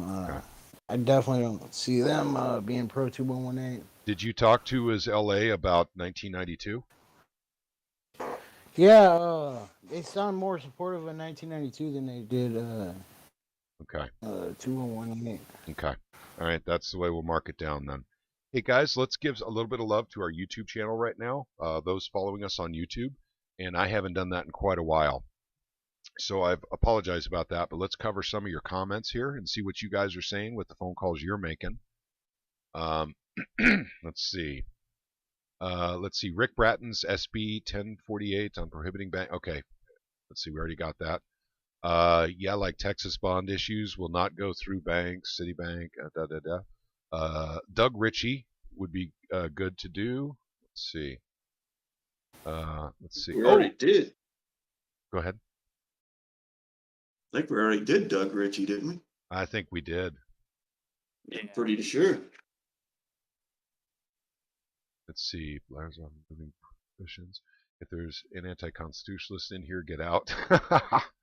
M. Gabriel said, if there's an anti-constitutionalist in here, get out. I suggest that anti-constitutionalists should pay attention, and see what, basically people who do care about the Constitution, how they operate, what they do. And anti-constitutionalists, you really don't have to do anything because politicians generally gravitate towards anti-constitutionalism when they're not babysat. So at any rate, but I appreciate the sentiment, M. Gabriel. And Gabriel, it is so good to see you again, man. We haven't seen you in quite a while. Felonious Skunk says, I've been using a different example because I know the Dems hate the McCloskeys.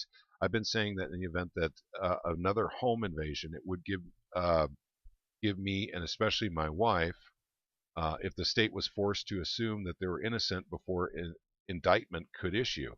While I know assumption of innocence is supposed to be... Okay, good point. A very valid point, Felonious. Thank you for calling Democrats. We haven't even started on that yet. So thank you very much for doing that, by the way. But you're right. Actually, with the guys I'm calling, basically I'm just saying, innocent until proven guilty. That's the main point I'm making.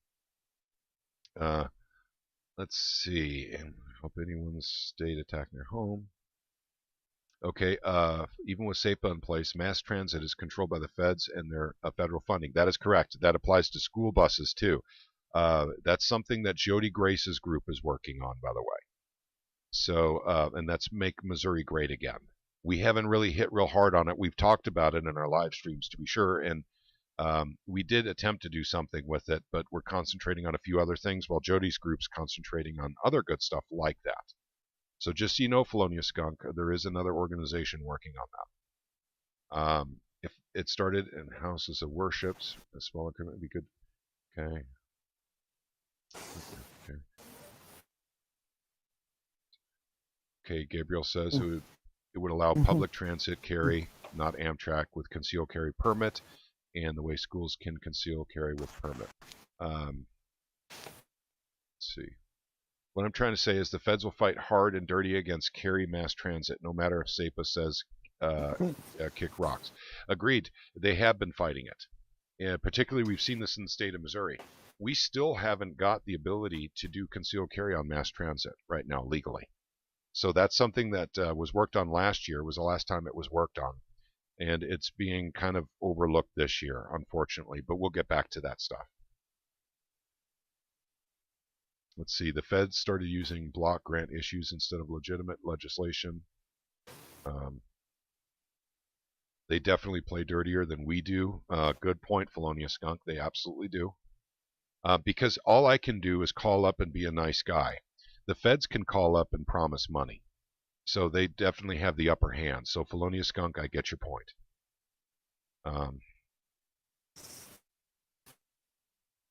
Someone owes me for... Oh, that's another thing, too. The promise of a vote. I haven't said that, though. You guys haven't heard me say that at all. I don't promise anyone votes. I don't say I'll vote for you. I say you'll wear the red cape. That's what I say to them. So I never promise anyone a vote. Never. Senate Bill 10. Okay, I drink Johnny Blue. Your reward is freedom. That's right. Okay. All right, gotcha. I think we're all caught up here with the YouTube stuff. Again, those of you on YouTube that are making phone calls and sending emails, God bless you. Thank you very much. We're doing it here on this end as well. All of us together are making an impact.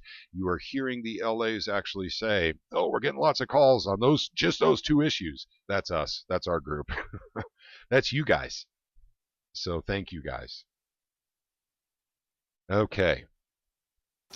Looks like our next call will be Chris Sander, and I'm waiting for KC to get back before I get started on that. Okay, Liberty, Rusty, anything we need to discuss here before we start phone calls again? Not that I'm aware of. Oh, fuck! My TV just turned on randomly. Your TV turned on randomly. Uh-oh. Did you sit on a remote or something? Oh, that's weird. I think I've caught my TV do that like once or two other times. Weird. It's Big Brother. Yeah, that's usually not good when that happens. Incidentally, if someone comes out of the TV, or if a young girl enters your house and starts talking to the static on the TV, you know you have a problem. That's called the poltergeist. Throw down the rope! Oh, God.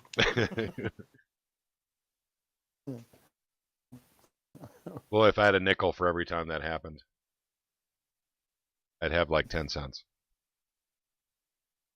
Man, I might have to get me some silver bullets. Oh, wait, that's only for werewolves, right? Yeah. Something like that. I'm not sure. Silver bullets. Yeah, you're right. That is werewolves. That's not vampires. That's a wooden stake. Oh. Yeah. Oh no, it works on vampires too. Silver, in general. Also, if demons, I mean, you could always use capsules full of holy water in a shotgun. Okay. What about or rock super salt? soaker? Huh?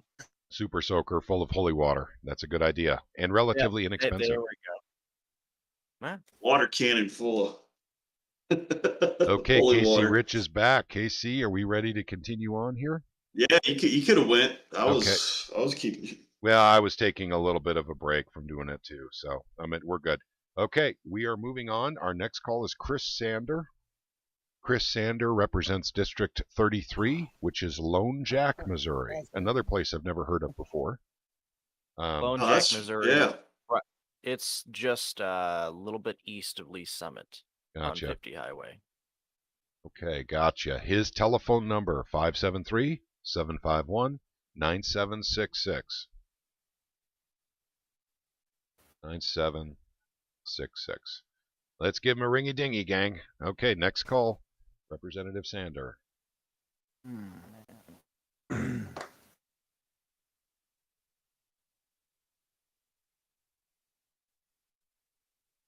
you for calling the office of Representative Sanders. How may I help you? Hi there, Nina. I was curious if the representative was available for just a few minutes. There's a couple of bills I'd love to discuss with him. He's not in the building. Oh, he's not. Okay, can I leave a message with you? Yes. Okay, thank you. The first one is HB 2118, which is kind of like an expansion on Castle Doctrine, self-defense. Okay, are you familiar with that bill? Yes. Okay, gotcha. Do you know where the representative stands on that bill by any chance? I have not talked to him about it. I would, if I was a guessing woman, I would say he's for it. Okay, gotcha. I would very much like him to vote for it if that's okay for me to say. That's a very important bill to me because what happened to the McCloskeys was a national embarrassment. We need to be innocent until proven guilty in the state of Missouri. Yeah. Okay, and then the second one was a really neat one I just found last night, and that's HB 1992. And that one would eliminate sales tax for edible items in grocery stores. And I believe he's also for that because he has an eliminate sales tax on glasses bill. Okay. And the representative with the food one wants to put hers on his. So. Gotcha. His is moving and hers wasn't. Okay. The problem is, to be very truthful, is it's going to cost the state a lot, millions of dollars. Yeah, I understand. So that means we have to cut services or we have to raise taxes some other way. So that may be a problem. Okay, gotcha. The sentiment is not lost on me, though. Inflation is hurting us, and the federal government doesn't care. No. And they. Believe me. I complain about the gas tax and them raising the gas tax, Yep. even though he voted no against it. Mm-hmm. So did I work for two reps. Both my reps voted no against it. So they've heard me complain, and I have glasses, and I'm all for getting rid of that tax too.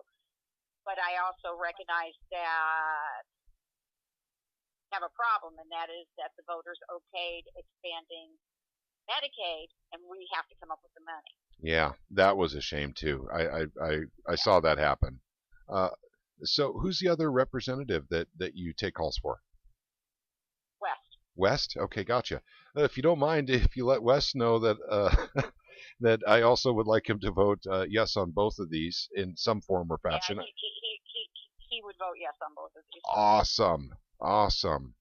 Okay, well, thank you so much for your time. Thank you for just taking a little bit of time out of your day. Let the representative know how much I appreciate him and his efforts up there, and I know his job is really tough up there, and I appreciate everything he does for us in Missouri. Thank you. No problem. Thank you very much. Have a blessed day. You too. Bye. All right, so Sanders going to be a question mark on the food tax, right? I don't think so. I think that's a yes vote for both of them, and that includes Sanders and West. Okay, she said. I heard her. Go ahead. I heard her saying, like I said, what they're all going to bring up. So yeah, in principle, it's great, but yep, but also when too, it comes to it sounds making like that budget. There's a plan. We just got a glimpse into this. There's a plan here, and apparently, gosh darn it, what's her name's the food bill? It looks like it's going to move into a different bill that is Sanders' bill, and they're going to be put on together because her bill never got any traction. So that's what she just said, and it looks like that's the way to get them both done, is in one bill. So we just got some insight here, gang. That bill during the perfection process could be appended onto a Sanders bill. That was like a no sales tax on glasses, is what she said, if I recall correctly. Yeah. Yep. So I would put them both down for a yes on both of them. And that's West and Sanders.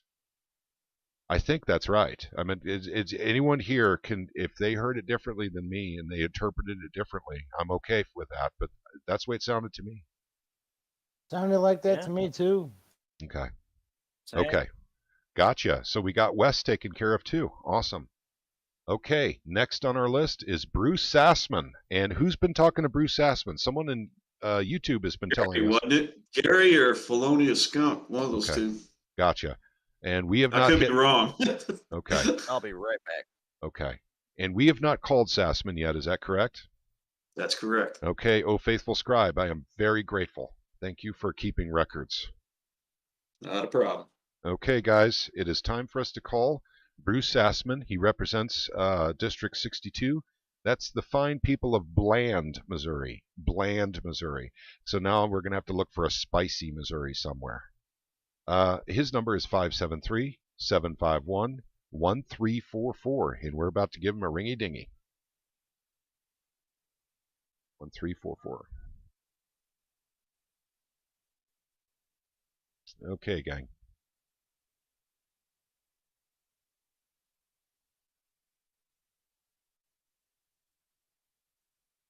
Thank you for calling Representative Cook and Representative Sassman's office. This is Jill. May I help you? Hi there, Jill. I was curious if Representative Sassman was available for just a few minutes. There's a couple of bills I'd love to talk to him about. Okay, he is actually in a meeting with a couple right at the moment. Okay. Can I take your name and number and have him call you back? Well, I'll tell you what, if you're okay with it, I'll actually leave you a message, basically. That's fine. Okay, there's two bills that I'm really liking, and I would really love it if you could vote yes on. And the first bill is HB 2118, which is an expansion on Castle Doctrine, self-defense. And do you know of this bill, or have you discussed this one with him? No, I have not. Okay, got you. Remember the McCloskeys in St. Louis? Yes, I've heard a lot about, yeah. Okay, this would prevent that from happening again in our beautiful state. People can be innocent until proven guilty again. Okay. So that's what that bill does. So we can rectify, a loophole that Kim Gardner took advantage of. Okay, and the second bill I just found last night. It's really cool. HB 1992, which is the elimination of sales tax for edible items in a grocery store. Okay. Yep. I had a few phone calls on this. Oh, you did? Okay, gotcha. Do you happen to know what Bruce thinks about that one, or have you talked to him about it? Honestly, I don't like that answer for the representative. I feel like that's their position. Sure. So, but I mean, I know he is for the McCluskey, and I'm pretty sure he would be for the sales tax bill too. Okay, gotcha. Trying to help the people of Missouri out. It's kind of tough right now. Sure. Yep, it is. The inflation is not transitory, as we were told by the Federal Reserve and the White House. They fibbed to us, and unfortunately, it's nice they want to give people raises, but everything else goes up. Correct. Too. So. Yep, we're not getting raises. Raise really doesn't go anywhere. Mm-hmm. Yep. So, who's the other representative that you take calls for again? I have Representative Benny Cook. Okay, Cook. Gotcha. Could you let Betty Cook know that we would love for him to vote that way as well? Yeah. Okay. We've had a few phone calls today regarding the same thing. So. Okay, gotcha. Okay, fantastic. Okay. Thank you so much for taking my call. And also, let Sassman know how much I appreciate him. I love him, and I appreciate all the hard work he does up there. Okay, I will let him know. Okay, thank you very much. Have a wonderful, blessed day. You too. Bye. Okay, that sounded like a yes to me from both, by the way. Yes, on both, from both? Yep. Okay, what do you have for Cook? Because we've already called Cook before. He was a question mark. Okay, so gotcha. So we left a message. Okay, gotcha. Yeah. So now we can update. She said Cook would be yes on both as well. Sassman and cool. Cook are both yes. I think these phone calls are making people, change their minds a little. Guys, keep it up, guys. Yep, guys. Pedal to the metal, 4 quarters. On YouTube, thank you. Guys, this is how we do it. This is exactly how we do it. And believe it or not, our little group here, are probably the only ones calling on these two bills right now. Now, I don't want to say that for sure on 2118, but I think that's the case on 1992. On 1992. Okay, we're going to look at YouTube real quick and get caught up here. Let's see. Let's see. Someone owes me for talking to these snakes. Felonious Skunk. Sorry. I know we got to make the phone calls, though. I understand that. But you're calling the Democrats. They're a little different. It's a little different breed. So we are calling Republicans, so we're calling mammals. You're calling Democrats, so you're calling, like amphibians or reptiles. So they're very different. I didn't mean that, as a slur or anything. I'm just saying they're different species. So hopefully people take that in the humor that it was intended.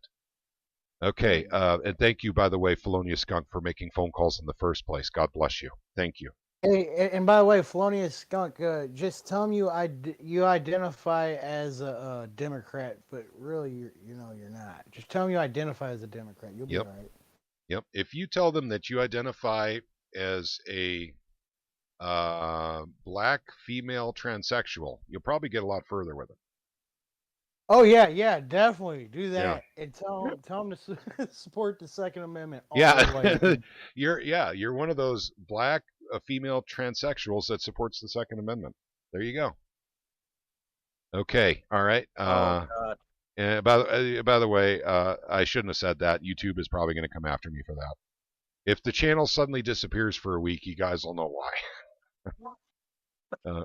Okay. Well, all I could say is, they'll probably call, anybody, they'll probably call him like an Uncle Tom or something.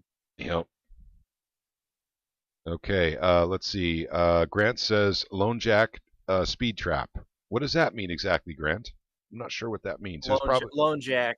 Okay, so Lone Jack is notorious for having the city cops that go down on the highway and will use that section of highway as a speed trap, and they actually got in trouble for it because they were doing stuff outside of their jurisdiction. Okay. Hey, Voodoo Queen is done with her chores, and she is back for round 2 and on number 51 for sending emails, as she's got to get up to 100, and that way she will have covered everyone on both issues. Voodoo Queen, you are a superstar and an inspiration. Thank you very much. In fact, guys, killing it, man. Yep, you are. And in fact, I've made one email, and that's it, just one. I'm concentrating on the phone calls, as you guys know, because we're doing those live on the air. Gabriel said called 4 Republican senators in the Senate, insurance and banking, including Eric Burleson. NSSF testified, and NRA state rep testifying now. So that is going on. Gary Ride says Sassman is on board with both of these bills. Yep, awesome. Good deal. Hopefully we made enough phone calls to change his mind, because he was kind of floating on the fence on one of those issues. If I remember right, it was 12118. Felonious Skunk says, nobody has asked, and I haven't said. If they were to ask, I can honestly say I fit their demo, kind of. I'm a thoroughbred Arab born here. The Dems love us. Okay, there you go. Fantastic. But still, I get what you're saying, because Casey and I have done what you've done in real life. We went up to Jeff City and put on some different hats, and to try and get that special session with the governor. Casey, you remember that quite well. Oh, yeah, that's right. Rusty Shackelford went up there with us, too. You put on the hat. I didn't have to put a different hat on. Yeah, my hat's same hat I always wear. Yeah, gotcha. I had to put on a different hat. But at the same time, that was a calculated risk. Now they know who I am, and I can't ever do that again. So it's kind of like that guy at Veritas, Project Veritas. What's his name? James O'Keefe. James O'Keefe, thank you. He was only able to run one sting operation, and then everyone knew who he was after that. So that was kind of what I did to try and get that special session done. So I had to play Democrat. Okay, Tracy McKinney, female, LA, says she doesn't know position. However, there is talk about adding sunset clause to make sure that it doesn't become permanent. So my guess is no on guns, maybe on food. Interesting. That's interesting. Who is that? Tracy McKinney, female, LA, says, or Tracy McCreaney's LA says. So Tracy McKinney, that's going to be a Democrat, because I don't recognize that name. Let me scroll back. McKinney Tracy. Yep. St. Louis Democrat. So she is saying the Democrats are going to try and get a sunset clause so that it doesn't become permanent. So the guess is no on guns, maybe on food for the Democrats. I suspect Democrats are actually going to vote yes on this food bill, but it looks like it may be attached to a Sassman bill. So that's the information we got from one of our last calls here. Okay, about ready to make another phone call. That will go to Adam Schnelting, I believe, District 104, covering St. Charles. That's Bill Eigel's territory in the Senate. And give me just a minute here, and we will actually start making phone calls again. And once again, thank you everyone on YouTube that are following along with us and making phone calls and sending emails. We are making a difference. You guys are hearing this in real time. So, and thank you for taking time out, everyone. By the way, whenever I see Grant chiming in, it makes my heart sing. This guy's at work right now, and I don't know how he's getting phone calls and emails done, but he's doing that, and he's at work. So thank you, Grant. Thank you.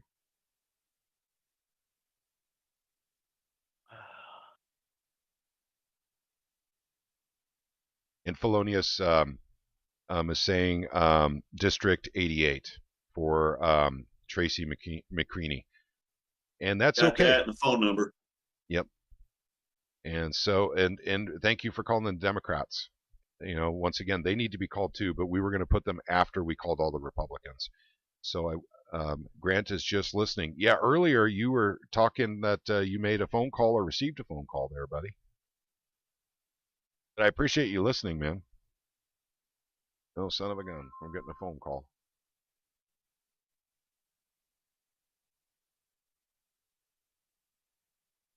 I don't recognize that number. It's from Ohio. Okay. I'll let them leave a voicemail message. I just called that Tracy McCreary, whatever y'all said. Okay. Yeah, she's definitely anti to what it sound like. But You just called her? I was like, well, if they give it a shot, I'll give it a shot. Why not? Okay. All right. Onwards and forwards to Adam Schnelting. So let's give him a call. 751, and he is 2250. Speaker and lights, camera, action.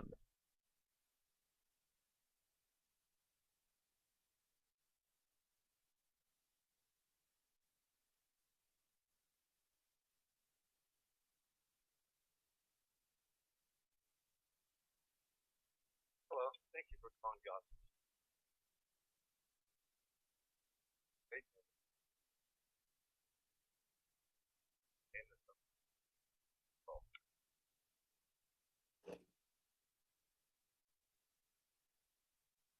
That's a little outdated, ain't it?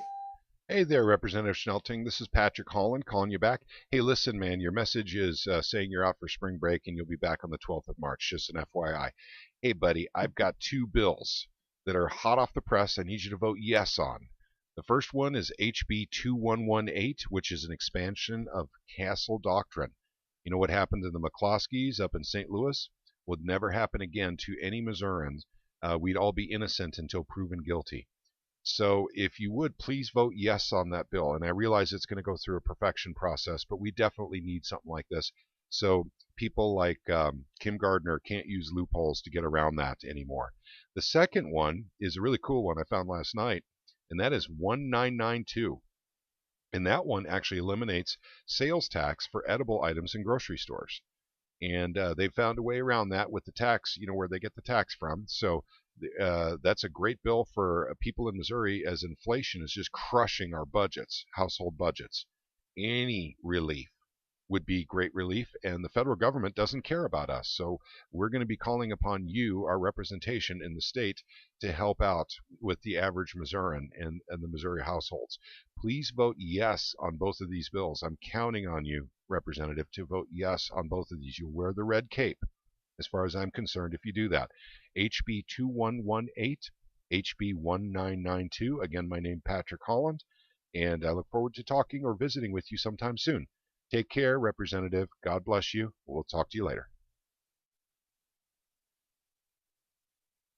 That should be 2 yeses since you gave him the heads up on that outdated message. Yep. Okay. Oh, so what we got? Question marks? Okay. Yeah, question marks on both of those, unfortunately. He owes us yeses. Yep. We helped him out there. Yep. And Grant, once again, thank you very much for bringing 1992 to my attention last night. Appreciate you, buddy. Okay. Yeah, it was pretty popular. Nick Shore, yeah, he's a friend of ours. We've talked to him before. I've talked to him on the phone before. Nick Shore was a SEPA hero. He definitely went to bat for SEPA in the House. And he tried to get that petition going, too. Yes, he did. So let's give Nick Shore a call. He is District 107, and he represents the fine people of O'Fallon, Missouri. His number is 573-751-1470. Let's give him a call. 470. That used to be my district. I used to live in O'Fallon.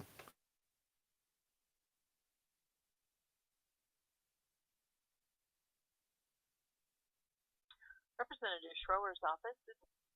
Hi there, Susan. This is Patrick Holland. I don't suppose the rep is available for a quick phone call. I promise. There's just 2 bills I want to talk to him about, and I promise I can make it under 3 minutes. Is he available? You know, he is not. Ah. He's off at the moment. Okay, well, Something- that's okay. I mean, every time I visit there too, he's busy too, and I know he's a very busy guy. Can I leave a message with you about 2 bills? Sure. Okay, thank you. First bill is HB 2118, which is an expansion on Castle Doctrine, self-defense. You remember the McCloskeys in St. Louis? Yeah. Okay, this would prevent that from ever happening again, or for an overzealous prosecutor like Kim Gardner from taking advantage of a loophole. So I'm asking him to vote yes on that. I realize it's got to go through perfection and everything, but I think we all understand the sentiment and the intention of that bill. Right. Okay. Right. Second bill, just found last night, an exciting one, HB 1992, which is the elimination of sales tax for edible items in grocery stores. So we're talking about tax relief for the people of Missouri that are hurting right now because of inflation.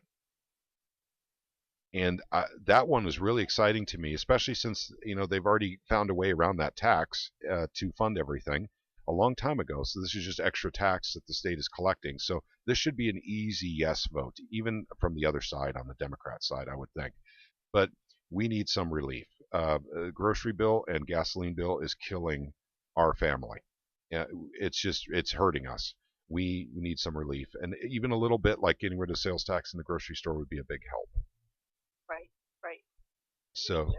So if you could let him know that I said hello, and how much I appreciate all of his hard work, and I know he's working hard up there right now, and I look forward to visiting him next time I'm up there. I'll be up there probably within a month. I'll definitely be up there for the gun rally. Okay. All right. Great. We'll look forward to you stopping by. Okay, great. Thank you Hey, do you happen to know where he stands on either of these bills? Has he discussed these with you? We have not discussed them on face value because he doesn't sit on any of the committees that these have gone before. Face value, I would imagine HB 2118 he would be in support of. Gotcha. I can't imagine that he would oppose the other one, but we've not talked about it. Yep, and also too, I do realize that that bill will change during perfection. So it's hard to say, and promise a constituent, something when there's a drastic change later on. I get that part too. But I sure do enjoy visiting with Nick when I get a chance to. And but I'm hoping that basically everything turns out okay where he can vote yes on both of those. I would really appreciate it. He wear the red cape as far as I'm concerned if he can get that done. Well, I will certainly let him know about these and tell him that you called. Thank you very much. I appreciate you guys. God bless you. Thank you. All right. Bye. Okay. She made it sound like yes on 2118 and question mark on the food one. That's what she made it sound like to me. What do you guys think? That's what I think. Yeah. Okay, Grant says session is restarting in 15 minutes. Okay, well, I'll tell you what, we're going to make some more phone calls here. We're going to continue down the list. We're going to Adam Schwadron. Yep. Okay, at District 106, St. Charles. Once again, Bill Eigel, his territory in the Senate. His number is 573-751-1452. So let's give him a call real quick.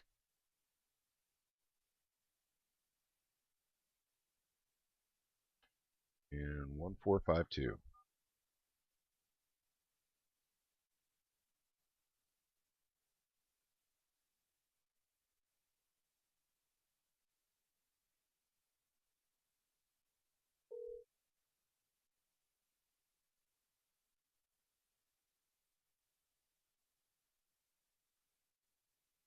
Reach the office of Representative Squadron. Please leave your name and number and your issue, and we will get back to you as soon as possible. Thanks. Start your message now. Good afternoon, Representative Squadron. My name is Patrick Holland, and I'm calling about two bills I would sure love if you could vote yes on. And the first one is HB 2118, which is an expansion of Castle Doctrine, self-defense, so that what happened to the McCloskeys up in St. Louis is not tolerated anymore in the state of Missouri, and we can't have overzealous prosecutors like Kim Gardner taking advantage of loopholes. Please vote yes on that. The second one is HB 1992, which is the elimination of sales tax for edible items in grocery stores in the state of Missouri. As you probably are aware, we're being hit with pretty bad inflation. The federal government doesn't care. People need relief, and we need our state to help out the fine folk of Missouri, because like my family and many families I know, we're being hit real hard because of the increased price of groceries and gasoline. So any relief we can get is good. So please do look at that bill. I know that a lot of people didn't know about it. I didn't know about it until last night, but please look into HB 1992. I'm figuring you probably already knew about HB 2118, but I would really appreciate a yes vote on both of these. Thank you very much. God bless you. Have a wonderful day. Question marks? Yep. Okay, our boy Brian Seitz. That would be Superman. For those who don't know Brian Seitz. Talk about wearing a red cape. There's our boy. Yep. Okay, gotcha. So yeah, it's time to call Superman's office. By the way, Casey Rich and I had a couple of private meetings with Brian Seitz during the special session visits we made up to Jeff City, September 14th and 15th, by the way. Okay, so let's get up to Jeff City. Yeah.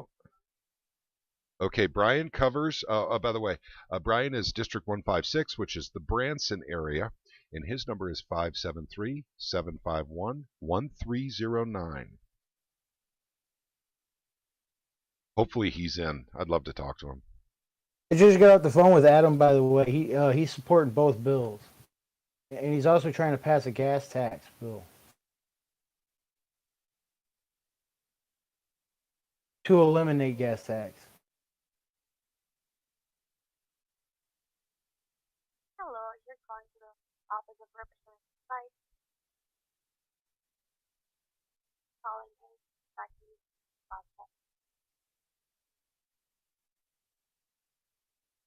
Start your message now.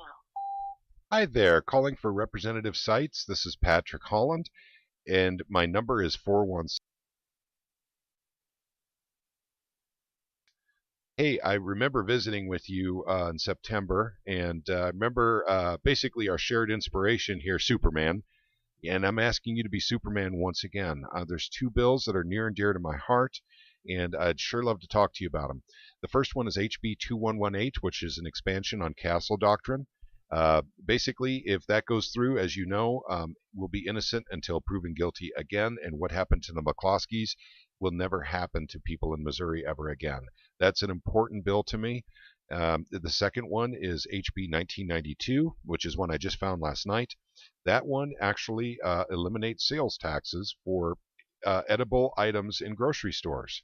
With inflation the way it is, I know you know this, Representative, I don't have to tell you this, but with inflation's hurting my family. And the price of gasoline and groceries is eating away at any extra money that we had.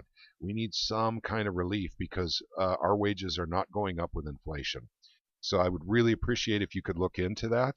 Once again, HB 2118 and HB 1992. I'd like a yes vote on both of those if you can figure out a way to do it. I'll be watching for your vote. I really enjoyed visiting with you in September, the 2 times that you had time for me. And I look forward to visiting with you sometime real soon. Take care. May God bless. And thank you very much for all your hard work up there, Representative.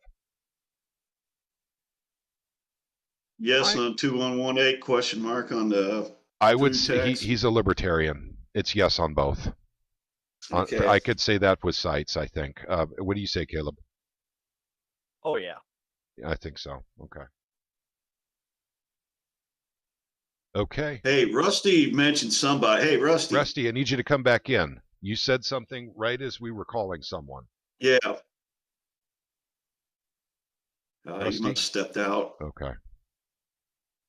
You said something about Okay, Adams. when he gets back. I heard him say Adams. Is that right? Yes, I can't remember. He mentioned a name and he talked to him, but I couldn't hear what he said. Okay. Yeah, when he gets back, we'll ask him. Okay. Well, we'll make another phone call while we're waiting for him to come back. Our next Republican is Greg Sharp, covering District 4, Ewing, Missouri. His number is 573-751-3644. So let's give him a call. And let me check YouTube real quick before I get started. Okay, nothing there. Okay, gotcha. Okay, and once again, all of you on YouTube making phone calls and emails, thank you. Thank you, thank you, thank you. Okay, Greg Sharp, here we come.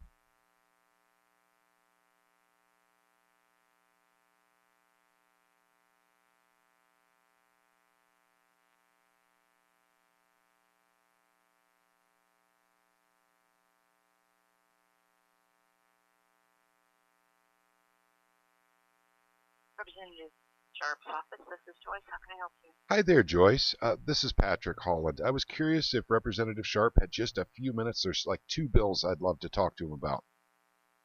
They just are ringing the bells, calling him back into session, and Okay. he's already went back out the door. Okay, gotcha. Can I leave a message with you then on these 2 bills? Absolutely. Thank you. Thank you so much. Okay, first bill, HB 2118, which is kind of like an expansion on Castle Doctrine. And that one, you remember the McCloskeys in St. Louis? Oh, yeah. Okay, this would prevent that from happening again in our beautiful state. People need to be innocent until proven guilty. And so that's what that bill would do, is close that loophole that Kim Gardner took advantage of up there in St. Louis. Right. Okay, so I'd sure love a yes vote on that. And the second one's a really exciting bill that I just found last night. It's HB 1992. And that one eliminates sales tax on edible items in grocery stores. And they've already found a way around that, where they can actually fund everything. So that should be an easy yes. But I don't know about, the representative, but the inflation is hurting our family budget with gasoline and groceries. There's nobody that can be exempt from this. Yep. This and gas prices. This cannot. Yep.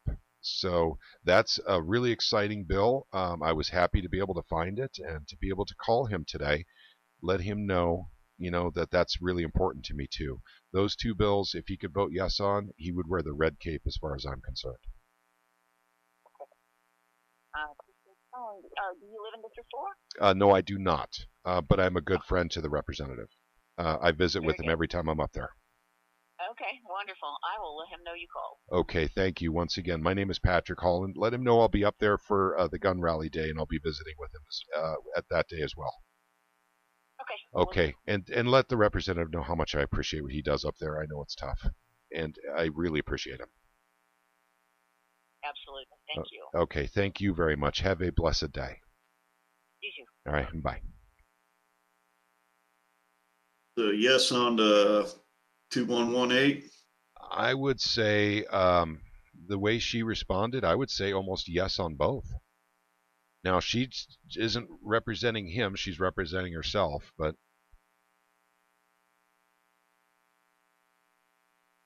Yeah, we'll put them down as a yes. See what happens. Okay, Felonious Skunk says Michael O'Donnell, STL095, talked with LA for about 10 minutes on HB 1992. O'Donnell is very sympathetic, but hasn't looked in depth since it just got to perfectionless today. Gotcha. Okay, Felonious says sounds like a yes on food, no on guns. She mentioned that she's had an awful lot of calls on 1992 today. That is awesome. Good deal. Cheers, everyone. Thank you. Hey, just think about that. Found this thing last night. Now all of a sudden, boom! Everyone's hearing about it. Yep. Again, I'm going to beat a dead horse to death. Those calls and emails make a difference, man. Yes, they do. And that's also evidence of all the libertarian-minded people in the state of Missouri, the constitutionalists. Any elimination of tax is exciting. I mean, you guys heard me last night when Grant brought that on. Holy crap, I was like a schoolboy. I was so excited about that. I was like, holy crap, we forgot that one. So that's why I said we had to do another video last night about that one. And thank you both, Casey and Caleb, for joining me on that video. Okay, gang. Let's see. And those St. Louis people are going to be looking for relief on groceries. Yep. Thank you, Grant. I think so too. This crosses let's just say the illusionary paradigm right-left deal. Relief on groceries is needed by all. It doesn't matter what side of the aisle you're on. So, yep, that's a good one. Okay, guys, we're moving down the list here. It looks like they're being called back into session, so we need to be watching for that and then seeing if our 2118 is coming up, and then we're going to stop and let the live feed go. So if we can be watching that and seeing what they're calling up. Oh, Voodoo's on 67. God bless you. Voodoo, Wow. You are an inspiration. She was killing it earlier. Now she's absolutely destroying it. Yep. So what that means, by the way, is she has sent emails. She's already covered 150. She'll be at 250 emails between yesterday and today when she is done. Holy smokes. 250 emails because she's covering the Food Act now on that email as well. So pretty exciting. Okay, guys, we're going to continue down the list here because they're still not in session. So give me a moment here to get my list back up. And we are moving to Dan Schall. Dan Schall, he is in District 113, and he covers Imperial, Missouri. His number is 573-751-2504. Let's make it happen, gang.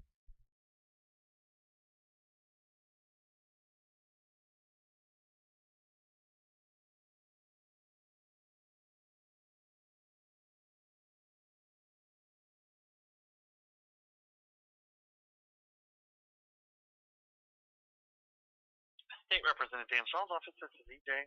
Hey there, this is Patrick Holland. I don't suppose that the representative's available for a really quick phone call just to talk about two bills? He is not. He is headed to the House floor. Okay, gotcha. Can you leave a message for him? Yes. Okay, thank you.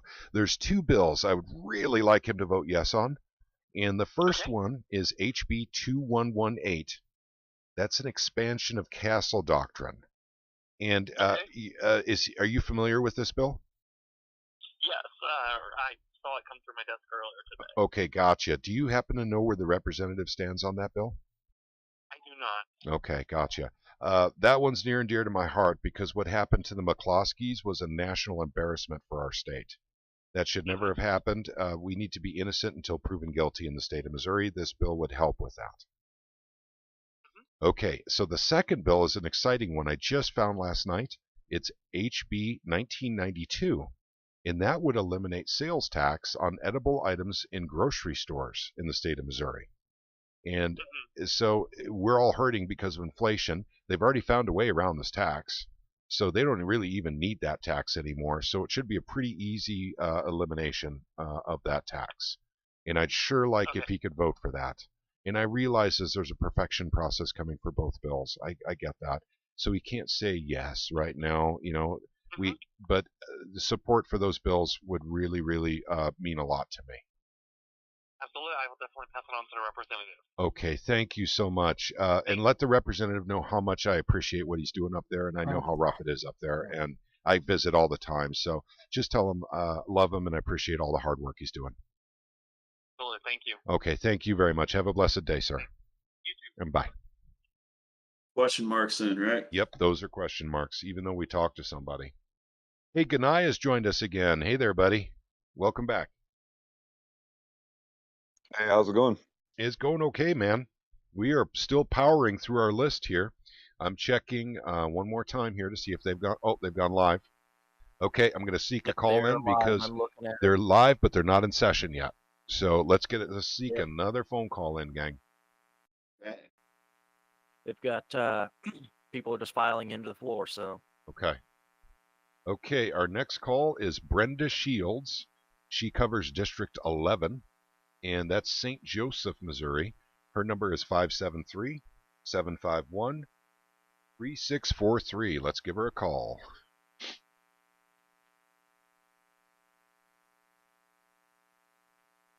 And there's guys, do we know if they're hitting 2118 next? Someone said after lunch. Okay. All right. Calling Shields, though. We're going to sneak as many calls in as possible. Oops. Wrong number. Dang it. I had the wrong number highlighted. Okay. Sorry. Starting again. 573-751-3643. There we go.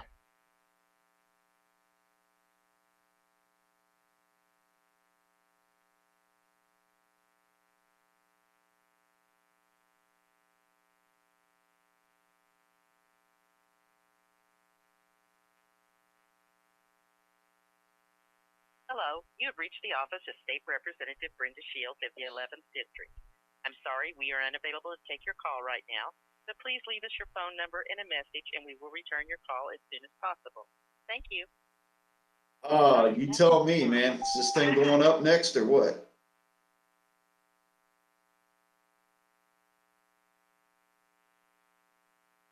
I'm calling about two bills that I would really like the representative to give a positive vote to. The first one is HB 2118. Well, thought I'd check in and see. And the second one is HB 1992. 2118 is an extension of Castle Doctrine, so that what happened to McCloskey's does not happen to anyone in Missouri ever again. We're better than that. We need to be innocent until proven guilty. The second one is 1992. Is an exciting one. That one's the elimination of sales tax for edible items in grocery stores in Missouri. So with inflation the way it is, I think that's probably a pretty easy one, especially since they've already covered that income from other areas. That's an easy elimination tax. Very exciting for us, especially since we're having inflation, and inflation is eating away at our budgets, particularly in the grocery store and at the gas station.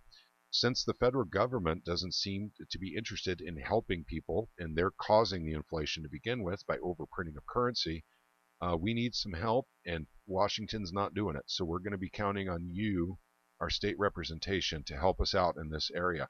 Please vote yes for both of these bills. I am counting on it.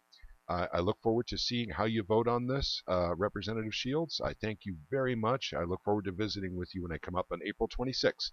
You have a blessed day. Thank you very much. Bye.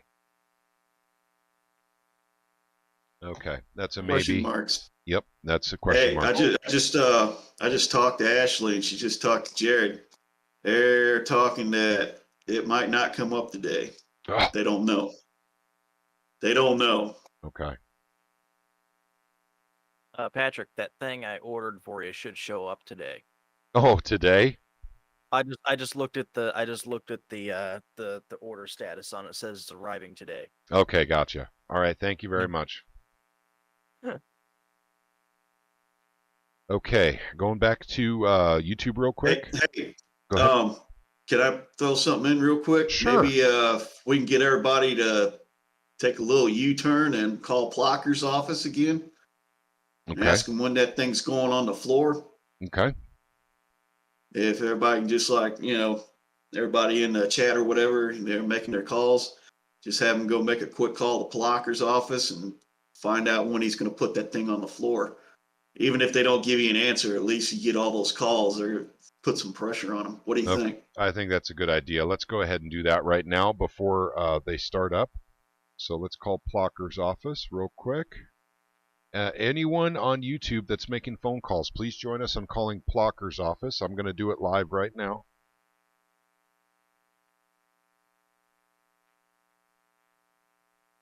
Plocker 7544. Yeah. If he wants to play this game, let's make it painful. Okay.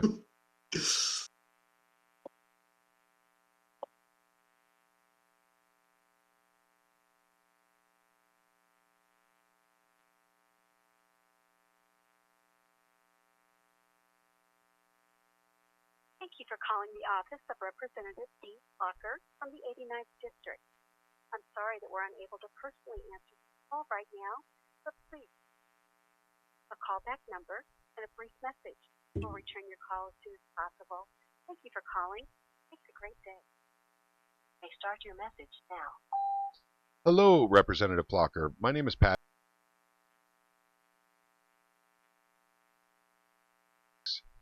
And I'm calling, I haven't heard back from you yet. I've left another message with you before, but I was hoping to get a call from you about when you're going to put HB 2118 on the floor. So please do give me a call at the number I gave you. And once again, my name is Patrick Holland. I'm calling about HB 2118, looking to when it gets on the floor. Please do call me back today if you have, or have your LA call me back today. Because I would sure like to see that on the House, but I need a heads up on when that's going to be. Once again, my name is Patrick Holland at the number I gave you. Please give me a call. Thank you very much, Representative. I appreciate it. We'll talk to you soon. Bye. Oh, Felonious Skunk here says that she also has said Senator Beck has a counter bill to HB 1992. His bill is for an after-the-fact tax credit instead of a straight repeal.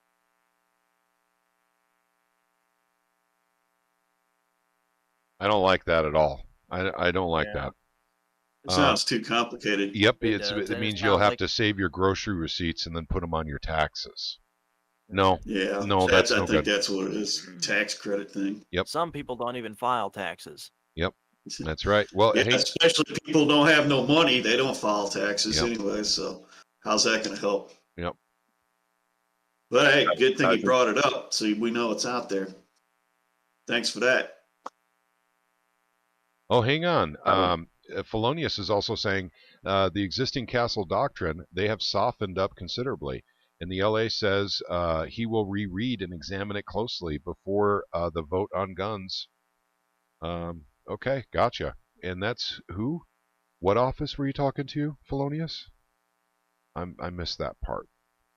Hang on. Michael O'Donnell. Okay, gotcha. Okay, Michael O'Donnell's office. Hey, Okay. Patrick. Hey there, Ganai. Welcome, buddy. Hey, did you know that you didn't mute your mic when you put out your phone number a couple of times there? I did on the YouTube side. I didn't do it on the Discord side. Yep. Oh, okay. Yep. All right. Yep. So, because that's on the OBS side as opposed to the Discord side. Okay, gang. Go ahead. No, you go ahead. Okay, I'm going to take a quick look at the House here and see what they're up to real quick. They're still assembling. They're not speaking yet. Okay, we're going to continue on with our phone calls. The person that was talking about the castle doctrine thing and all that was Barbara Pfeiffer. Barbara Pfeiffer. Okay, gotcha. Okay. Not O'Donnell. Okay, not Michael O'Donnell. Okay, understood. Thank you for the clarification on that. Okay, gang, our next call is going to be to John Simmons. John Simmons is District 109, covering Washington, Missouri. His number is 573-751-3776. Let's go ahead and give a call.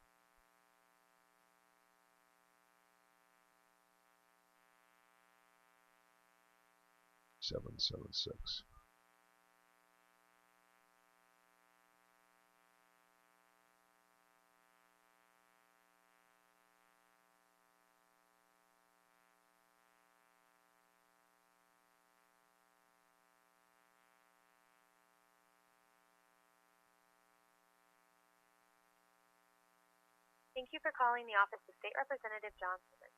The message as well as your contact information, and we will be sure to return your call as soon as possible. Thank you. Bye. May start your message now.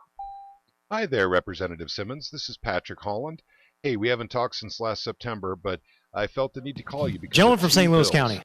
Good afternoon, Mr. Speaker. Mr. Speaker, I noted absence of a quorum. The gentleman from St. Louis County has noted the absence of a quorum. All those in favor vote yes. All those opposed vote no. Mr. Clerk, please ring the bell and open the board. To see that actually voted in.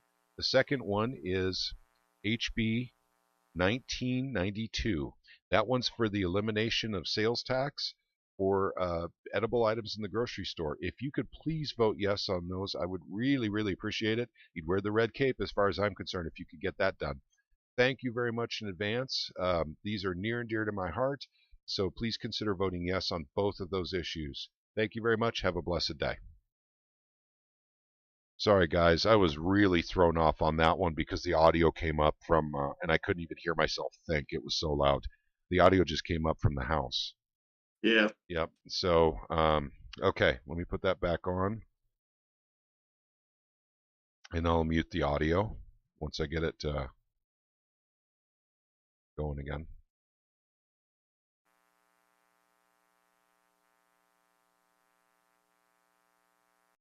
Okay, audio muted, but I do have it on.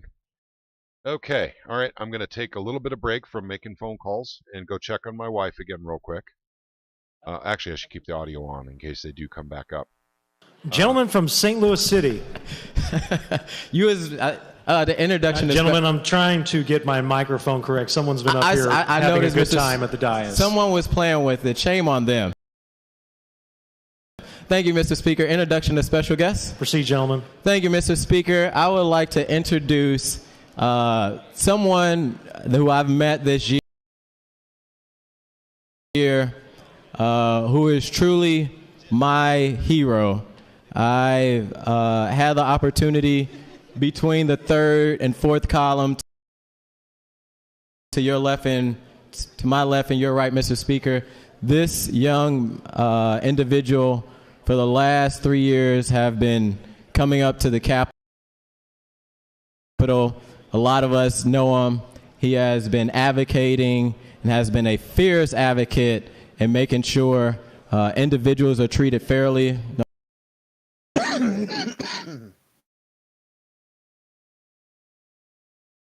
You guys getting buffering too? No. Nope, I'm good. I'm getting buffering.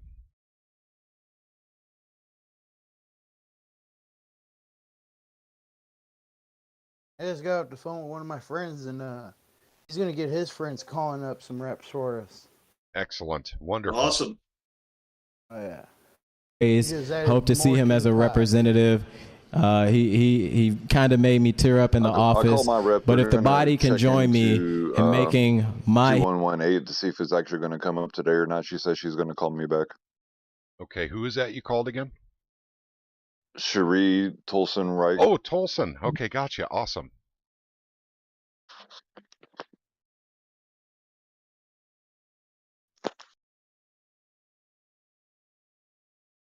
Okay, so he's recognizing a girl that's going up there and doing stuff on a regular basis. I don't know who that is. Did you guys catch that? It's some kid that's, I don't know. Save the whales kind of thing?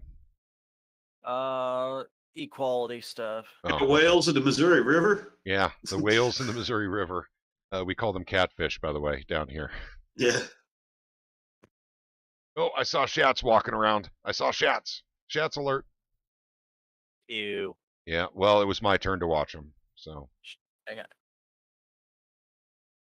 We've had a Shat sighting. Yep. He still never answered me on Twitter. Yep. Speaking of whales. Yep.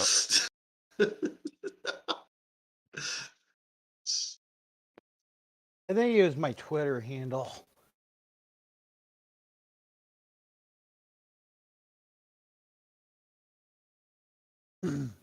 With Senate amendments, and I recognize the gentleman from Jefferson for a motion on Senate Substitute Number 2 to House Committee Substitute to House Bill 2117.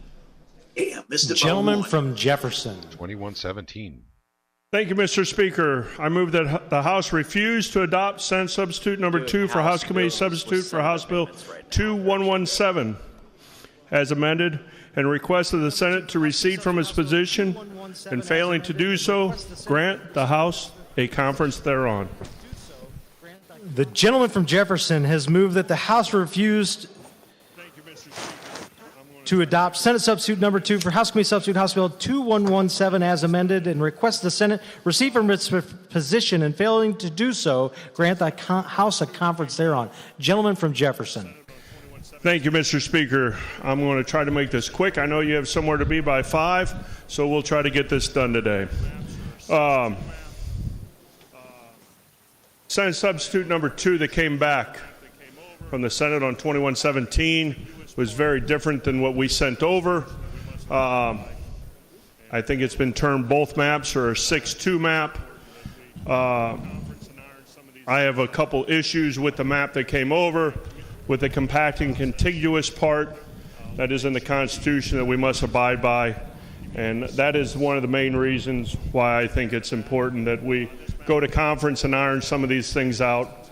When we went through the committee process, we made sure we minimized the community splits, and we took care of that. This map has a couple of those that I think need to be addressed, and some other things I think it would be best served for the House and the citizens of Missouri to go to conference and try to get the best possible map for the state of Missouri. I think it was on the floor of the Senate, someone had said that this may not be the best map that they were able to put together, but it was the one they were able to pass at last. That's not good enough for me. I would like to try to get the best map possible for the state of Missouri. And if there's no other questions, Mr. Speaker, I'd renew my motion. Hey, Rusty, discussion on the motion. Because you've got your gentleman thing from in the Jackson. background there that's Say that one more time, Caleb. I'm sorry. Rusty has this thing backfeeding. Okay, gotcha. He wants to mute until. Yeah, okay, there we go. There we go. Thank you, Rusty. Motion. Proceed. Thank you. I speak wholly in support of the gentleman's motion and concur with the sentiment wholeheartedly. Further discussion on the motion. Gentleman from Jackson. Speak on the motion. Proceed. Hey, there's Jared Taylor. Mr. Speaker, I'm just a little frustrated with this bill, with these maps. We sent this over to the Senate back in January, and they waited 2 days before the filing deadline to send it back to us. They read books. They did everything but do their job. And now we're here 2 hours or 3 hours before the deadline of filing. All I know is not one amendment got on this map from the D side. And it doesn't appear that one will get on this map. And although I'm kind of in support of the conference, I just want to let my frustration out and let you know that it's just not, and I know life is not fair. I know that. But hey, anytime that you purposely draw a map not to represent the members of the state of Missouri, but to satisfy your own political gain, that's just not the Missouri way. You know, Missouri has 6 point something million, and clearly 6% of them represent one party, and about 40 represent the other party.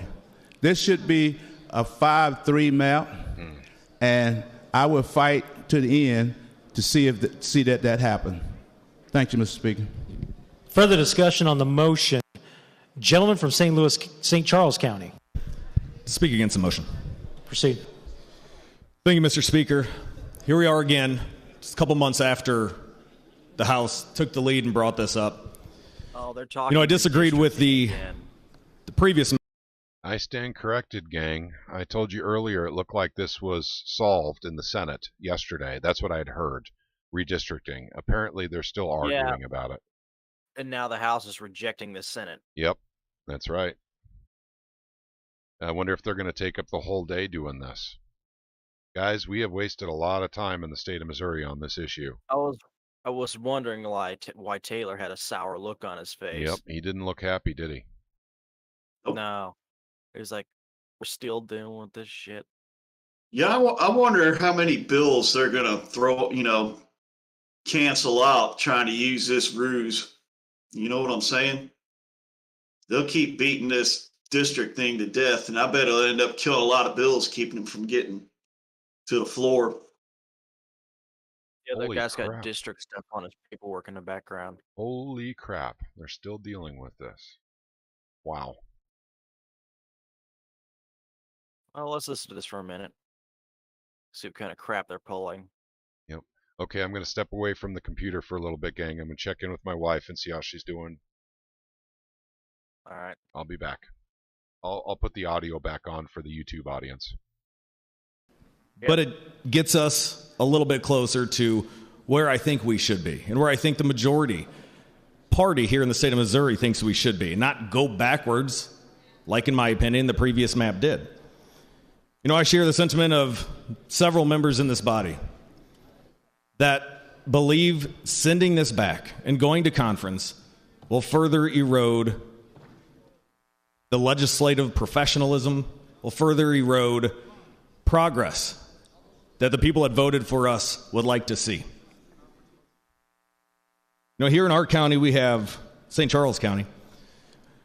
We've been split. Mr. Speaker, your county's been split, I think, into 3 for over 10 years. Now, I know there are many concerns with different counties that are being split, but it's not being done in such a way that will take these communities of interest and put them in a new community that does not share their beliefs. And Mr. Speaker, I'd like to inquire of the gentleman from the Wee Man District. Gentlemen from St. Charles County, do you yield? And do you have a clear path? I do. Proceed. Gentlemen, I want to rewind to the months ago when we initially brought this map up. When I had the map, the amendment rather, I believe we went at ease for half hour to an hour. Do you remember that? I do. And shortly thereafter, even though there was a bunch of case law presented, you had indicated that you thought that map, that 7-1 map, which many called it a 7-1 map, is more in line with possibly getting 7 conservative districts, 1 voting rights district. You indicated that map was illegal. Do you remember writing that? I don't remember, as you said, saying that it was illegal. That was a decision that was made by the let me refresh your recollection of the House, who said that was ruled out of order. Let me refresh your recollection, as you've indicated that Rep. Schroer's map was found to be illegal, and you stated that on social media. So what are you basing that on? And I'll get to the rest of this, but what legal opinion are you basing that off of, that it is illegal? Once again, I was just stating that the ruling of the Speaker was that map that you presented was not in order and that it was ruled out of order and was sent back. But out of order is not the same. That's a procedural issue. It's not the same as being legal or illegal, correct? You're the lawyer. If you want to parse the words, but using those words, stating that a map is illegal. Why are we having this argument right now? Because you want to try to prove that you're a big shot to everyone on the floor. That you're having a debate with me about a map. If that's your opinion, was ruled out of order. That's fine. If you want to have that debate. But being unlawful, being against the law, you further reiterated that position in your Capitol report, where you did indicate. Your initial impression is this map that is before us today appears to have some obvious, and I quote, some obvious gerrymandering with districts drawn to benefit certain state senators who are running for Congress. You further go on to say that the map... that's correct. You're absolutely correct. I appreciate you agreeing with me on that one. If I could continue, this map has a few districts that don't appear to follow the law. So what districts are not following the law, and what case law are you basing that decision off of? Because there is a I'm lot of shocked they're still jurisprudence going at when it it comes to over congressional this redistricting. bullshit, You've indicated that there is gerrymandering that is occurring, but nowhere in our state constitution is Ridiculous. gerrymandering unlawful. Hey, so why do you if believe you want that? to follow the law, that's fine, but I want to follow the law. The law is pretty clear. I know that a lot of us And what argue the law is it case- that you're referring to, gentlemen? Don't give me an opportunity to speak. Gentlemen, let's keep the conversation confined to the motion in front of us. Proceed. So, gentlemen, why do you believe that this map is unlawful? Because I think sending it back, insanity is doing the same thing and expecting different results. Well, first off, the folks over in the Senate were all hell-bent on having a 7-1. They didn't want to have a Pelosi map. They accused all of us in this chamber of passing was out hell-bent on a 7-1 because that certainly didn't get... That's what came out of the Senate. They sent us a 6-2 map, right? Because they were telling us what we supposedly passed out a 5-3 map. I'm just telling you right now, I don't know where you're going with this particular question. I'm trying to find out why you believe this map is unlawful. If it is unlawful, if there is case I believe law, this map is not it's not contiguous. It's not compact. I cannot agree. So have you looked at the map? It's obvious. It's not. Gentlemen, have you looked compact. at the current map? Government is not your. The current map map that we have in place is not compact for the last 10 years. The map that the Senate just sent us, which what we're talking about right now, is not compact. Have you compared this map to what is in place today? Because when you look at what is in place today, what I believe former Speaker John Deal had the bill, which created the map that has been in place for a decade.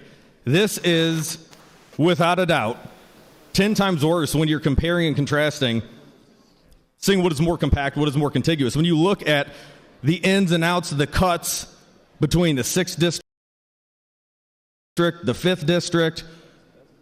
This is very confusing to see how, if there is case law stating that you can't do this, how did this map, which we've had for 10 years, withstand judicial scrutiny? Well, it did. Obviously, no one challenged it, did they? Well, when you look at the current map, by all indications, by all tests, and I can get into that if you'd like, this seems to be more compact, more contiguous. It's keeping those communities of interest that the Voting Rights Act has illustrated. How we doing, gang? What's going on? It's a dumpster fire. Is it still redistricting?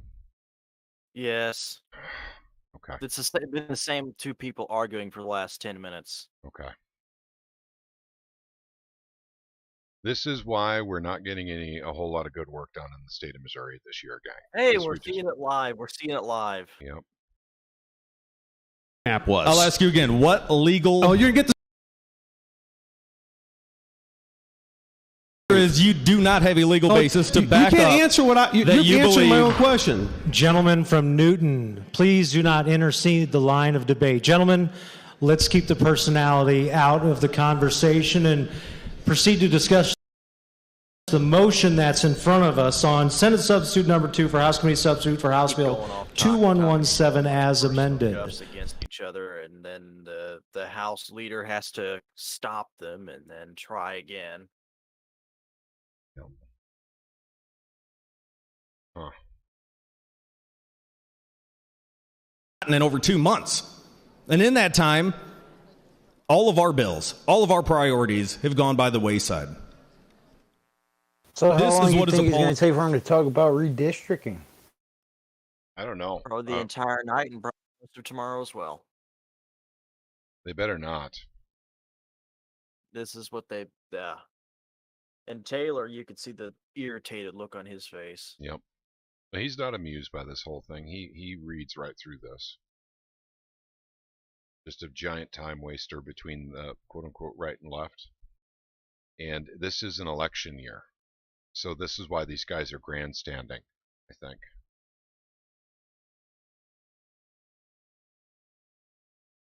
Polonia says redistricting is the RNC's attempt to snatch defeat from the jaws of victory.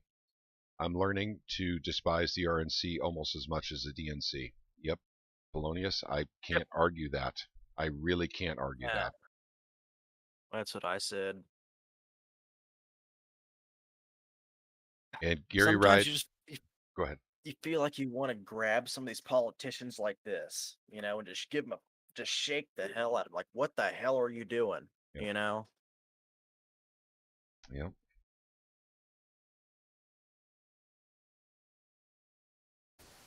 I think we should take all the politicians and drop them off on a private island somewhere and leave them there.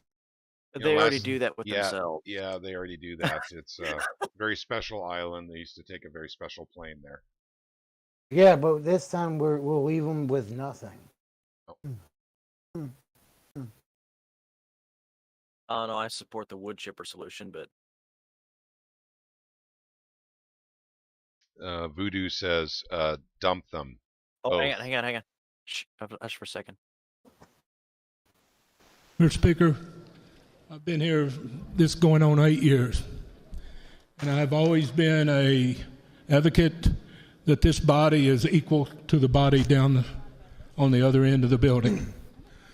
As a matter of fact, I've been such an advocate that in 17, when I made my speech, I made a terrible mistake of calling out senators by name, and I have purposely told everyone in this building, you don't need to do that, because once you do that, you become ostracized.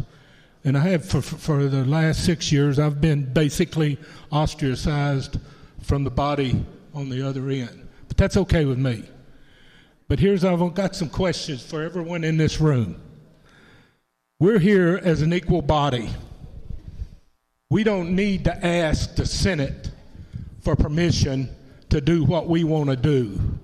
We don't have to stand in this beautiful room and expect us to behave and just rubber stamp what they're saying to us down on the other end. That's not our job. Our job is to work for the citizens of the state of Missouri and for the betterment of everybody. So I'm going to ask you a few questions. Do we have equal representation? Right now, the Senate says no. They sent us a bill with they sent us a map with 2 days left. Now, why did they send it to us? Because that's the only map that they could get out of the floor. Was it the best one? Certainly not. But what it did, it took care of some people, some senators down there that needed it for their political benefit. And everybody on this floor knows that. That's the elephant in the room nobody will talk about. That's something that we all know, and we know it for a fact that it was done. The second thing is, do we have a right to draw our map? We most certainly do. That's why the House is an equal representation.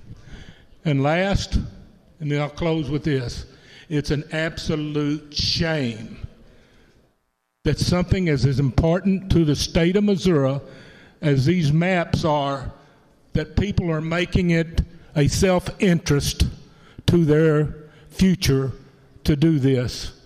It's an absolute shame. We should be embarrassed for those people down there. And the people of Missouri should know that it's not our body that's doing this. It's the body on the other end. So I would support and ask everyone in this building, in this floor, to vote a little more profound, like for the conference committee when they come out. Thank you, Mr. Speaker. Further discussion. Gentleman from St. Louis County. Fish to fry right now. To speak on this, please, Mr. Speaker. Proceed. The gentleman from New Madrid just said equal representation. You say you want free and fair elections? Oh, take off your mask, and dude. Fair. Yeah, take off the diaper, dude. Elections. Take off the face diaper. If you really... You know what? Because he is wearing a face diaper, I'm going to mute him. So everyone on YouTube here... Why are people still wearing those damn things? Yep, I don't know. Hey, you know what? I'm kind of glad he's wearing that mask. It shows us what big of an idiot he is. Mm-hmm. Yep. Well, actually, his words will probably do that as well. Okay, I'll tell you what. They're messing around with this garbage. I say we continue making phone calls, gang. What do you say? Yep. Yeah. Let's, Okay. How about we shift our phone call strategy right now because they're still fucking with this. Excuse my French. How How about we start calling them up and saying, forget the redistricting, we've got bigger fish to fry. Well, I'll tell you what, they can't forget the redistricting. They've got to get it done. The problem is it should have been done back in January. So as far as forget the redistricting, I don't know if you can forget it. Legally, they have to get it done. Even if they both decide to leave it the way it was, they have to get it done. That's because of the 2020 census. So Caleb, you can answer this question for me. How long do they have to redistrict after the 2020 census, according to the Missouri Constitution? I actually don't know that one. Okay. Because I think they have to get this done. Actually, they have to. And what really sucks... They said 2 days left. They said Yeah. 2 days. Gosh darn it. Gosh darn it, I hate this.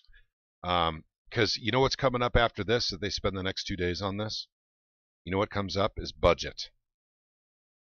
And so all these other bills are going to go by the wayside again for probably about a week. They better clear this up right quick. And it looks to me like they're still squabbling between the Senate and the House. How they want to do they should just agree to leave it the way it was. And once they agree to do that, they satisfy the constitutional requirement to redistrict based on the 2020 census. And you know what? I'll say so. I mean, I won't get into too much detail, but these people that are wanting the 7-1 district, if they divvy up Jackson County like that to make it 7-1, those three districts within 5 years or so become Democrat because of what we're getting here in Jackson County. It's moving in because we're getting a huge influx of illegals, and I guarantee you they won't be voting Republican or Libertarian. Yeah. That's what's funny about this whole thing. They want 7-1. They'll end up turning it into 3 more Democratic districts. So hang on a second. So this is redistricting the state. The federal looks like it was completed on March 15th. Oh, was it? I think so. Yeah, now they have to do the state one. Oh. Which so that's what they're really working don't. on. Yeah, they really don't have to, though. They can just leave it as is. Because we have bigger fish to fry. My bad. I was talking about the federal one. Okay. Stupid me. I thought this was federal. Go ahead, Caleb. I'm looking at Ballotpedia. It says redistricting is the process of enacting congressional and state legislative boundaries.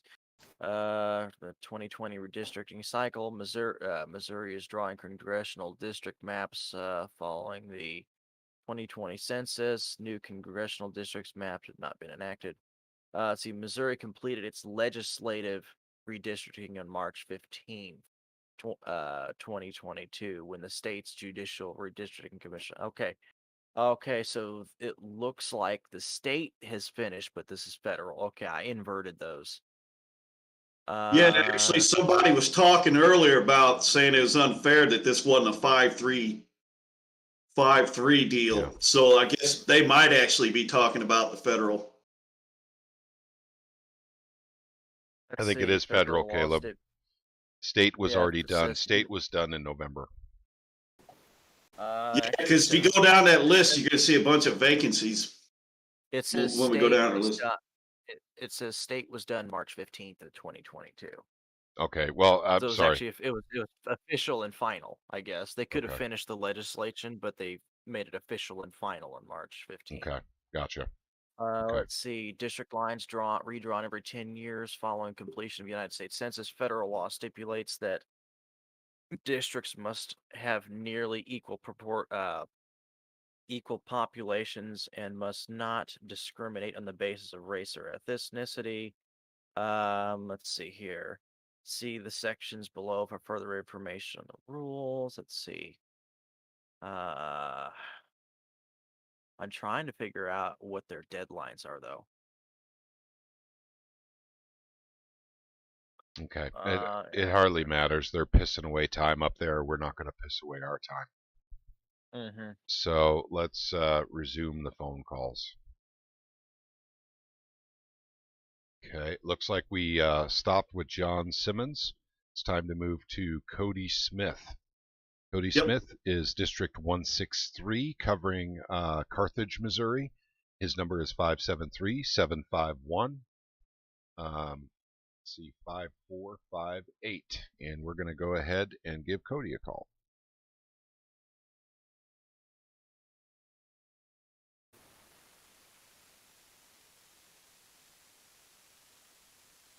Five, 4, 5, 8. Okay, gang. Cody Smith.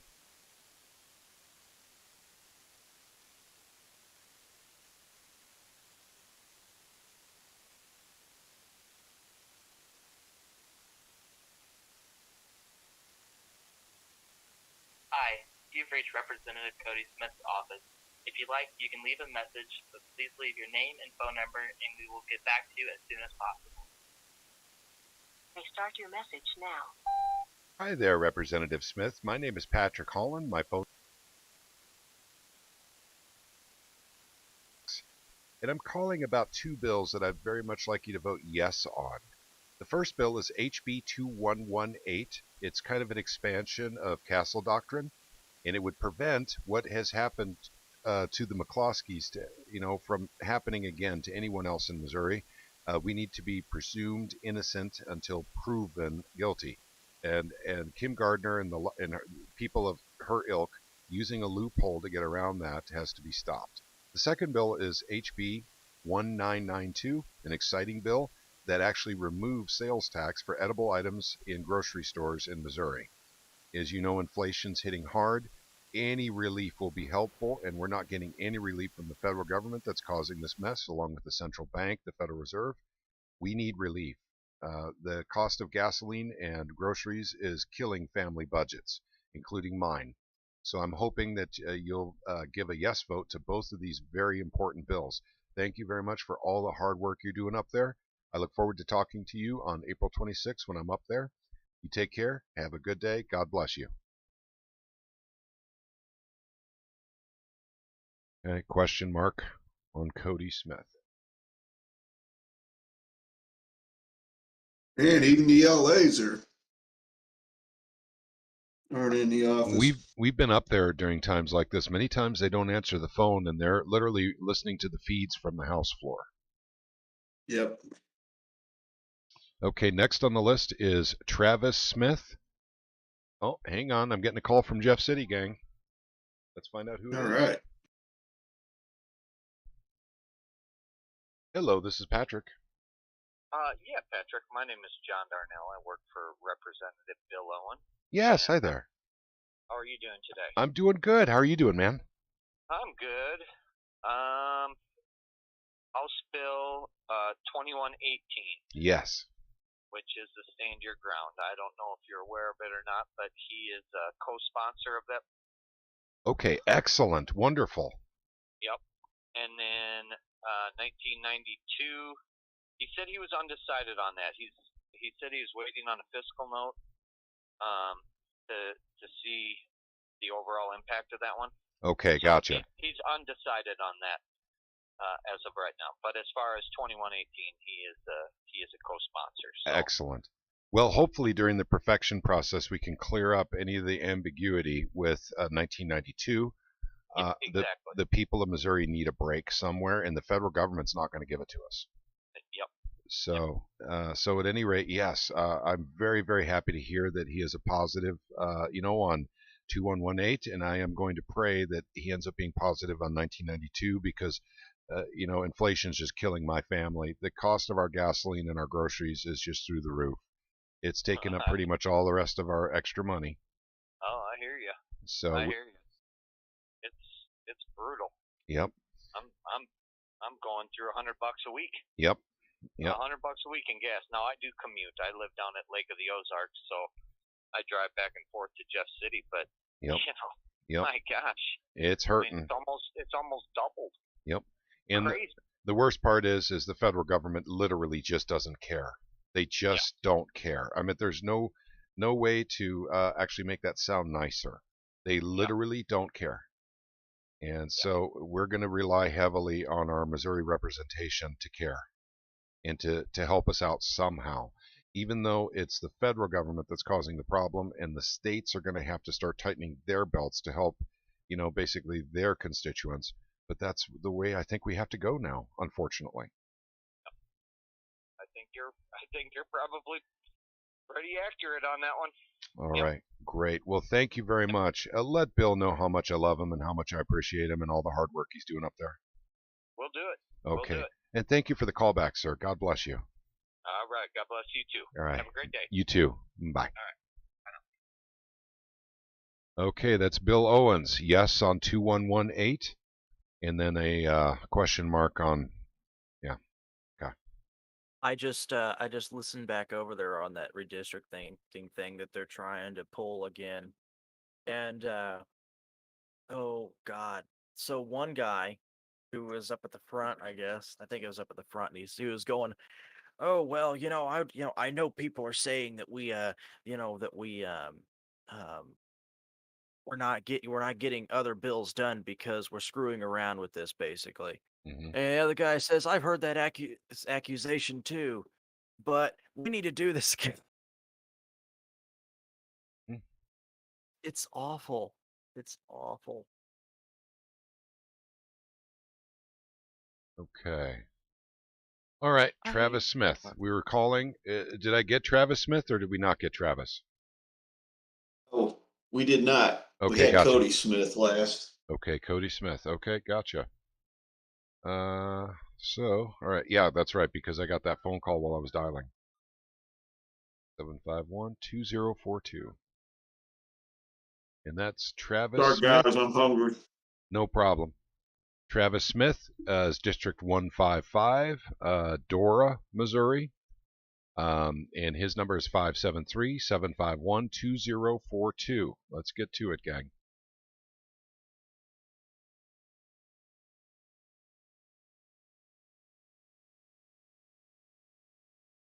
Representative's office, this is Melinda. How may I help you? Hi there, Melinda. I don't suppose that Representative Smith is available for a quick phone call about 2 bills. No, he is not. He is in session. Okay, gotcha. Can I leave a message with you? Yeah. Okay, that'd be great. Thank you. I'm calling about 2 bills that I would really like if you could vote yes on. And the first one is HB 2118, which is an extension of Castle Doctrine. And you remember the McCloskeys up at St. Louis and what happened to them? Yep, this would prevent that from happening to anyone in Missouri ever again. So loopholes can't be exploited like Kim Gardner did. So, innocent until proven guilty. That's what we need to have in Missouri. Okay, the second one is House Bill 1992. Kind of an exciting bill where it eliminates sales tax on edible items in grocery stores. And so that one, I just found that last night. That's a pretty exciting bill. My understanding is they really don't even need that money anymore. So at any rate, elimination of that would be really, really great, especially in light of all the inflation we've been having. If we can get just an 8% cut, like for instance, if it's 8% sales tax, that would be very helpful to the average Missourian family, I think. It would, and also kind of what doesn't make sense, though, and this is just me talking, is that people who are on food stamps, they don't get taxed. Yep. Yeah. Actually, someone told me that recently, but I didn't have a chance to look it up. So is that a fact? I thought. I mean. Okay, so people who are on food stamps actually don't pay taxes on groceries then. Is that correct? No. Oh my goodness. Yeah, that's actually true, but yeah,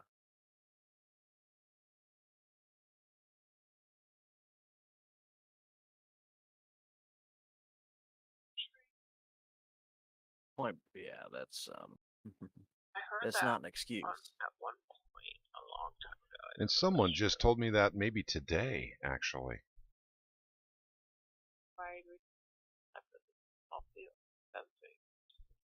Okay. includes all food items that may be purchased with food stamps, seeds, and plants used to produce food for personal consumption, and food items refrigerated at room temperature.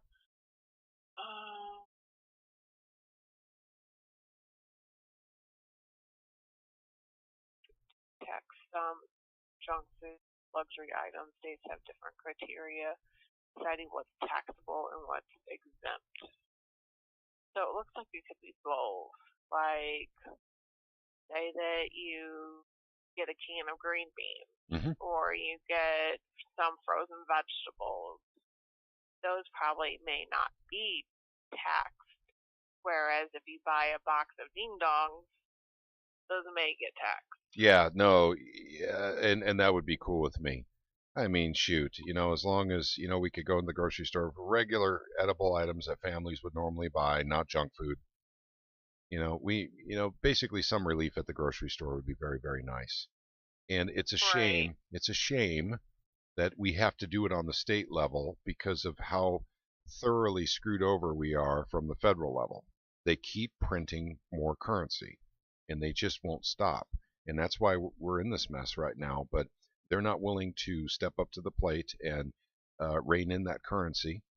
They're not willing to stop printing. So we're going to have to do something for our citizens, I think. In the state of Missouri, we're going to have to do something. And so, at any rate, I really, really hope that we find a way to perfect that bill that makes sense, and we can give some relief to Missouri families. I'm sure the representative probably would agree. Yeah, I mean, let's see. So generally, stores may not charge taxes at point of sale of food purchased with supplementary nutrition assistance programs benefits. However, if SNAP eligible foods are subject to tax in your area, please review the SNAP retailer notice. So I'm not 100% sure, but there are states that do not charge those people who are on food stamps non-tax. And why do they not charge that? So that they can get more food. That's so right. Therefore, us people who aren't on food stamps, why can't we get the same benefits? Yep, that sounds good to me. I mean, that sounds real good to me, actually. So yeah, so I agree with you. If you could, put a bug in Representative Smith's ear, I'd really appreciate it. I would really like him to vote yes on these things, and let him know how much I appreciate him too, and everything he's doing up there. I'll be up there on the 26th of April, for the gun rally, and I'm going to stop by and visit with him. I always enjoy visiting with him when I can. Okay, sounds good. Okay, thank you so much for taking the time for the call and taking the message for the representative. God bless you. No problem. All right, bye. Bye. That sounded like a yes on 2-1. Go ahead. That was an interesting response there. Yep. Yes on 2118 and question mark on 1992 is what that was. Unless you guys read it differently than me. Oh, I think that they'd be supportive of 1992. I just don't know what really expect out of the bill. Okay. I think she was kind of confused by it.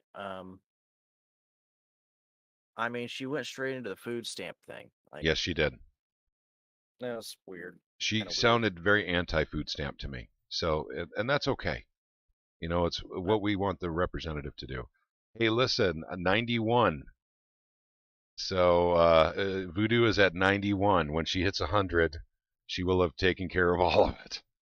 Voodoo. Dude, that's freaking crazy. Yep. Way to go. Yep. Well done. Thank you, Voodoo. Thank you, everyone out there. Gary Ride had said earlier that we were buffering. Hopefully it's not horrible. In fact, I have found, once again, I've got a different setup over here, just recent, brand new. And I realize I am transmitting at 60 frames per second, and I shouldn't be doing that. It should be 30 frames per second. So I think part of this is on my side. So at any rate, once we stop the broadcast today, I can go in and correct it. But unfortunately, I can't correct it while we're doing the stream. I have to end the stream to be able to make a change to that setting. So hopefully we're okay, though. And at least the audio is not horrible. Maybe the video is buffering a little bit. Hopefully not the whole video. Okay, gang. Next on our list is Dan Stacy, District 31. That's Blue Springs, Missouri. His number is 751-8636 as we continue on with the Ubatubathon. Guys, we have to make these phone calls, irregardless of what they're getting to this today or not. Looks like we're getting screwed over again on this, and they're not going to get it to it today, and they're going to continue with their giant pissing contest between the Senate and the House on redistricting. And I'm very sorry about that. I didn't see this coming. But we got to get the work done anyway. Okay, 573-751-8636.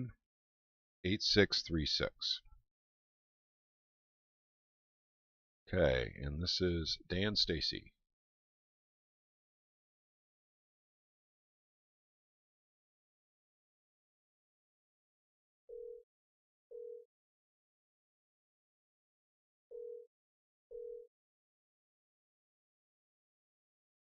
Hello, you've reached the offices of Representative Dan Stacy of Missouri House District 31. I'm sorry we're unable to take your call, but if you'll leave your name, number, and a brief message, we'll return your call as soon as possible. Have a wonderful day.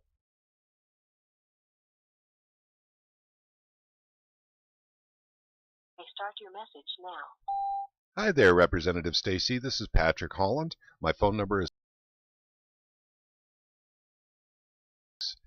I want to ask you to vote yes on two bills. There's two bills I'd love for you to be positive about, and the first one is HB 2118, an expansion of Castle Doctrine, so that what happened to the McCloskeys never happens to anyone in Missouri again, or that overzealous prosecutors like Kim Gardner can't take advantage of loopholes and actually assume everyone's guilty and have to prove their own innocence. So please vote yes on this very important legislation. And the second one is HB 1992, which would actually end sales tax on edible items in grocery stores. So that one's very important to me because inflation is hitting my family pretty hard between gasoline and groceries. We need some relief somewhere, and we're not going to get it from the federal government. And every time the federal government says they're helping us by sending out stimulus checks, what they're doing is exacerbating the inflation that they started in the first place. I'm smart enough to realize that. We're going to have to do something on the state level because the federal government is unwilling and unable, and frankly, I don't think they care. So I'm sure they're not going to help us. We're going to have to rely on our state to help us. So elimination of a sales tax is a good idea to begin with. In grocery stores, it's doubly meaningful. So please do vote yes on both of these issues. And once again, my name is Patrick Holland. I gave you my number, and it's HB 2118 and HB 1992. I look forward to hearing from you. Take care. Bye. Question marks on Dan Stacy. I think they're getting ready to vote on something here. Okay. All right. Maybe they'll move on. Okay. Yeah. Please move on to the next subject after this.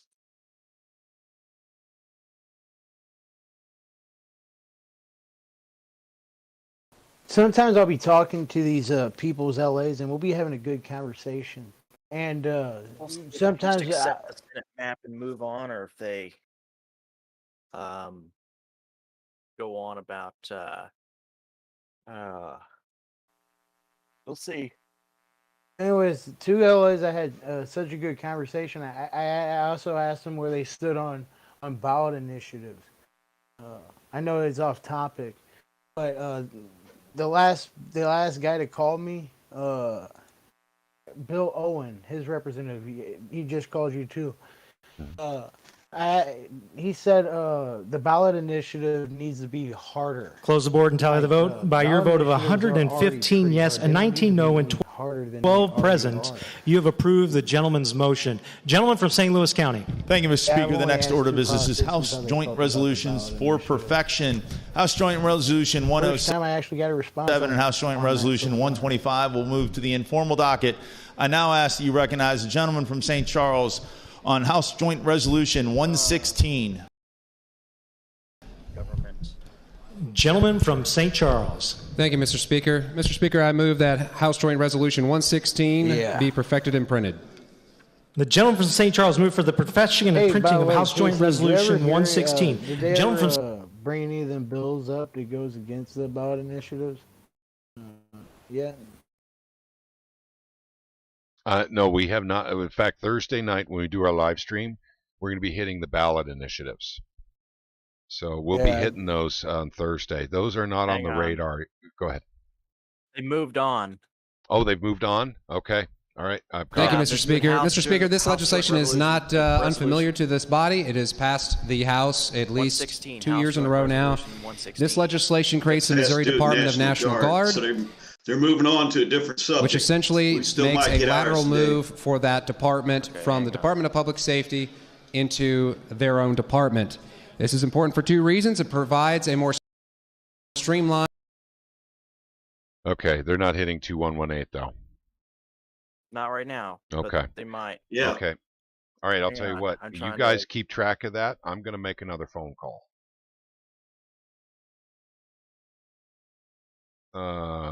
Mike Stevens, Bolivar. Okay. All right, I'm calling Mike Stevens. You guys let me know if something comes up that I need to know. All right. Okay, Mike Stevens is District 128, covering Bolivar, Missouri. That's somewhat in my neck of the woods. 573-751-1347.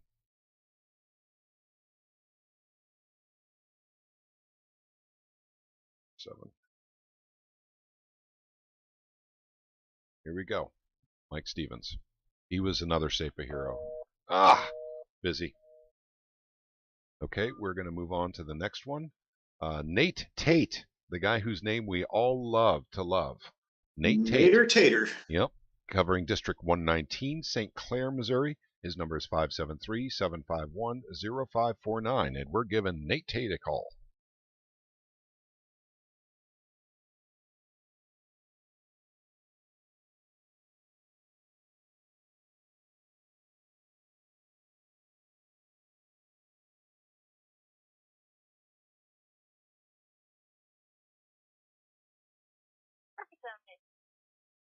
How may I help you? Hi there, Lynn. This is Patrick Holland. I don't suppose Representative Tate's available for just 2 minutes for me to talk about two bills?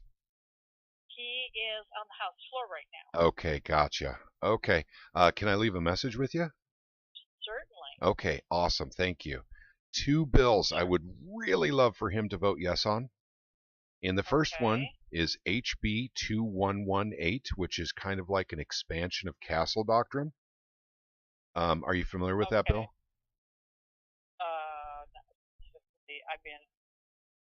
Okay.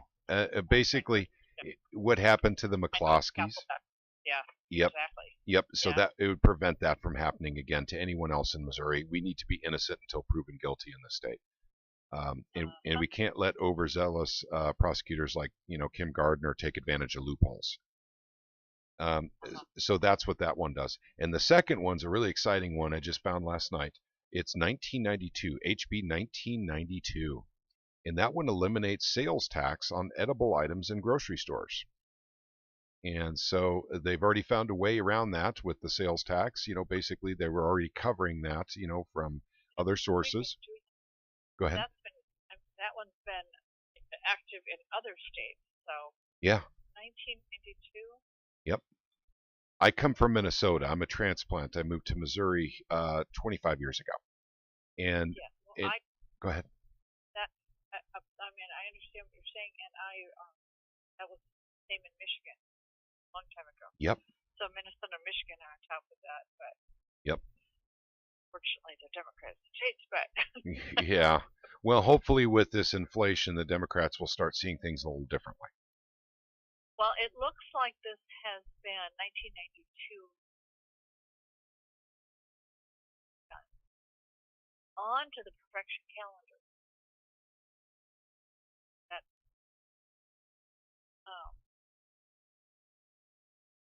like it is being ended.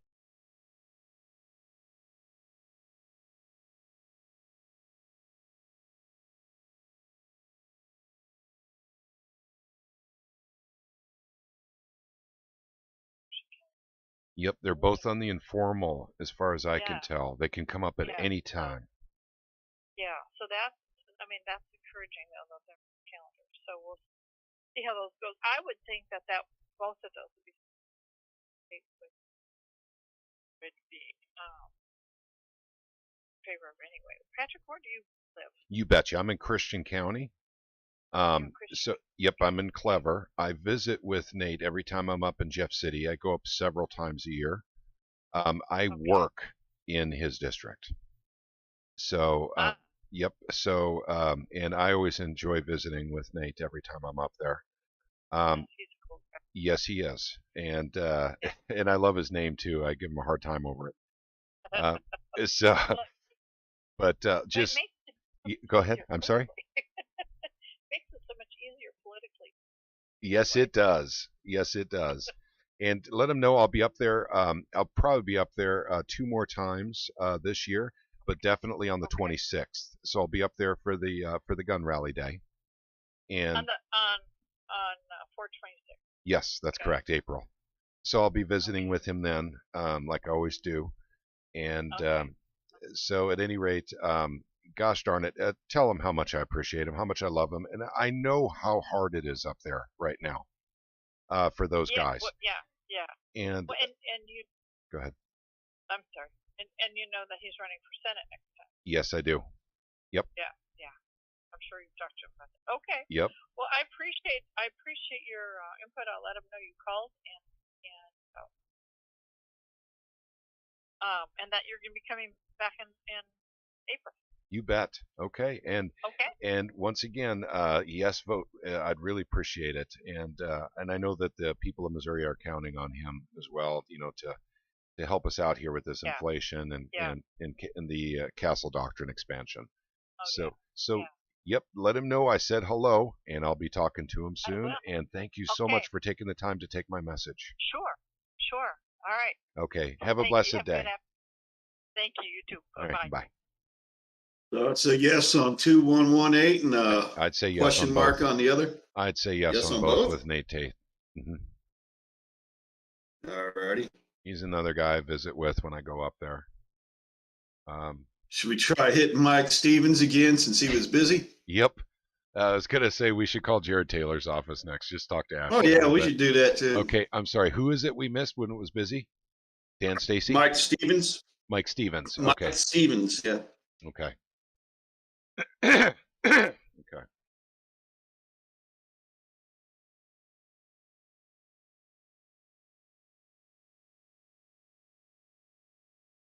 Okay, we're going back to Mike Stevens, 128, covering Bolivar. 751-1347.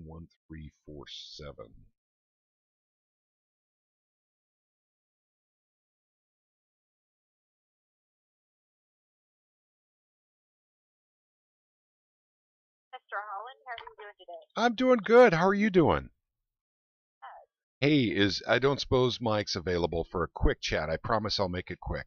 Just 2 bills I want to. He's out on the floor. They're doing that redistricting. Okay, gotcha. But I mean, I could text him and let him know if he has to step out if he can call yet. Okay, gotcha. Well, I'll tell you what. I'll be just as happy to leave a message with you if you can get it to him. Okay. 2 bills I would really love for him to vote yes on. They're very important to me personally. The first one is HB 2118, and that's the Castle Doctrine Expansion Bill.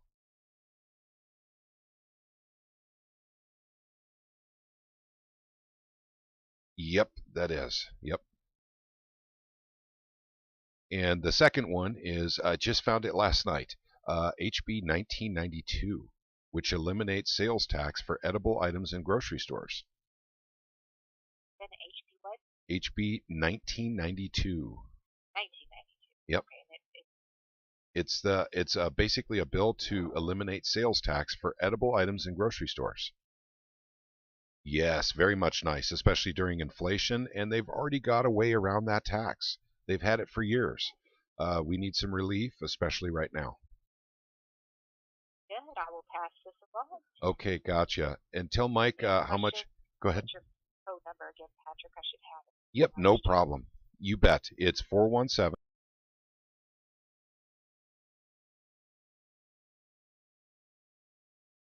All I got was 417. It sounded like you just said.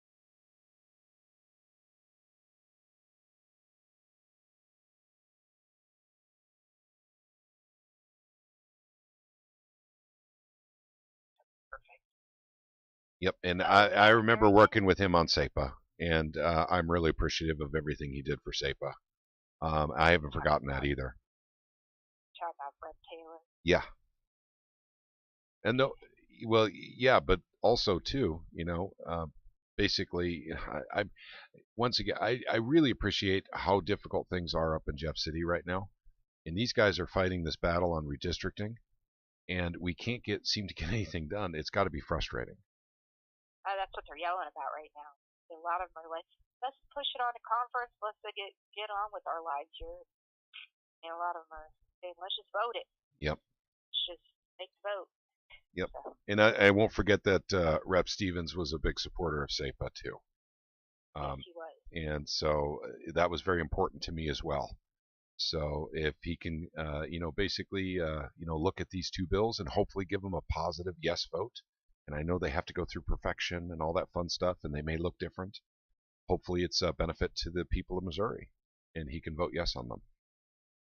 Okay, thank you for putting that information in. You bet. Thank you so much for taking time for my message. You too. Have a blessed day. Bye. Okay. All right. I would say knowing Mike Stevens, that's a yes on 2118. And I can't answer for him on the food one.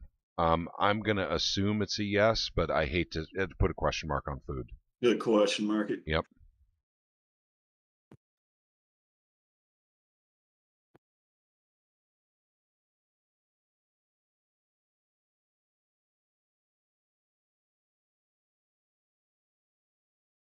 Okay, guys, I guess it's time for me to call my very own rep. We're moving to House bills for perfection.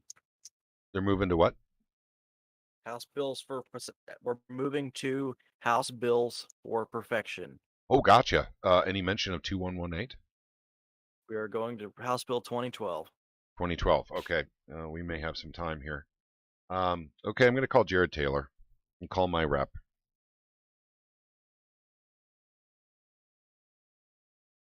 My rep is Jared Taylor. He covers Republic, but parts of Clever, that sort of thing.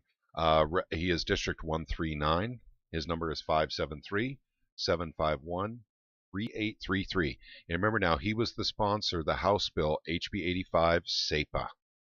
That very same man. He is terming out at the end of this year. My rep is terming out, Jared Taylor.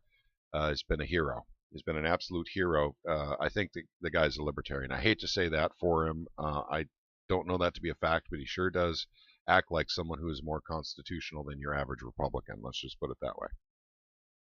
3833. And let's see where he is on the food bill.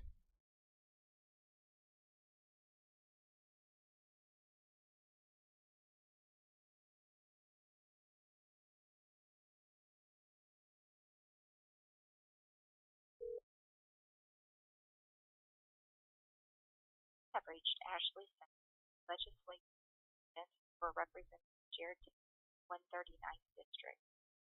The voicemail, and we will call back as promptly as possible. You may start your message now. Hey there, Ashley. This is Patrick Holland. Hey, I'm calling for Jared to vote yes on HB 2118. A little joke there. Actually, there is one more bill I'd like Jared to vote yes on, and that is HB 1992. Which would actually eliminate sales tax for edible items in grocery stores. So if you could pass that on to Jared for me, I'd certainly appreciate it. Put a bug in his ear. That's a near and dear one to my heart. I already know where he stands on 2118, I think. So, but at any rate, you guys have my number. If Jared wants to talk to me, just have him give me a call, or you can give me a call back. Thank you very much. Have a blessed day. Okay. All right, now we're going to Tim Taylor. Tim Taylor is District 48, covering, looks like Buntstown, B-U-N-C-E, Buntstown, Missouri, 573-751-0169. We're almost at the end of the list here, gang. 0169. Okay, gang.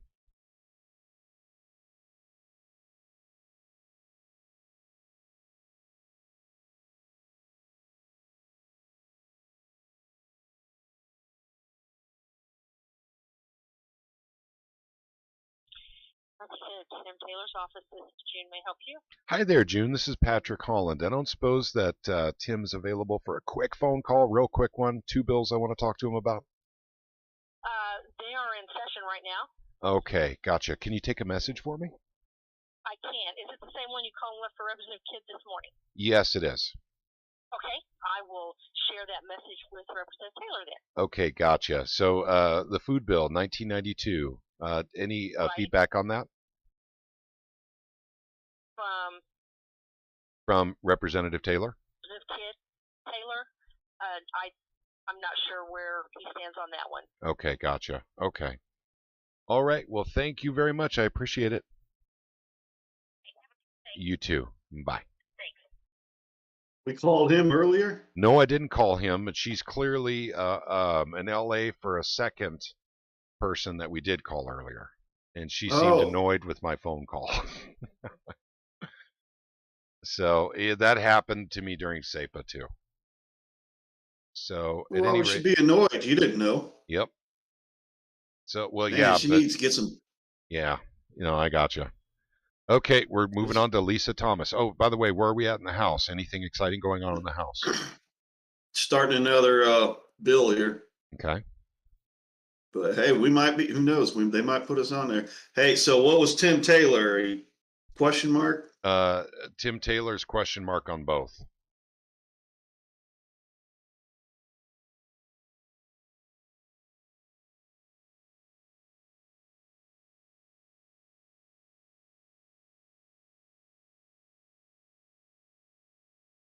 Okay, and Liberty, if you can let us know here, what's going on here in, basically the house.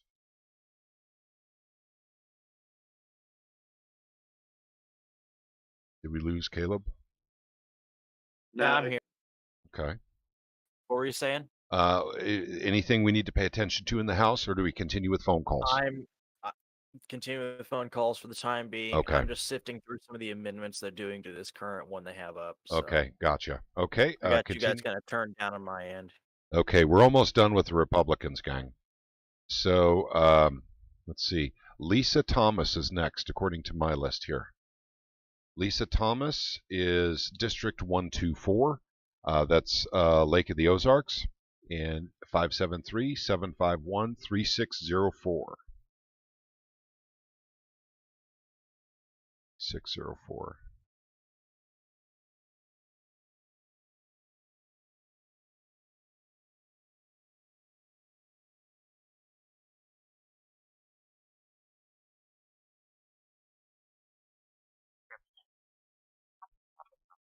Hi there. Is Representative Thomas available for a quick phone call? She's actually on the school session right now. Okay, gotcha. If I could leave a message? Sure. Okay, just 2 bills, so I won't take up too much of your time. Just 2 bills I would love for her to vote yes on. In the first one, I'm sorry, go ahead. I was just going to ask you what the House bill numbers were. You betcha. The first one is House Bill 2118. Okay. And the second one is House Bill 1992.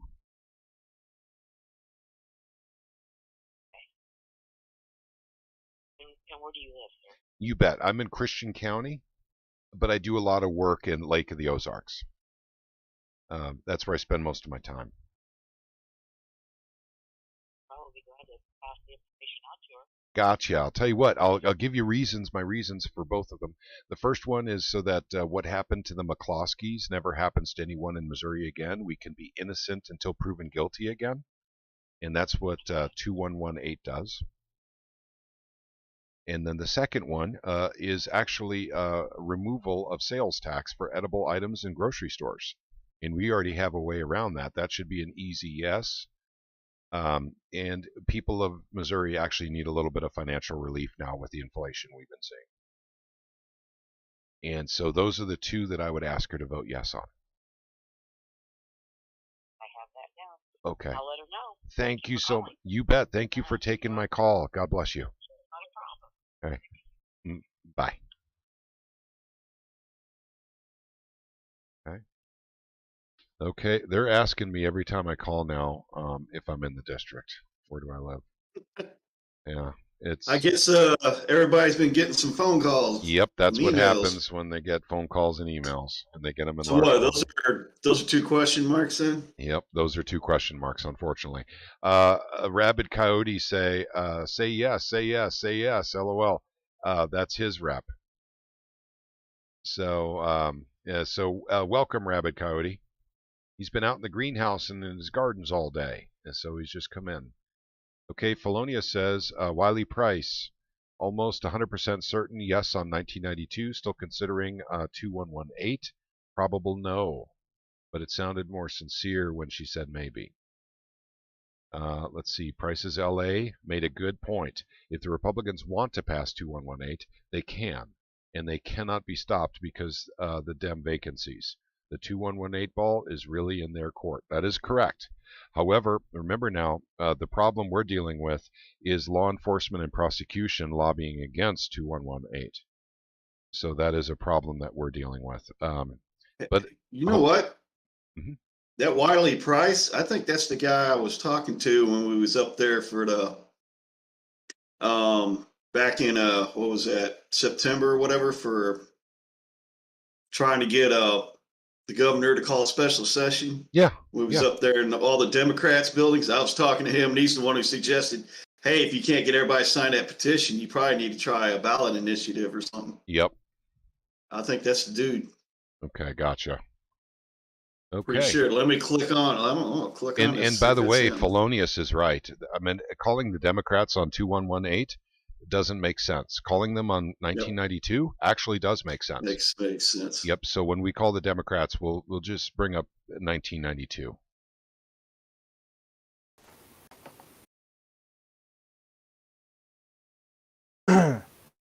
Okay. I'm seeing this on YouTube. It says Putin reportedly fled to a nuclear bunker and pulls troops from Kyiv.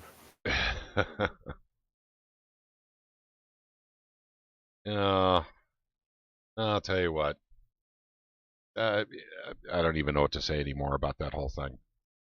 Right. There's an enormous amount of disinformation and fear porn. Mm-hmm. I just so happened to scroll past that. You might want to hear about it.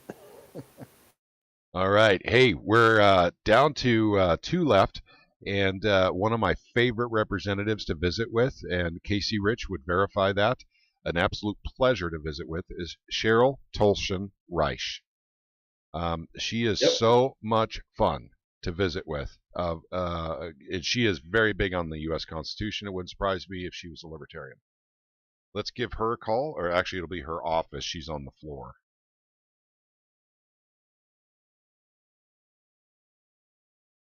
And let's see. So Sherry covers District 44, and that's Hallsville, Missouri. And her number is 573-751-1169.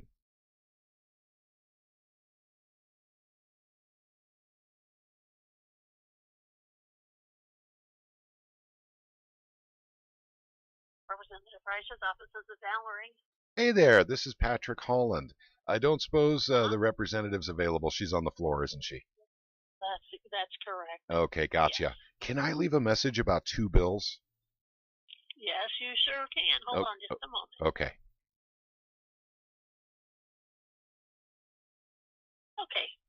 Okay.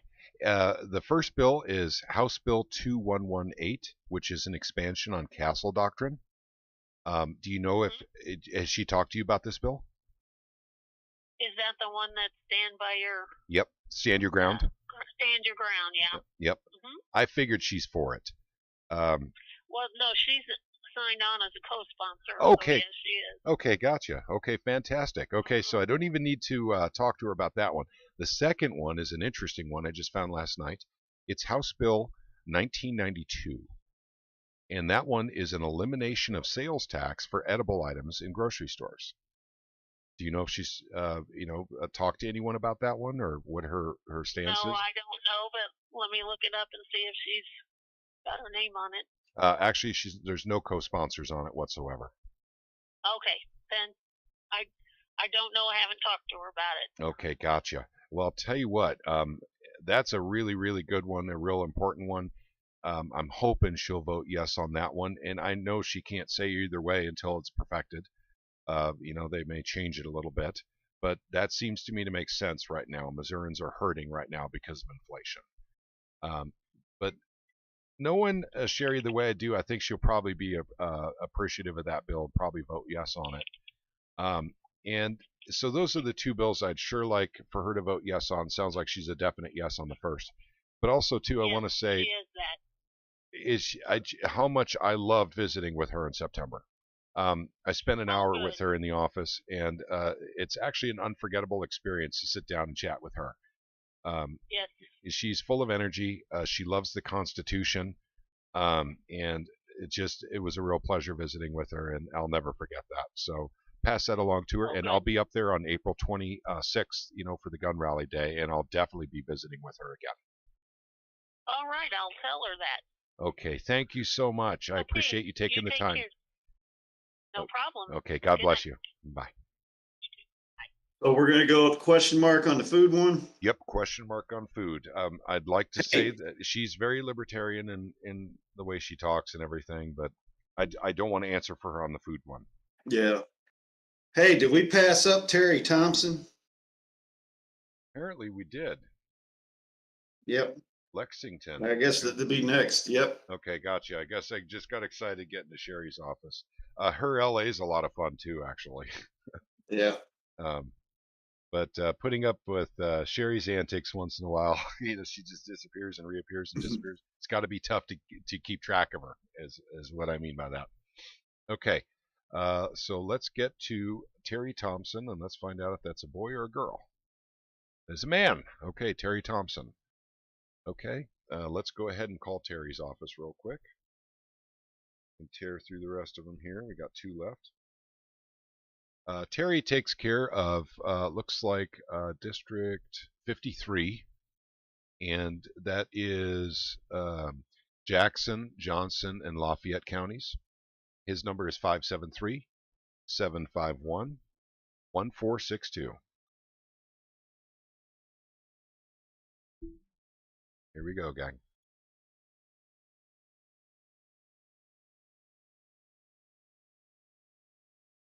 Representative Hovis' office, Cheryl.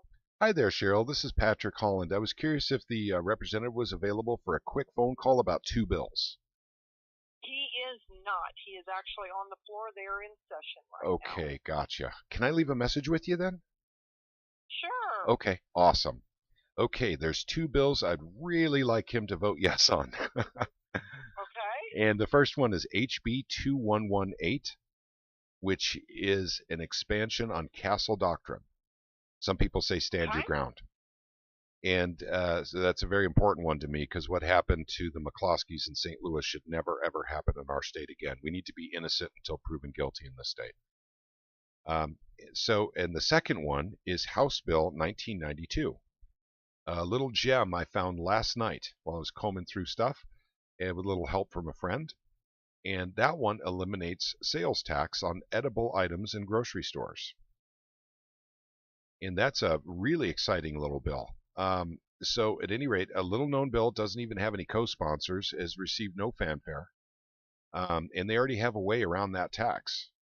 And so I'm surprised that it doesn't have broad support, or people aren't talking about it. So I'd really love if he could vote yes on that one as well. Okay, I will let him know. Okay, thank you so much for taking the time to take the notes down. All my best to Terry. I know that it's really rough up there right now, and I know that they've got a hard job ahead of them. Redistricting, that it just never ends.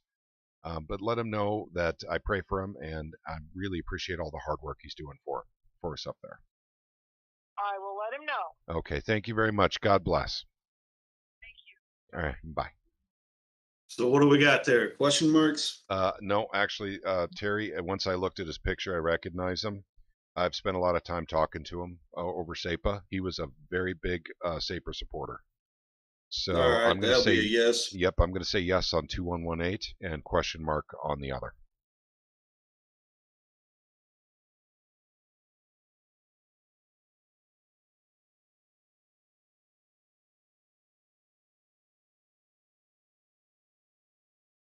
Casey is chiming in saying, Terry is my grandparents' rep. He's a good guy. I agree. I didn't remember the name, but when I saw his face on the picture, when I went to see if it was male or female, I recognized his face. And I agree, he's a good guy and a pleasure to visit with. And definitely pro Second Amendment.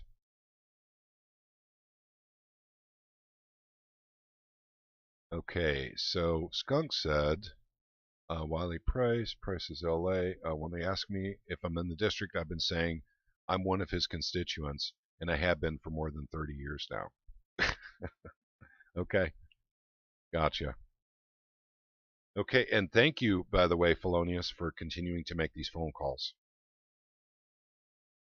Okay, all right, we are down to Trent Curtis, and I scrolled down further. We got a few more to go after that, but we're very near the end of the list here. I got thrown off by all the vacancies. Okay, so Trent Curtis is next. He is Springfield. I know Trent.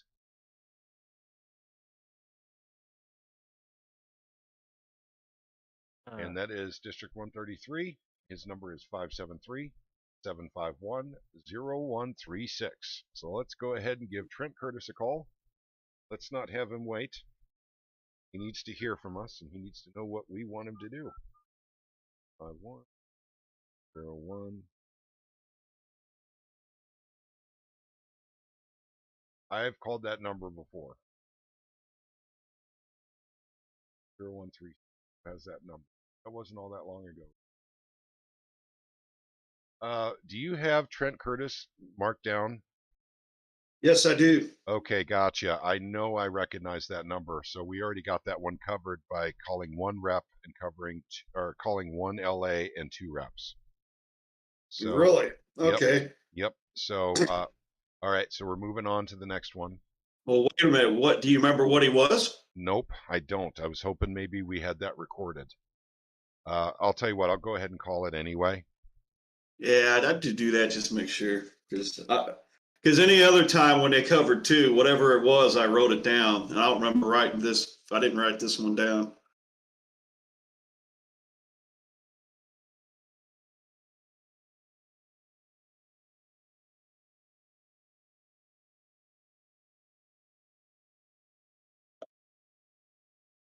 Hello, you have reached the office of State Representative Branch of the 100. You're unavailable to take the call right now, and we will return your call as soon as possible. Thanks.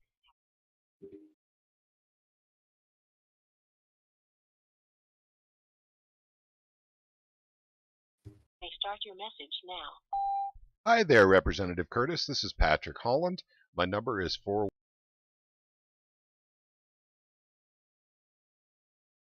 And I'm calling about 2 bills. 2 bills I'd very much like you to vote yes on. The first one is House Bill 2118. That one is an expansion of Castle Doctrine so that what happened to the McCloskeys is never allowed to happen to Missouri ever again. We need to be innocent until proven guilty.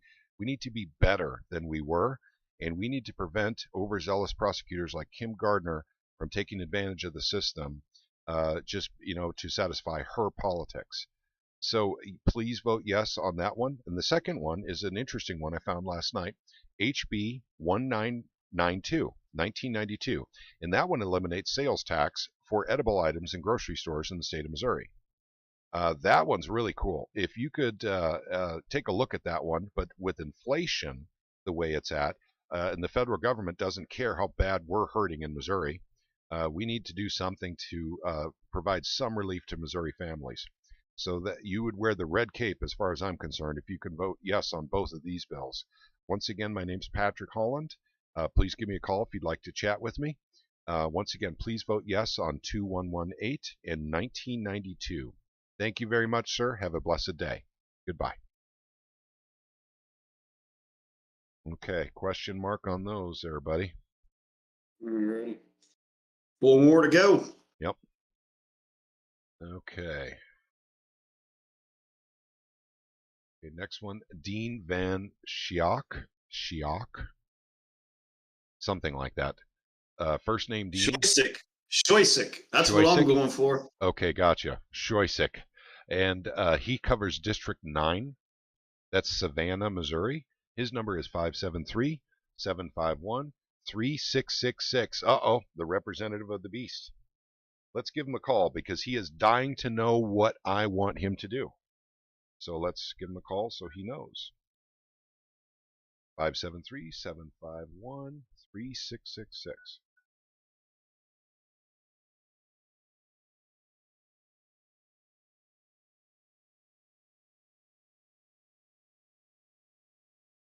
Representative Van Squake's office. This is Deborah. Hi there, Deborah. This is Patrick Holland. Don't suppose there's any way I can get about 2 minutes of the representative's time to talk about 2 bills. So he is currently on the House floor right now. They're in the middle of discussion, but I am happy to take a message for you if you'd like. That would be great. Thank you so much. Okay, 2 bills I'd love for him to vote yes on. The first one is House Bill 2118, which is an expansion of Castle Doctrine. Are you familiar with this bill? I am. You actually spoke to me earlier when you called about Representative Railsback. Okay, So gotcha. I work for both offices. Okay, gotcha. Fantastic. Okay, gotcha. Okay, well, you know pretty much what I want then. Yes on 2118 and yes on 1992. Okay. I can tell you that Representative Van Squake is a co-sponsor of 2118. Okay, awesome. Matter of fact. Awesome. And let me double check on 1992 because I'm not sure. That one doesn't have any co-sponsors. Yeah, and I don't think that it has. There's one co-sponsor on that. It is not Representative Van Squake. I will happily have a conversation with him about that. It hasn't made its way to the floor yet, and he is not on either of the committees that it's been discussed in. Okay. So I'll have to touch base with him, but I will happily let him know that you called about it. Okay, thank you so much. Thank you for taking the time, too. I really appreciate you, and I know how hard you LAs work up there. I know it. I visit up there all the time, so thank you for all of your hard work. Okay, you too. God bless you. Bye. So yes and a question mark. Yep, that's right. Yes and a question mark on that one. Okay, guys, they're getting to know me now again. Okay, next one is Rudy Veit. Yep. Let's see who that is. See if I recognize Rudy Veit. Nope. Okay, let's see. He serves District 59 and counties of Cole and Miller. So that's real close to Jeff City. I'm ashamed to say I don't even recognize his face. So, all right. Veit, we're giving you a call. Okay. It's Phil. Okay. Calling now. 573-751-0665.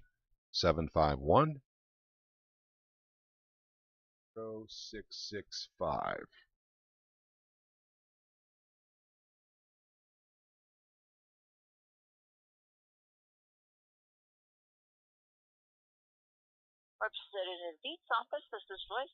Hi there, this is Patrick Holland. I don't suppose the representative's available for a quick phone call about 2 bills? No, sir. He is currently on the House floor. Okay, gotcha. Could you take a message for me? Absolutely. I think I've already talked to you, and you called for my other rep. I work for 2. Okay, gotcha. It's the same thing. HB 2118 and HB 1992. You betcha. Right. Okay. All right. We'll share that with both of them. Thank you so much. You're a gem. Thank you. Okay, talk to you later. All right, bye. Who was that one? That one we don't know on this, but I'm calling. These LAs recognize me, and they often serve 2 representatives. They're recognizing the voice, the number, so that's what it's coming down to now. So they know I'm not in their districts. So yeah. Yep, we're hitting that now, hardcore. Everyone, I'm sure most of them.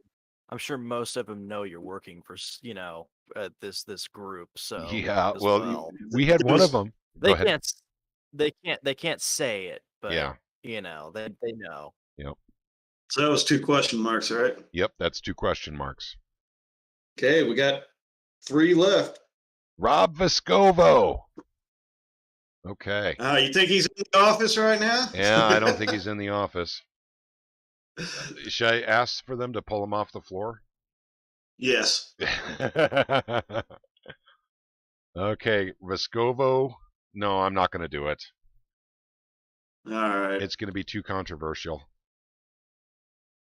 I could say he's definitely a yes anyways on 2118.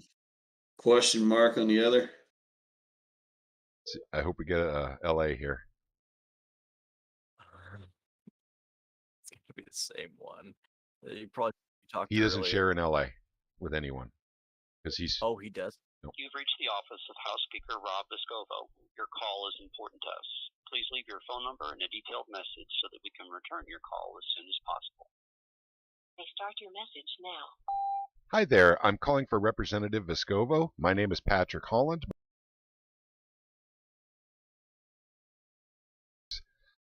Firstly, I want to thank the representative for all the hard work he does and everything he's doing currently right now in light of all this redistricting nonsense that's going on. Secondly, I'd like to ask him to vote yes on two bills that are very important to me personally.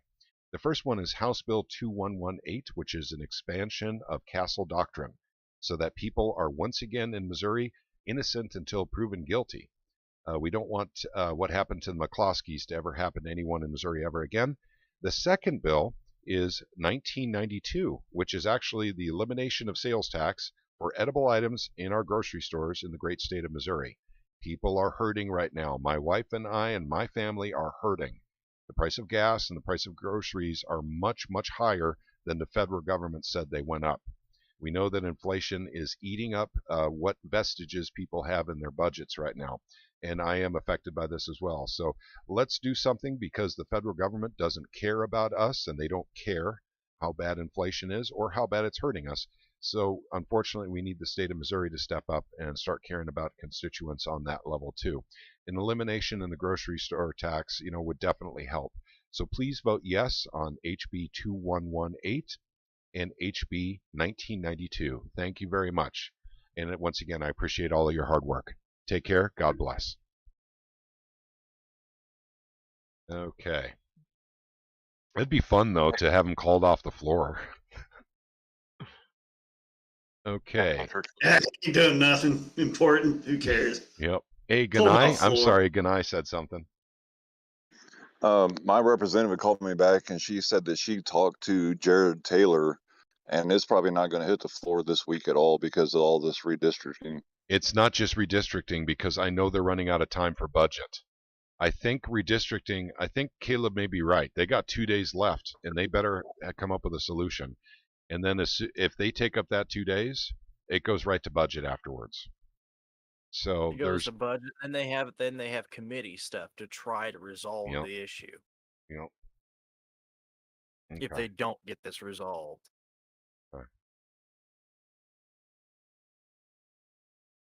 Okay, Grant says he helped with the gas tax on the House side. Who is that? Rudy Vite. Okay, gotcha. Okay, Rudy Vite is our next call. No, he's not. No, he's not. Actually, we already had him. He's 2 question marks. Vescovo. Next one's John Wyman. Yep, no, we already got done Sarah. Talked to her. Okay, gotcha. It's John Wyman. Okay, gotcha. O'Fallon. Okay, gotcha. All right, guys. 2 calls left. 2 calls left for the Republican side, anyway. Okay, John Wyman is District 103, covering O'Fallon, Missouri. His number is 573-751-2176, and we're calling John now because John is desperate to know what I want him to do. So let's go and let him know. 573-751. He awaits further orders. Yeah, that's right. They work for us, right? Yep. Okay.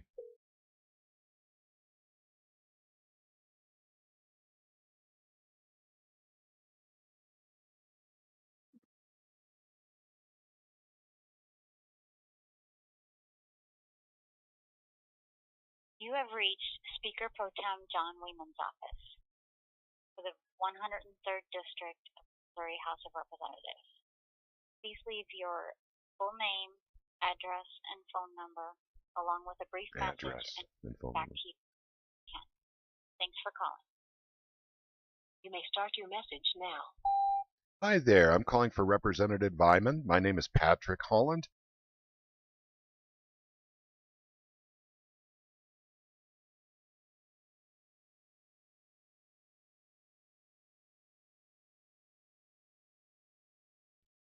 And I'm calling to ask the representative to vote yes on two bills that are very important to me.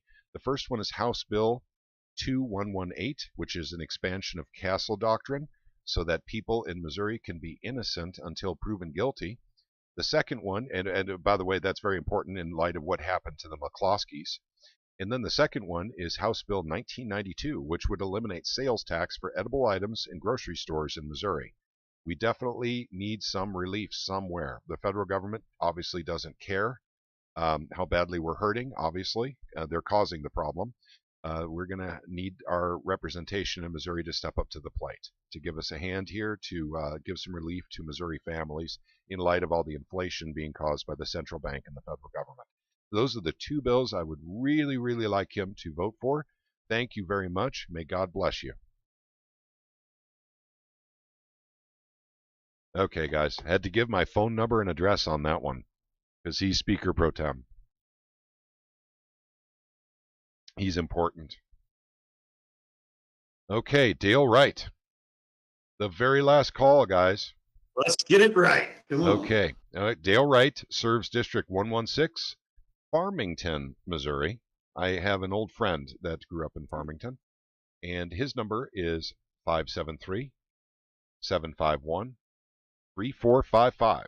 Okay, should we do anything special for our last call on the Republican side? I don't know.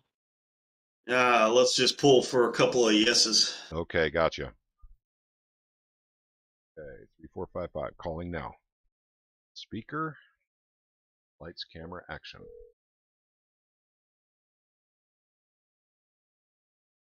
Representative Dale Wright's office is Nancy. Hi there, Nancy. Is the representative available for a quick phone call? Just two bills I want to discuss. I believe he's in session. Let me check his office. I don't think he's in there. Just a second, please. Okay.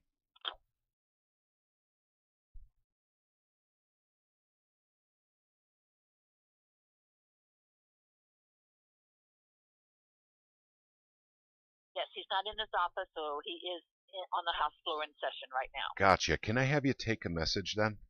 Sure. Okay, thank you. There's two bills I would absolutely love him to vote yes on, if he could. The first one is House Bill 2118. It's an expansion on castle doctrine. Are you familiar with that bill? Yes. Okay, gotcha. Do you happen to know what his position is on that bill? I don't know. No, I don't. Okay, so gotcha. I'm writing this down. 2118. Okay. Yep. And the other one? It's House Bill 1992. And that one's an interesting one, actually. That one eliminates sales tax for edible items in grocery stores in Missouri. That would be a really big help to the people of Missouri right now in light of all the inflation we've been seeing. And they've already got it covered. Oh, I'm sorry. Go ahead. No, just eliminate sales tax on food products. Is that what you said? It's edible food items in grocery stores, so it wouldn't apply to restaurants and vending machines, that sort of thing. Junk food. Okay. Okay. All right. And what? And you want him to reach out to you, or can I just give him this message to vote yes on both these bills? Yeah, if you want to give him the message, that'd be great. If he, if he wants to call, that'd be great too. But at the same time, as long as he gets the message, then I'm good. And also, please extend to him my deepest respect for everything he's doing up there. And I know you guys are dealing with this redistricting crap still, and it just never seems to end. And that has got to be wearing on him. Soon, that's for sure. Yep. Okay, well, I will put this note on his desk that you have called in to vote yes on House Bill 2118 and 1992. Great. Thank you so much. Have a blessed day. Thank you. I appreciate you calling. Thanks. Okay, bye. Okay, guys. That finishes up the Republican side. Oh, my eyes. Yeah, I know. But this is what it takes. And it does make a difference. That's all right. Yes, it does. Just how we got SEPA, man, makes it all worth it. Hey, let's take a little break here for a minute. Yep, let's do it. I need to get up and move around a little bit. Yeah, I do too. I need to go check on my wife and see how she's doing. All right, cool. Yeah, her knee is like twice the size of the other knee. It's not good. It's pretty bad, actually. She's in a lot of pain too. So, but yep, it is what it is. I meant she injured it in jiu-jitsu class. So, okay. Well, things happen. Yep. Okay, gang. Those of you on YouTube, chime in with any questions, any comments.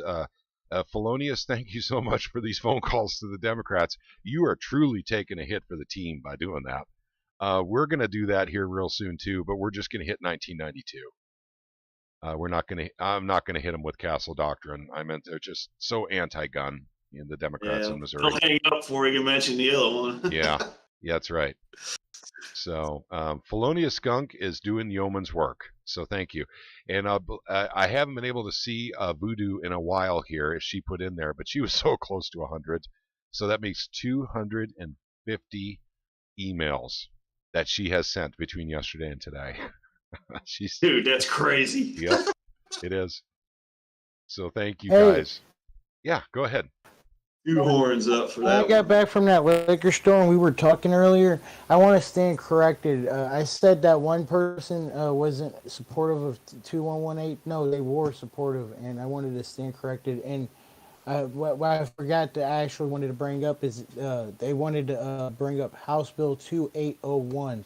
This is a bill to eliminate the gas tax for 6 months in Missouri.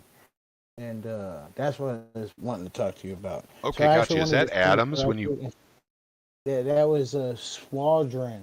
Oh, okay, Squadron. Okay, gotcha. Yeah. Okay. I got so many reps I've been talking to, and I had a brain fart for a minute. I told myself, well, when you weren't talking, I was going to catch myself and corrected myself on that. Okay, gotcha. All right, I appreciate that. Thank you for chiming in on that. No problem, man. Oh, I don't want to discredit somebody. Yep. I make errors. People make errors, and when I make errors, I will correct myself. That's just what I do. Yep, gotcha. And I do too. Okay, Felonious Skunk says I should try with gun as well. If you don't say something, you never know, and that's true too. Generally, and I've called the Democrats over SEPA, and they shut me down real hard. And they're not even interested. That's really interesting because I know for a fact there is a senator. He might be called John Rizzo. I don't know. I mean, I'm not saying that he is for sure. I'm just saying there's a possibility his name is John Rizzo. He got a lot of calls that were pro-SEPA, a lot more than were anti-SEPA, and he voted against it. He voted against his constituents. That's the only one I know for sure. But they don't care. So as far as providing relief to Missouri families on tax in the grocery store, that's probably something Democrats will be interested in. Shooting a couple of shots to gain my sanity. Voodoo Queen has turned to the bottle. Okay, we're bad examples apparently for everyone being politically active, but we are putting a lot of political action in a very short period of time. If you spread it out over a longer period of time, it's easier not to become alcoholic. So, and I'm joking with you, Voodoo Queen. Let's see. Felonious Skunk says SEPA was a lot different. Yes, it was. Yes, it was. It was a lot different than the Castle Doctrine, for sure. Then Mad Mom says, I can't express enough how amazing our state is, hands down. Amazing stream today. Oh, well, thank you. Thank you. Appreciate it. And I'm going to put my headset down in just a second here. And like I said, I'm going to have to go check on my wife.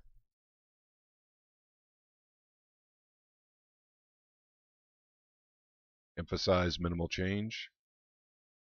Yep. Okay. I think we're making great progress, man. We are. We already know this. From the phone calls today, they were hearing about all the people calling from the Missouri Liberty Alliance. We haven't used that name in a while, so some folks are still using that. That's cool. I still keep it with the Missouri Freedom Initiative. Yep. But yeah, it just still feels weird. But I mean, yeah, I know, but I had to do something, man. Roy Blunt's lackey was, trying to sue my brains out. Yeah.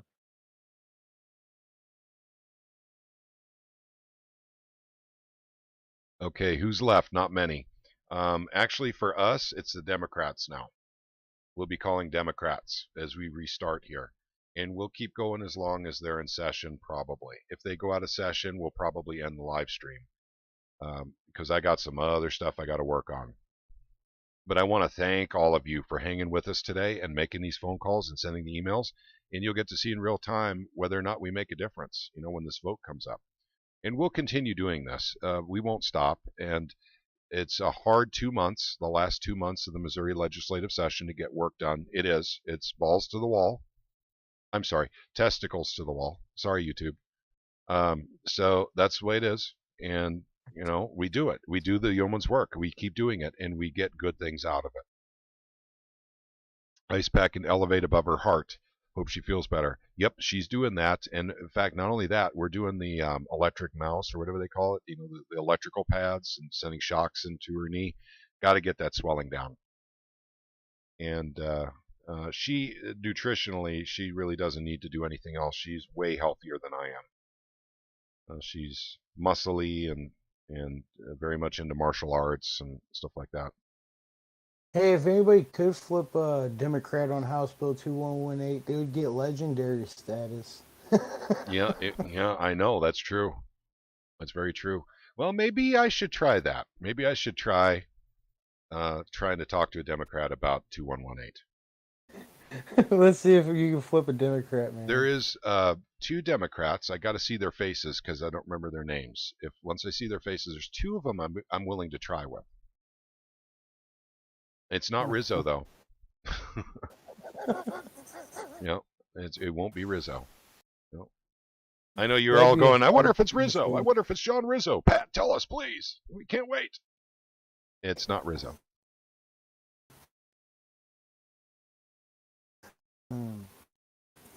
What do you want to bet Rizzo conceals? What do you think, Caleb? Huh? What do you want to bet that Rizzo conceals? What do you want to bet that Rizzo conceals? Probably. What did you say? What do you want to bet that Rizzo conceal carries a weapon? He does. What do you want to bet? No, I don't know. He won't talk to me. He won't take my phone calls. I can't visit with him in his office. Supposedly, more Democrat politicians are getting found with firearms. I wouldn't be surprised if he didn't have one. I mean, did have one. I think he probably carries. That's my guess. And once again, it's a guess. I don't know. And I was a politician. Hell, I carry not being a politician. You bet your ass if I was a politician, I would be carrying. Gary Ride says, good job, y'all. Thank you, Gary, for making your phone calls today. Thank you. And Felonious Skunk says, I haven't done this much since I was a teenager. I forgot how much I dislike it, but it's a necessary evil. That's right, Felonious. That's why we say that we're plunging our hands into the filth of Missouri legislation. The last 2 months of the legislative season, we get very, very busy. I bet you. Go ahead. Oh, I bet you trying to stop them from attacking ballot initiatives is going to be an uphill battle. Yep. Well, see, that's the next round where we go through the list again to shut that down. Yeah, and I can tell you that one guy I told you about. Like I said, dude, he said we got to make it more difficult. I'm like, ballot initiatives are already difficult, yo. What do you mean? You got to make it more difficult. Yep. They definitely don't make it easy. Okay. That's just them. That's just them pretty much just telling me that they don't want the people to have a voice. That's pretty much it. Yeah, that's pretty much the message they're sending. So that's how we can bypass our politicians, is with ballot initiatives. If our politicians get out of hand, we're screwed, man. We are screwed. Yep. Like, I was hoping maybe one day we could make SEPA part of the Missouri Constitution. Kenneth Laughlin's asking, Rizzo, do you know who his family is? Actually, Casey Rich informed me about Rizzo's family and his father. So I do know quite a bit about that. And by the way, that's KC's senator. unfortunately. So, yeah. Yep. Gross. Yeah, that is kind of gross. I thought that Ew. What's that, Caleb? I thought Schatz was his senator. No, I think it's Rizzo. No, we do Schatz have is some. my senator. Yeah, Schatz is Joe Mama's. Okay. Yep, but that's still another ew. Yep.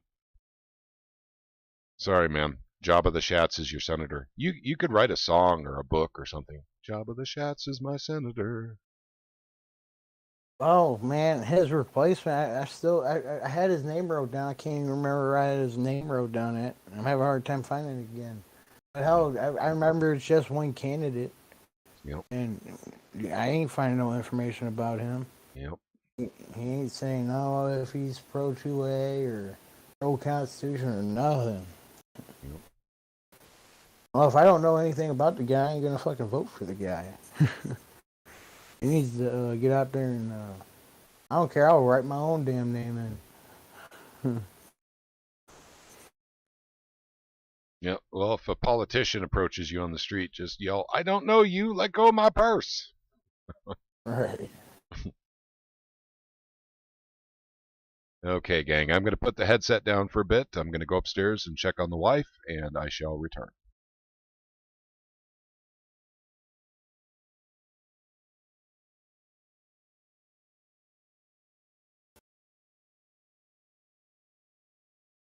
Party at Caleb's. Yeah. Hang on a second. What?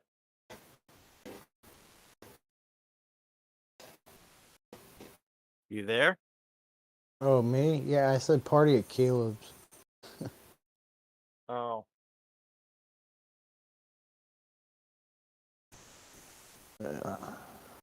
I'm just trying to look at this and trying to watch this stuff on the thing here.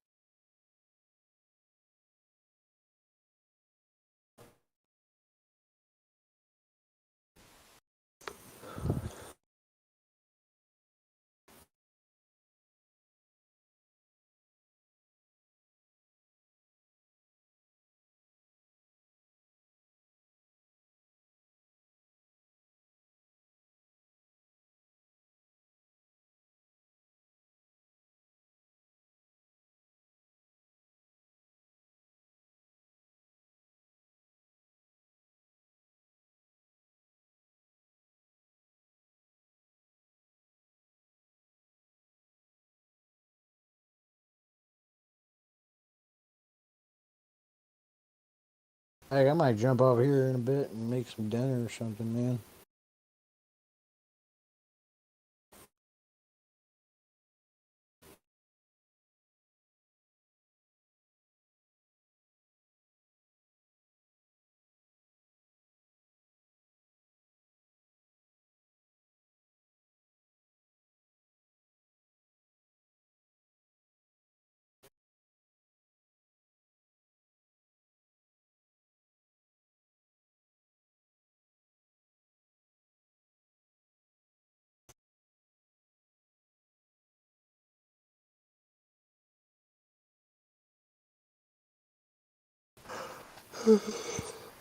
Oh.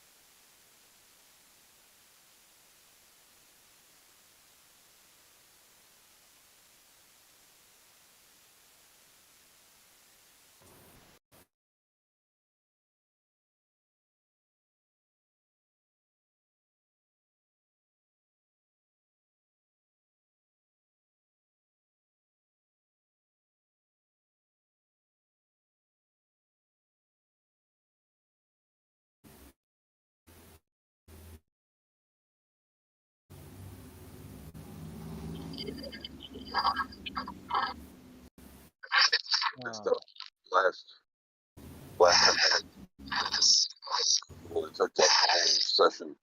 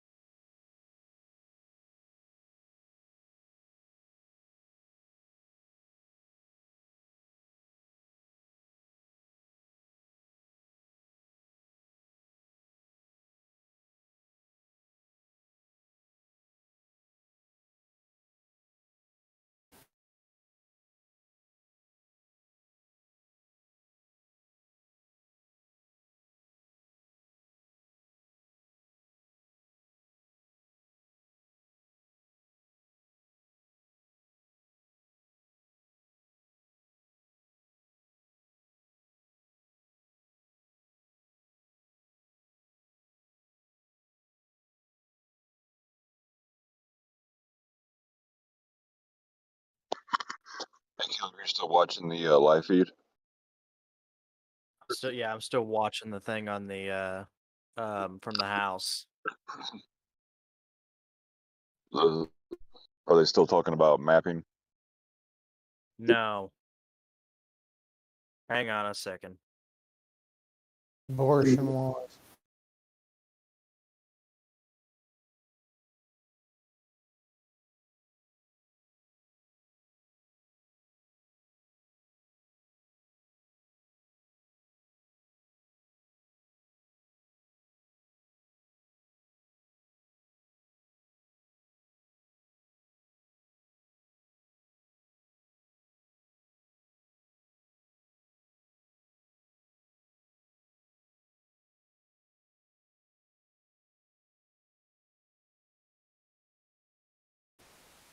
Yeah, I'm gonna go make dinner. I'll be back here in a little bit.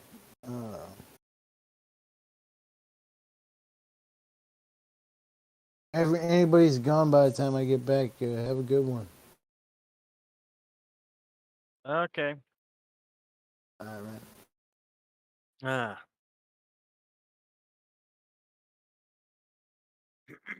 Hmm.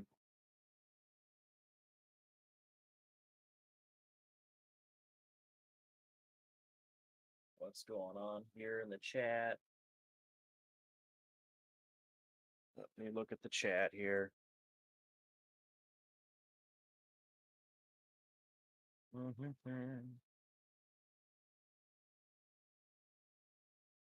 Crap, I had to go way back there. LA just. Okay.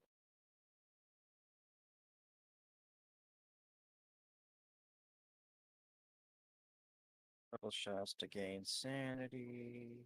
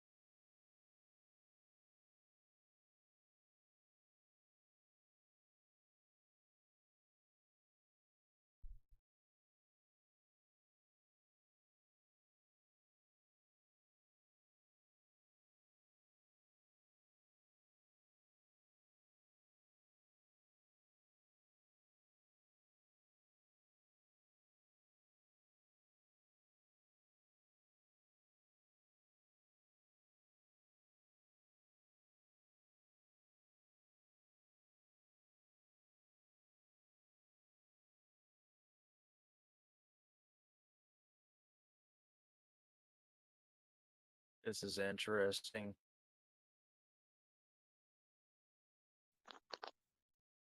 What's up? Oh, they're debating on. They're trying to insert.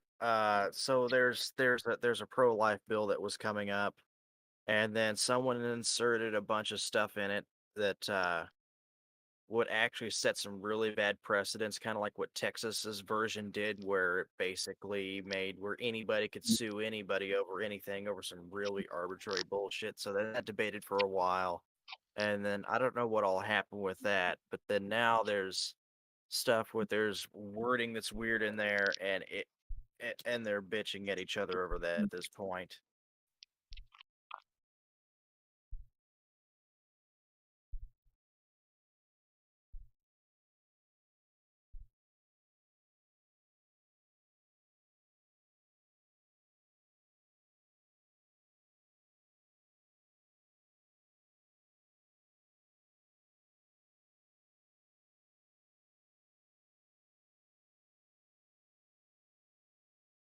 Well, they're still on this one? Yeah, we're still on YouTube. It's Patrick had to go. No, I mean, I'm talking about on the floor. Oh, they're still on the floor. I mean, they're on that same thing when I left. Yeah. Man, come on, 2118. Let's. It's.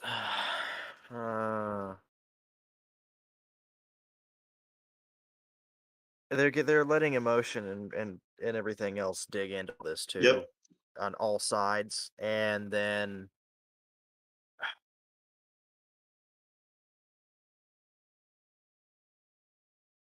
Man, it's beautiful out today. 73 degrees, dude. It's Yeah, I got my window open and a fan in it blowing in.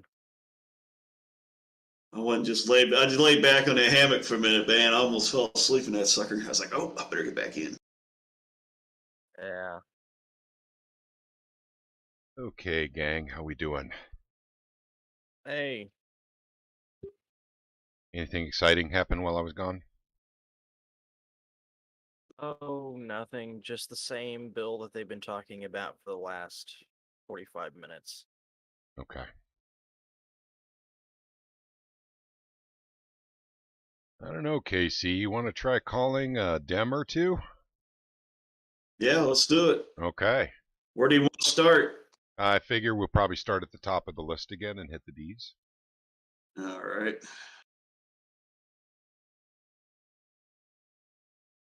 Accepting, hey guys, you're about to see how it changes.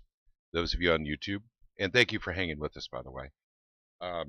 What changes is they want to know whether or not you're in the district. They ask you that pretty much right away. Democrats are famous for that. So, and then they're suddenly not interested in your opinion anymore if you're not in the district. So, at any rate, usually, and during times that I've called the Democrat Party, I usually call them after hours so I can leave messages. Whereas on the Republican side, I prefer to talk to someone. So, but at any rate, we're going to try during business hours, and I've been inspired by our, what's her name? Who is it? Felonious Skunk, calling up all these Democrats all day. And doesn't look like she's put in it. Is that a he or a she? Does anyone know Felonious Skunk? Say he. He? Okay, gotcha. Well, he may need to take a shower because he's been talking to Democrats all day. So that's where he may be right now. Yeah, that's a nice thing to say right before you get on the phone with him. You never know, they might be watching. Yeah. Okay, gotcha. That's true. Okay. All right. They're people too. Now, come on. Yeah, that they are. Now, I'm teasing, by the way. I'm joking. So Mad Mom says, I can't believe he said that publicly. Yeah. Oh my Hunter, the Parmesan cheese expert, best name ever. Yep, I like that one too. Okay, the Biden family gives me a lot of material to make fun of. That's for sure. Okay, I don't know, but Skunk has been rocking it. Oh, absolutely, Skunk's been rocking it, big time. And like I said, it's tough to call it's tough to call the other side. You guys are about to see that. Okay, we're starting with Joe Adams. And we'll go as long as they're in session, by the way. So let's call Joe Adams real quick. And Joe Adams is District 86, University City, 573-751-4265. 573-751-4265.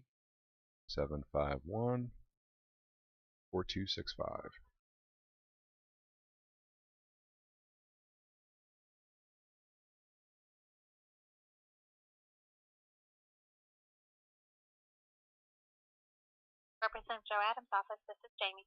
Hi there, Jamie. This is Patrick Holland. I don't suppose the representative's available for a quick phone call to talk about a bill? No, I'm sorry. They're on the floor debating. Okay, gotcha. Can I leave a message for you then? Yes, you may. Okay. There is a great bill out there I'd sure like Representative Adams to look at, and that's HB 1992. Are you familiar with that one? No, but I can pull it up real quick. Okay. So are you want him to support it? Yes, please. Yes. What it is it basically eliminates sales tax in grocery stores for edible items. Oh, yes. I think we have heard that. Okay. So at any rate, yes, I would very much like if he could support that. Sure. And you're calling from where? Sure. I'm calling from Clever, Missouri. Okay. All right. Right. And your name? Sure. Oh, Patrick Holland. You That's bet. Right. Okay. I've got you down. Okay. Thank you so much, and all my best to the rep too as well. Have a great day. You too. Bye. Thank you. Bye. Yep. See, they always ask where you're calling from, and when you're calling the Democrats, always, every time. That's a question mark then, huh? Actually, no. I think she said in a chipper voice. Well, then again, that's a question mark. Yes. It sounds positive though. Guys, give me a second. My wife was just trying to get me on the intercom. I'll be right back. All right. Sure.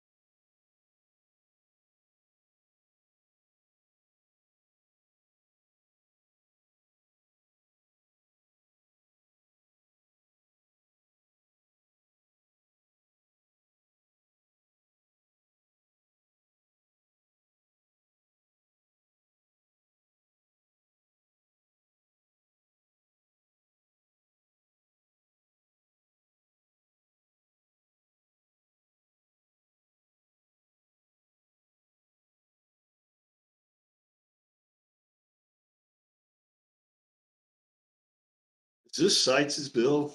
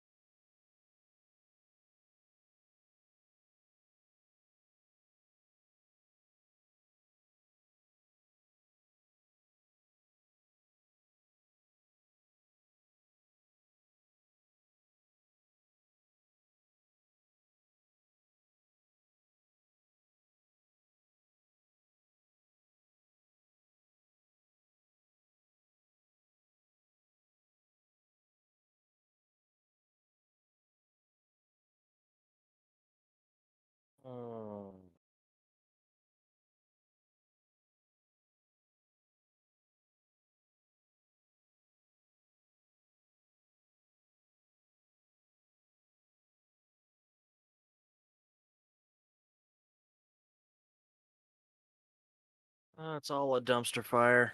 Yep. No matter what angle you look at it.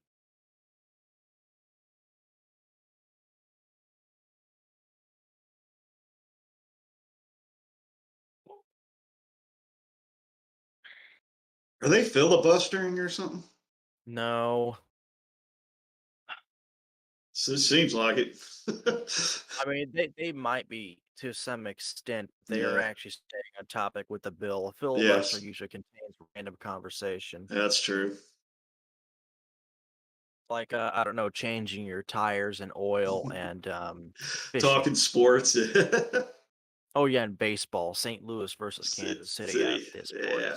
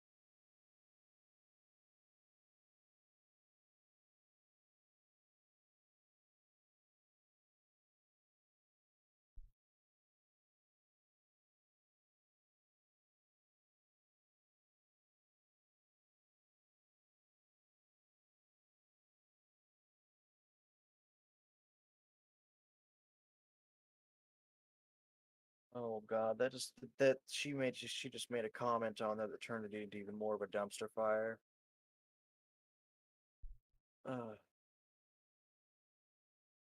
Okay, sorry about that, gang. Yeah, Patrick, God, this whole thing. So this is a little off topic from today's usual, but this whole 2012 thing. Basically, they tried to stick. It's a pro-life bill. Okay. Then they stick the Born Alive Act in it, which sounds all right on its surface until you dig into it, where it switches from criminal to being civil things, and then the distortions surrounding that. It sets so many bad precedents, kind of like what Texas did. And it actually makes it broader than Texas, which actually every last bit of this has so many far-reaching implications outside of that scenario. It's a dumpster fire. It's a complete dumpster fire. This isn't, I mean, the stuff, I'm not just looking at the abortion issue here, too. I'm looking at the actual effects on certain chemicals and whatnot that may be possessed in the state that they could say, oh, well, that's just for that, so that's what it is. Or, oh, there's an accusation in a family, and then all of a sudden there are lawsuits flying. So is that what they're talking about currently in the House? Yeah, and they're debating it through this, and then you have the right that's the right on everything is holding as just a solid, stance on exactly what this needs to pass. This needs to pass with all kinds of garbage in it that will do nothing but cause strife and grief in families. And then you have the left that's taking it and using it for their political gain, and basically doing a hybrid filibuster on it. It's a mess. Yep. Well, couple that with all the crap they're doing with redistricting. Like I said, man, this year is we use the term dumpster fire too much. But this is that's what it is. It's I don't know. It's a dumpster fire. Yeah. There's no, I mean, it's just an ugly mess of pieces of trash flying everywhere. You know, it's floating up in the air with the smoke and everything, and smells awful. It's a dumpster fire. Yep. Hey, Voodoo says, well, guys, I have to leave. Great company, but I have to feed and unload before it starts raining in a few hours. In fact, I got to get some stuff done outside too, and it looks like rain may be coming this way. Be back afterwards if you're still here. Chances are we won't be, Voodoo. When they're done in the House chamber, we're probably going to end the live stream. So, but I want to say how much I appreciate all those emails you've been doing, Voodoo. So thank you very much. And Gary Ride and Felonia Skunk, and those of you I'm forgetting right now, thank you for everything you're doing. As you can see, though, from the phone calls we're making a difference. And apparently we're the only ones calling on these issues. Right now it looks that way. It really, truly looks that way. I mean, our group is the only one making phone calls on this. The reason I know that is because we had 2 calls this morning where they said that's all they're getting calls on is 2118 and 1992.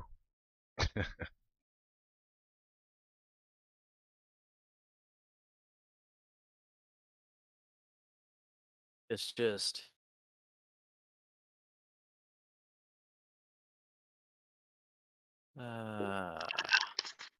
Does anybody know the co-sponsors on 1992? There is no co-sponsor on 1992. When I looked it up, it didn't have a single co-sponsor. That was last night. Yeah, but didn't that 1-8 say one got added on today? Yeah, that's what she said. One got added. That's correct. I'll find out who it is. Yeah, this thing's a dumpster fire.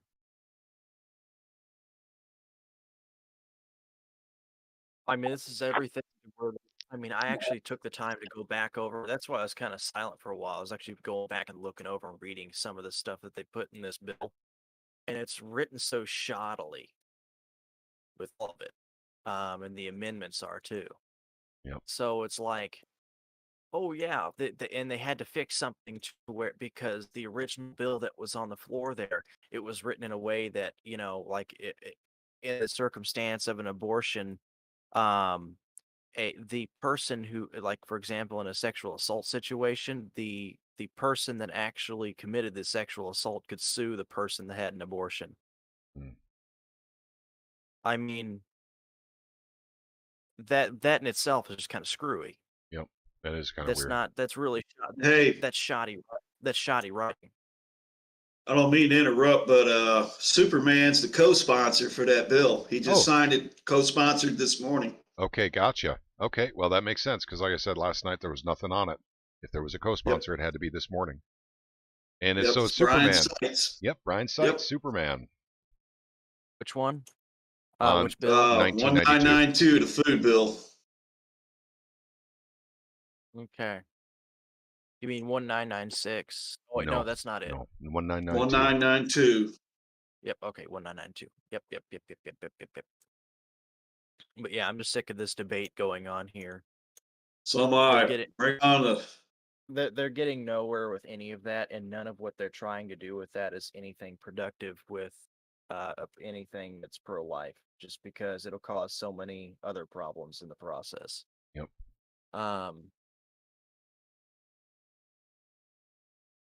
Let's see here. I need to go back to legislation. That's why I say just stop funding it and get the government out of it altogether. You know, You can't fund it. You know, it's kind of a self-correcting problem. Hey, KC, I got an idea, man. If we could hold off, like, keep the politicians, keep the ballot initiative in place till 2024, we should make a ballot initiative to make it part of the Missouri Constitution that the process stays as it is, if not easier. We'll make it. I like that idea. Yep. Right. We'll make it. So if they try to squelch it, now we can just make it a constitutional amendment. Yep. Make it a little thicker. Right. That's not a half bad idea. No, it's really not. Do a constitutional amendment to make the ballot process easier. You're talking about? Yeah, and to keep it that way. Well, so they can't pass bills to try and change it. Yeah, you've got to put in there something like, and no legislature shall make any. Yep. Exactly. Any bill that will. You know what? The ballot initiative issue crap we're dealing with is tantamount to, Washington, D.C. giving themselves a raise. It's kind of tantamount to the same thing we're dealing with here in Missouri. They're making it more difficult for us to bypass them when they are not doing the right thing. They want to make laws, not us. What do you think that was with when they took that that amendment that was originally proposed back in 1792, I think it was, and they went ahead and put it through in 1992? I really like that idea. Ballot initiative to make the ballot initiative easier. Uh-huh. I don't know. To answer your question, Caleb, I don't know. It really rubbed me the wrong way when they said that earlier, dude. It really did. It's like, all right. Hang on a second. That'd be the biggest way to say F you to them. Hey, I'm going to call Plocker's office and say, could you please make 2118 next? Yeah, there you go. Make the call. Hang on just a second. I mean, even if you just say, let's bring this up next, because I know it'll get right off the House floor. Yeah. Wait a minute.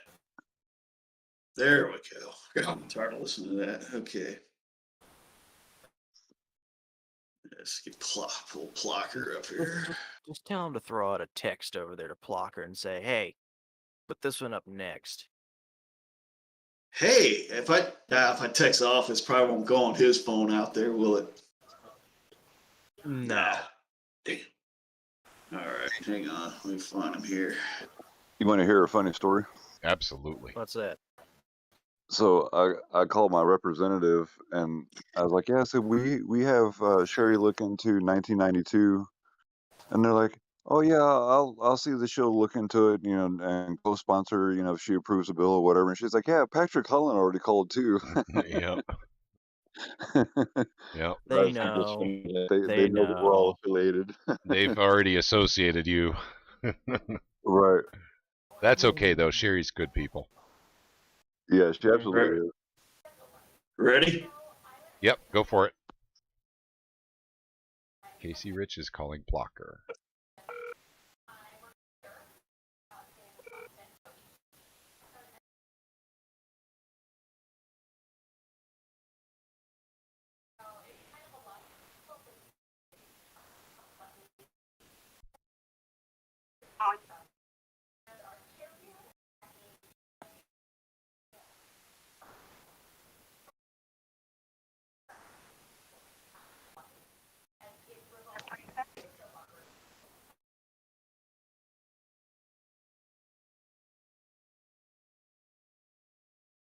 Yes, it is 4:39 p.m. Is there any possibility you can put House Bill 2118 up next sometime tonight?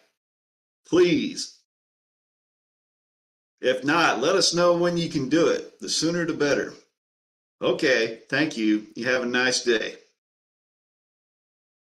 All right. Okay, my turn.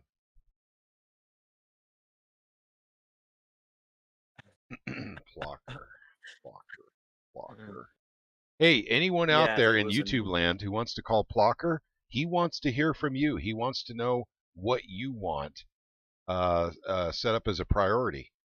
So if you guys are out there, it's Dean Plocker. It's up on your screen right now.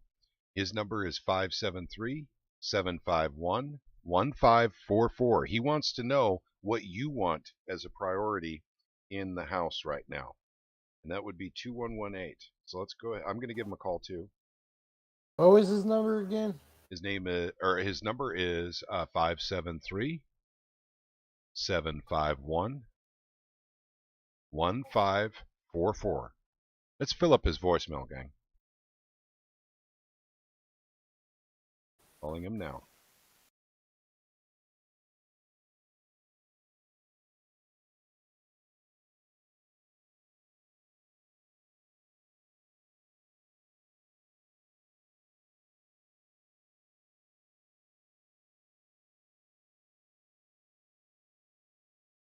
Thank you for calling the office of Representative Dean Blocker from the 89th District. I'm sorry that we're unable to personally answer the call right now, but please, name, a callback number, and a brief message. We'll return your call as soon as possible. Thank you for calling. Make it a great day. You may start your message now. Hello, this is Patrick Holland calling again. I haven't heard back from you guys yet. I was just curious if Bill 2118, House Bill 2118, is going to get on the floor today. And if it's not on the floor today, when it will be on the floor. This is a bill I'm very interested in. If you guys could give me a call back, I sure would appreciate it. Once again, HB 2118. Thank you very much. Have a good day.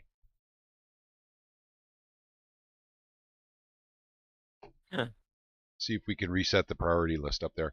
Those of you watching on YouTube, feel free to give Dean Blocker a call. I'll go ahead and put his number in the YouTube chat. It's Dean, D-E-A-N, Blocker, P-L-O-C-H-E-R.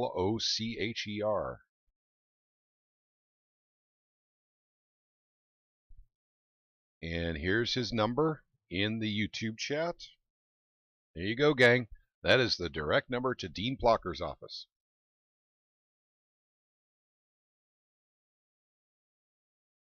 Let's give him a call and see if we can get 2118 prioritized here. My goodness, this is a long live stream. We've almost been on for 8 hours now. So I want to thank everyone for hanging with us as long as you have. I'm going to check on the House floor and see how they're doing. That's that same guy. Last time I checked, like over an hour ago.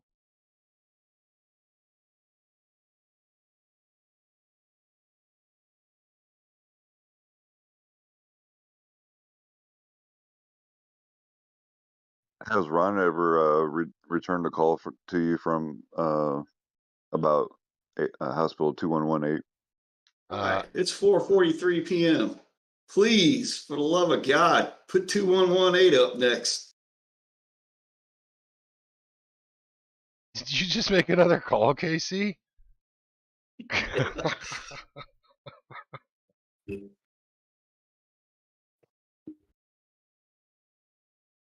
Okay. That one's probably a little annoying, but hey, yeah. so what's going on up here. Yep. Tell him if he doesn't bring it to the floor next, we're gonna mistake him for a Democrat. No. Oh. No. Well, his first name starts with a D. No, we're not going to be doing that. Democrat Blocker.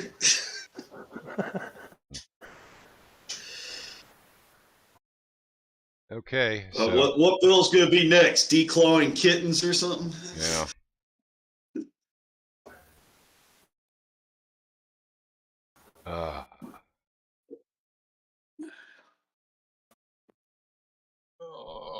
So what do you think, gang? I don't know. I don't think they're going to hit it today.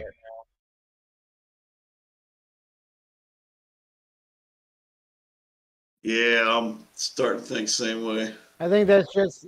I think that just means they want more calls tomorrow and the next day. Yep, but they're just saying they want more calls. I have got to go back to work.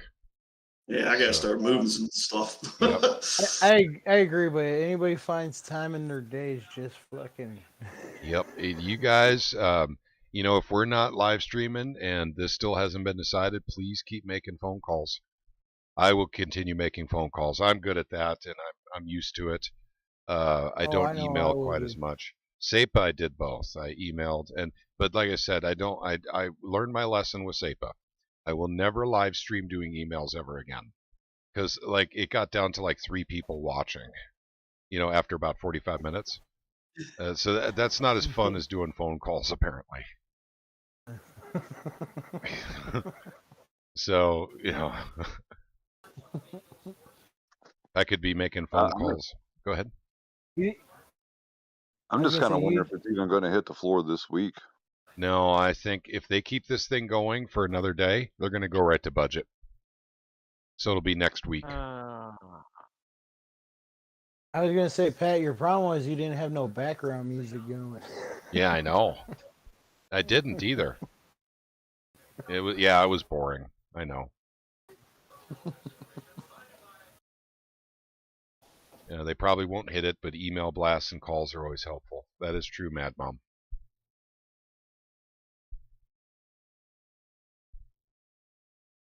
Yeah, well, when they get back in the office, they're going to be like, maybe we should put this thing on put it on the floor tomorrow. Yep. We should all dress in clown outfits and like just march into the chamber and just make a circus out of it. No, they do a pretty good job of that themselves. Yeah. Shut up. Shit. Oh, I realized they got closed captioning. Now I don't have to listen to them.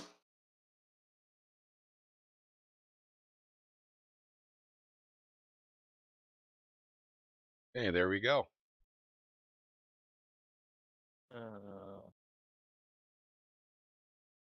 Oh, now they're referring to definitions in dictionaries.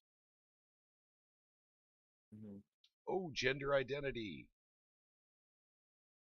I'll say one thing. This closed captioning is a lot more accurate than YouTube's.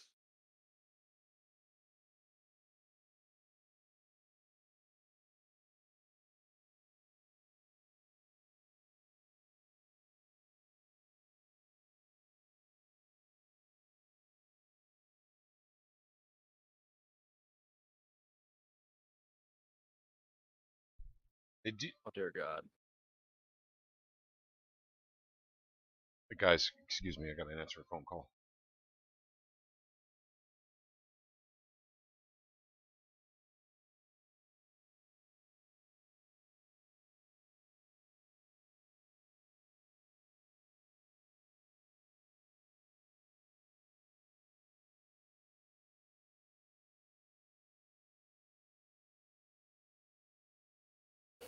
So they can't even identify what a woman is. I just don't care anymore. I don't care anymore. That's pretty bad. I never had that problem. Yeah, me neither, man.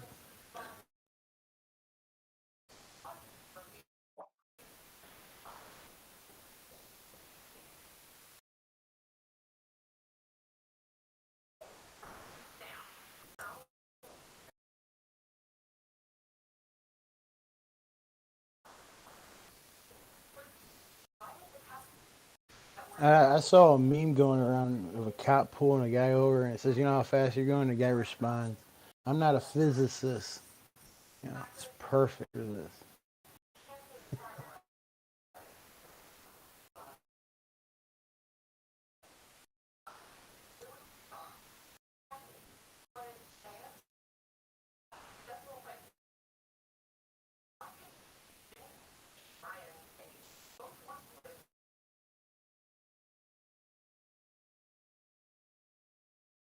Caleb, remember what bill number this is that they're talking about? Right now, you mean? Yeah. Yeah. I'm thinking it cites its bill, man, because it sounds exactly like what they're going through in the committee. Because I was watching it after it came on after 2118. Well, it's not Cites. This one is not Cites' bill. This one, but they did stick Cites' bill in this one and combined it with another one and threw both of those on this, and it's turned into a dumpster fire. Yep. They got greedy. They said, let's try and shove both of these through.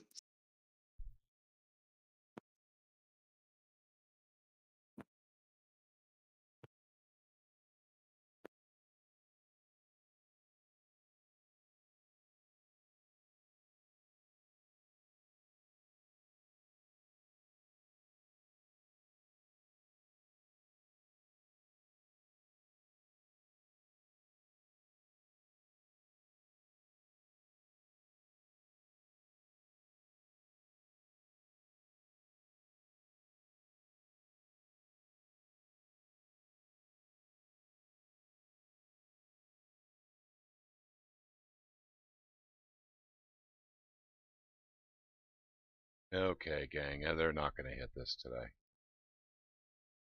At least that's my thoughts. Yeah.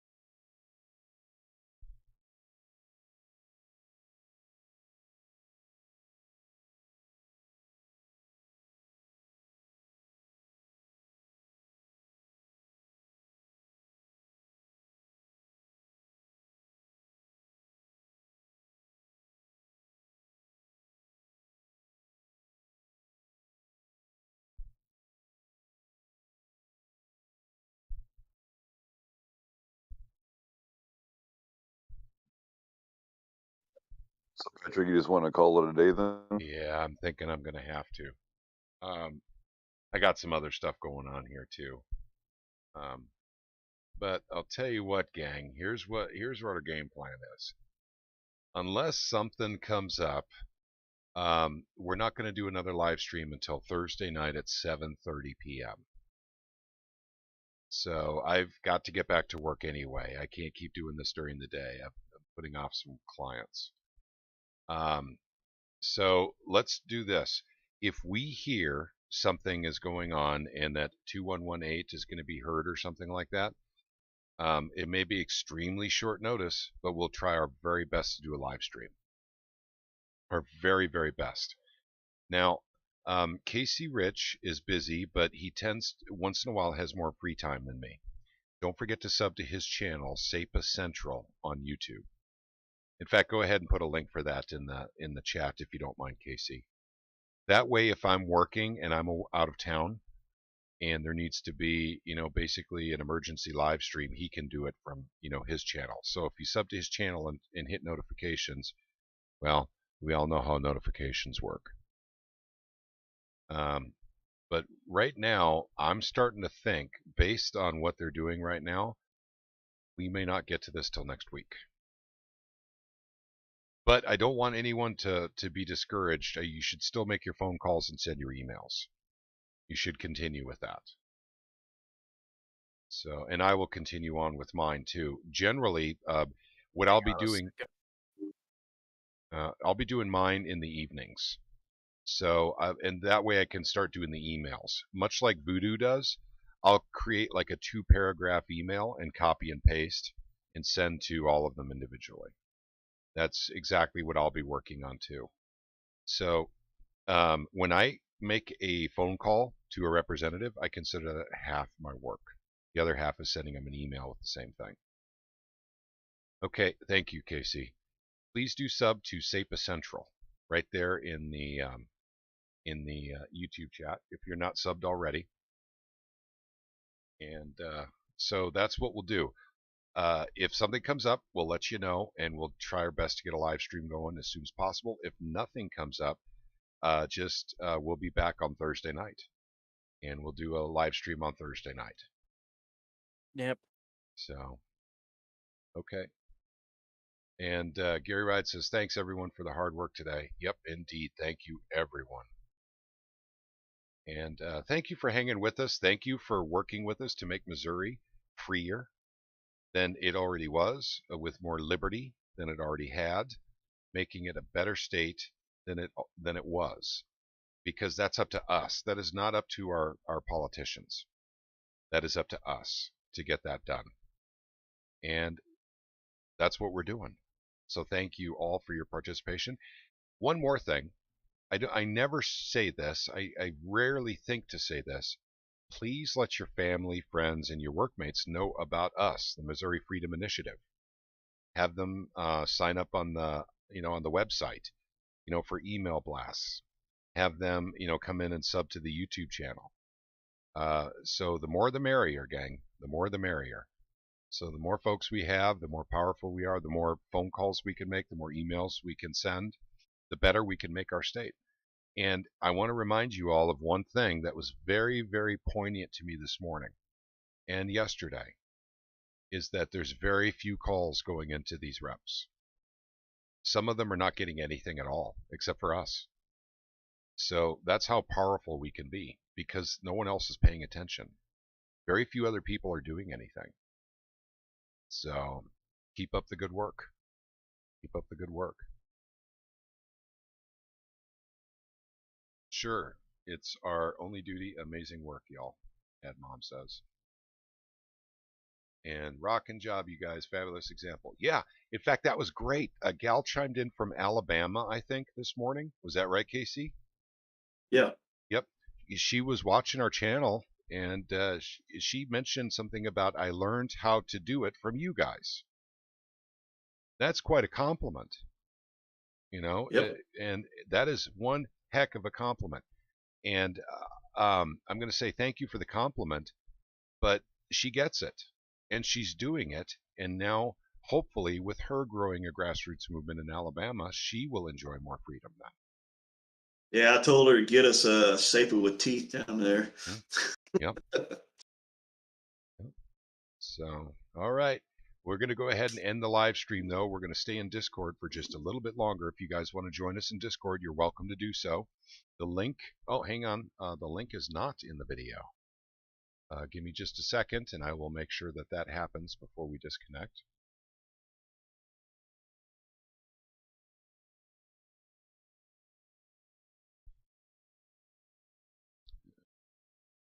Tube Studio.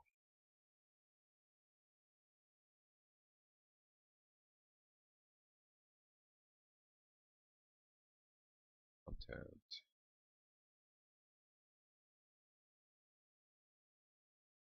Yep. Be sure to let your friends, family, neighbors, everyone you know in Missouri. And if people aren't in Missouri, they're welcome too.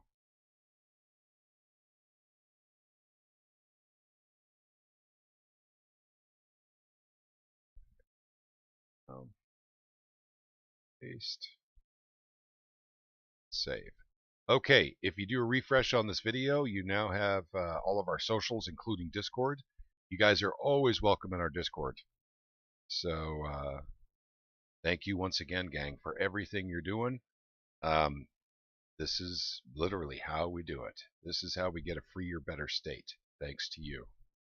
You guys all have a wonderful, wonderful evening. If you don't hear from us, we'll see you Thursday night at 7:30 p.m. Thursday morning, I'll send out a reminder for the YouTube video. You guys have an awesome day. Thanks again. May God bless each and every one of you. You guys take care.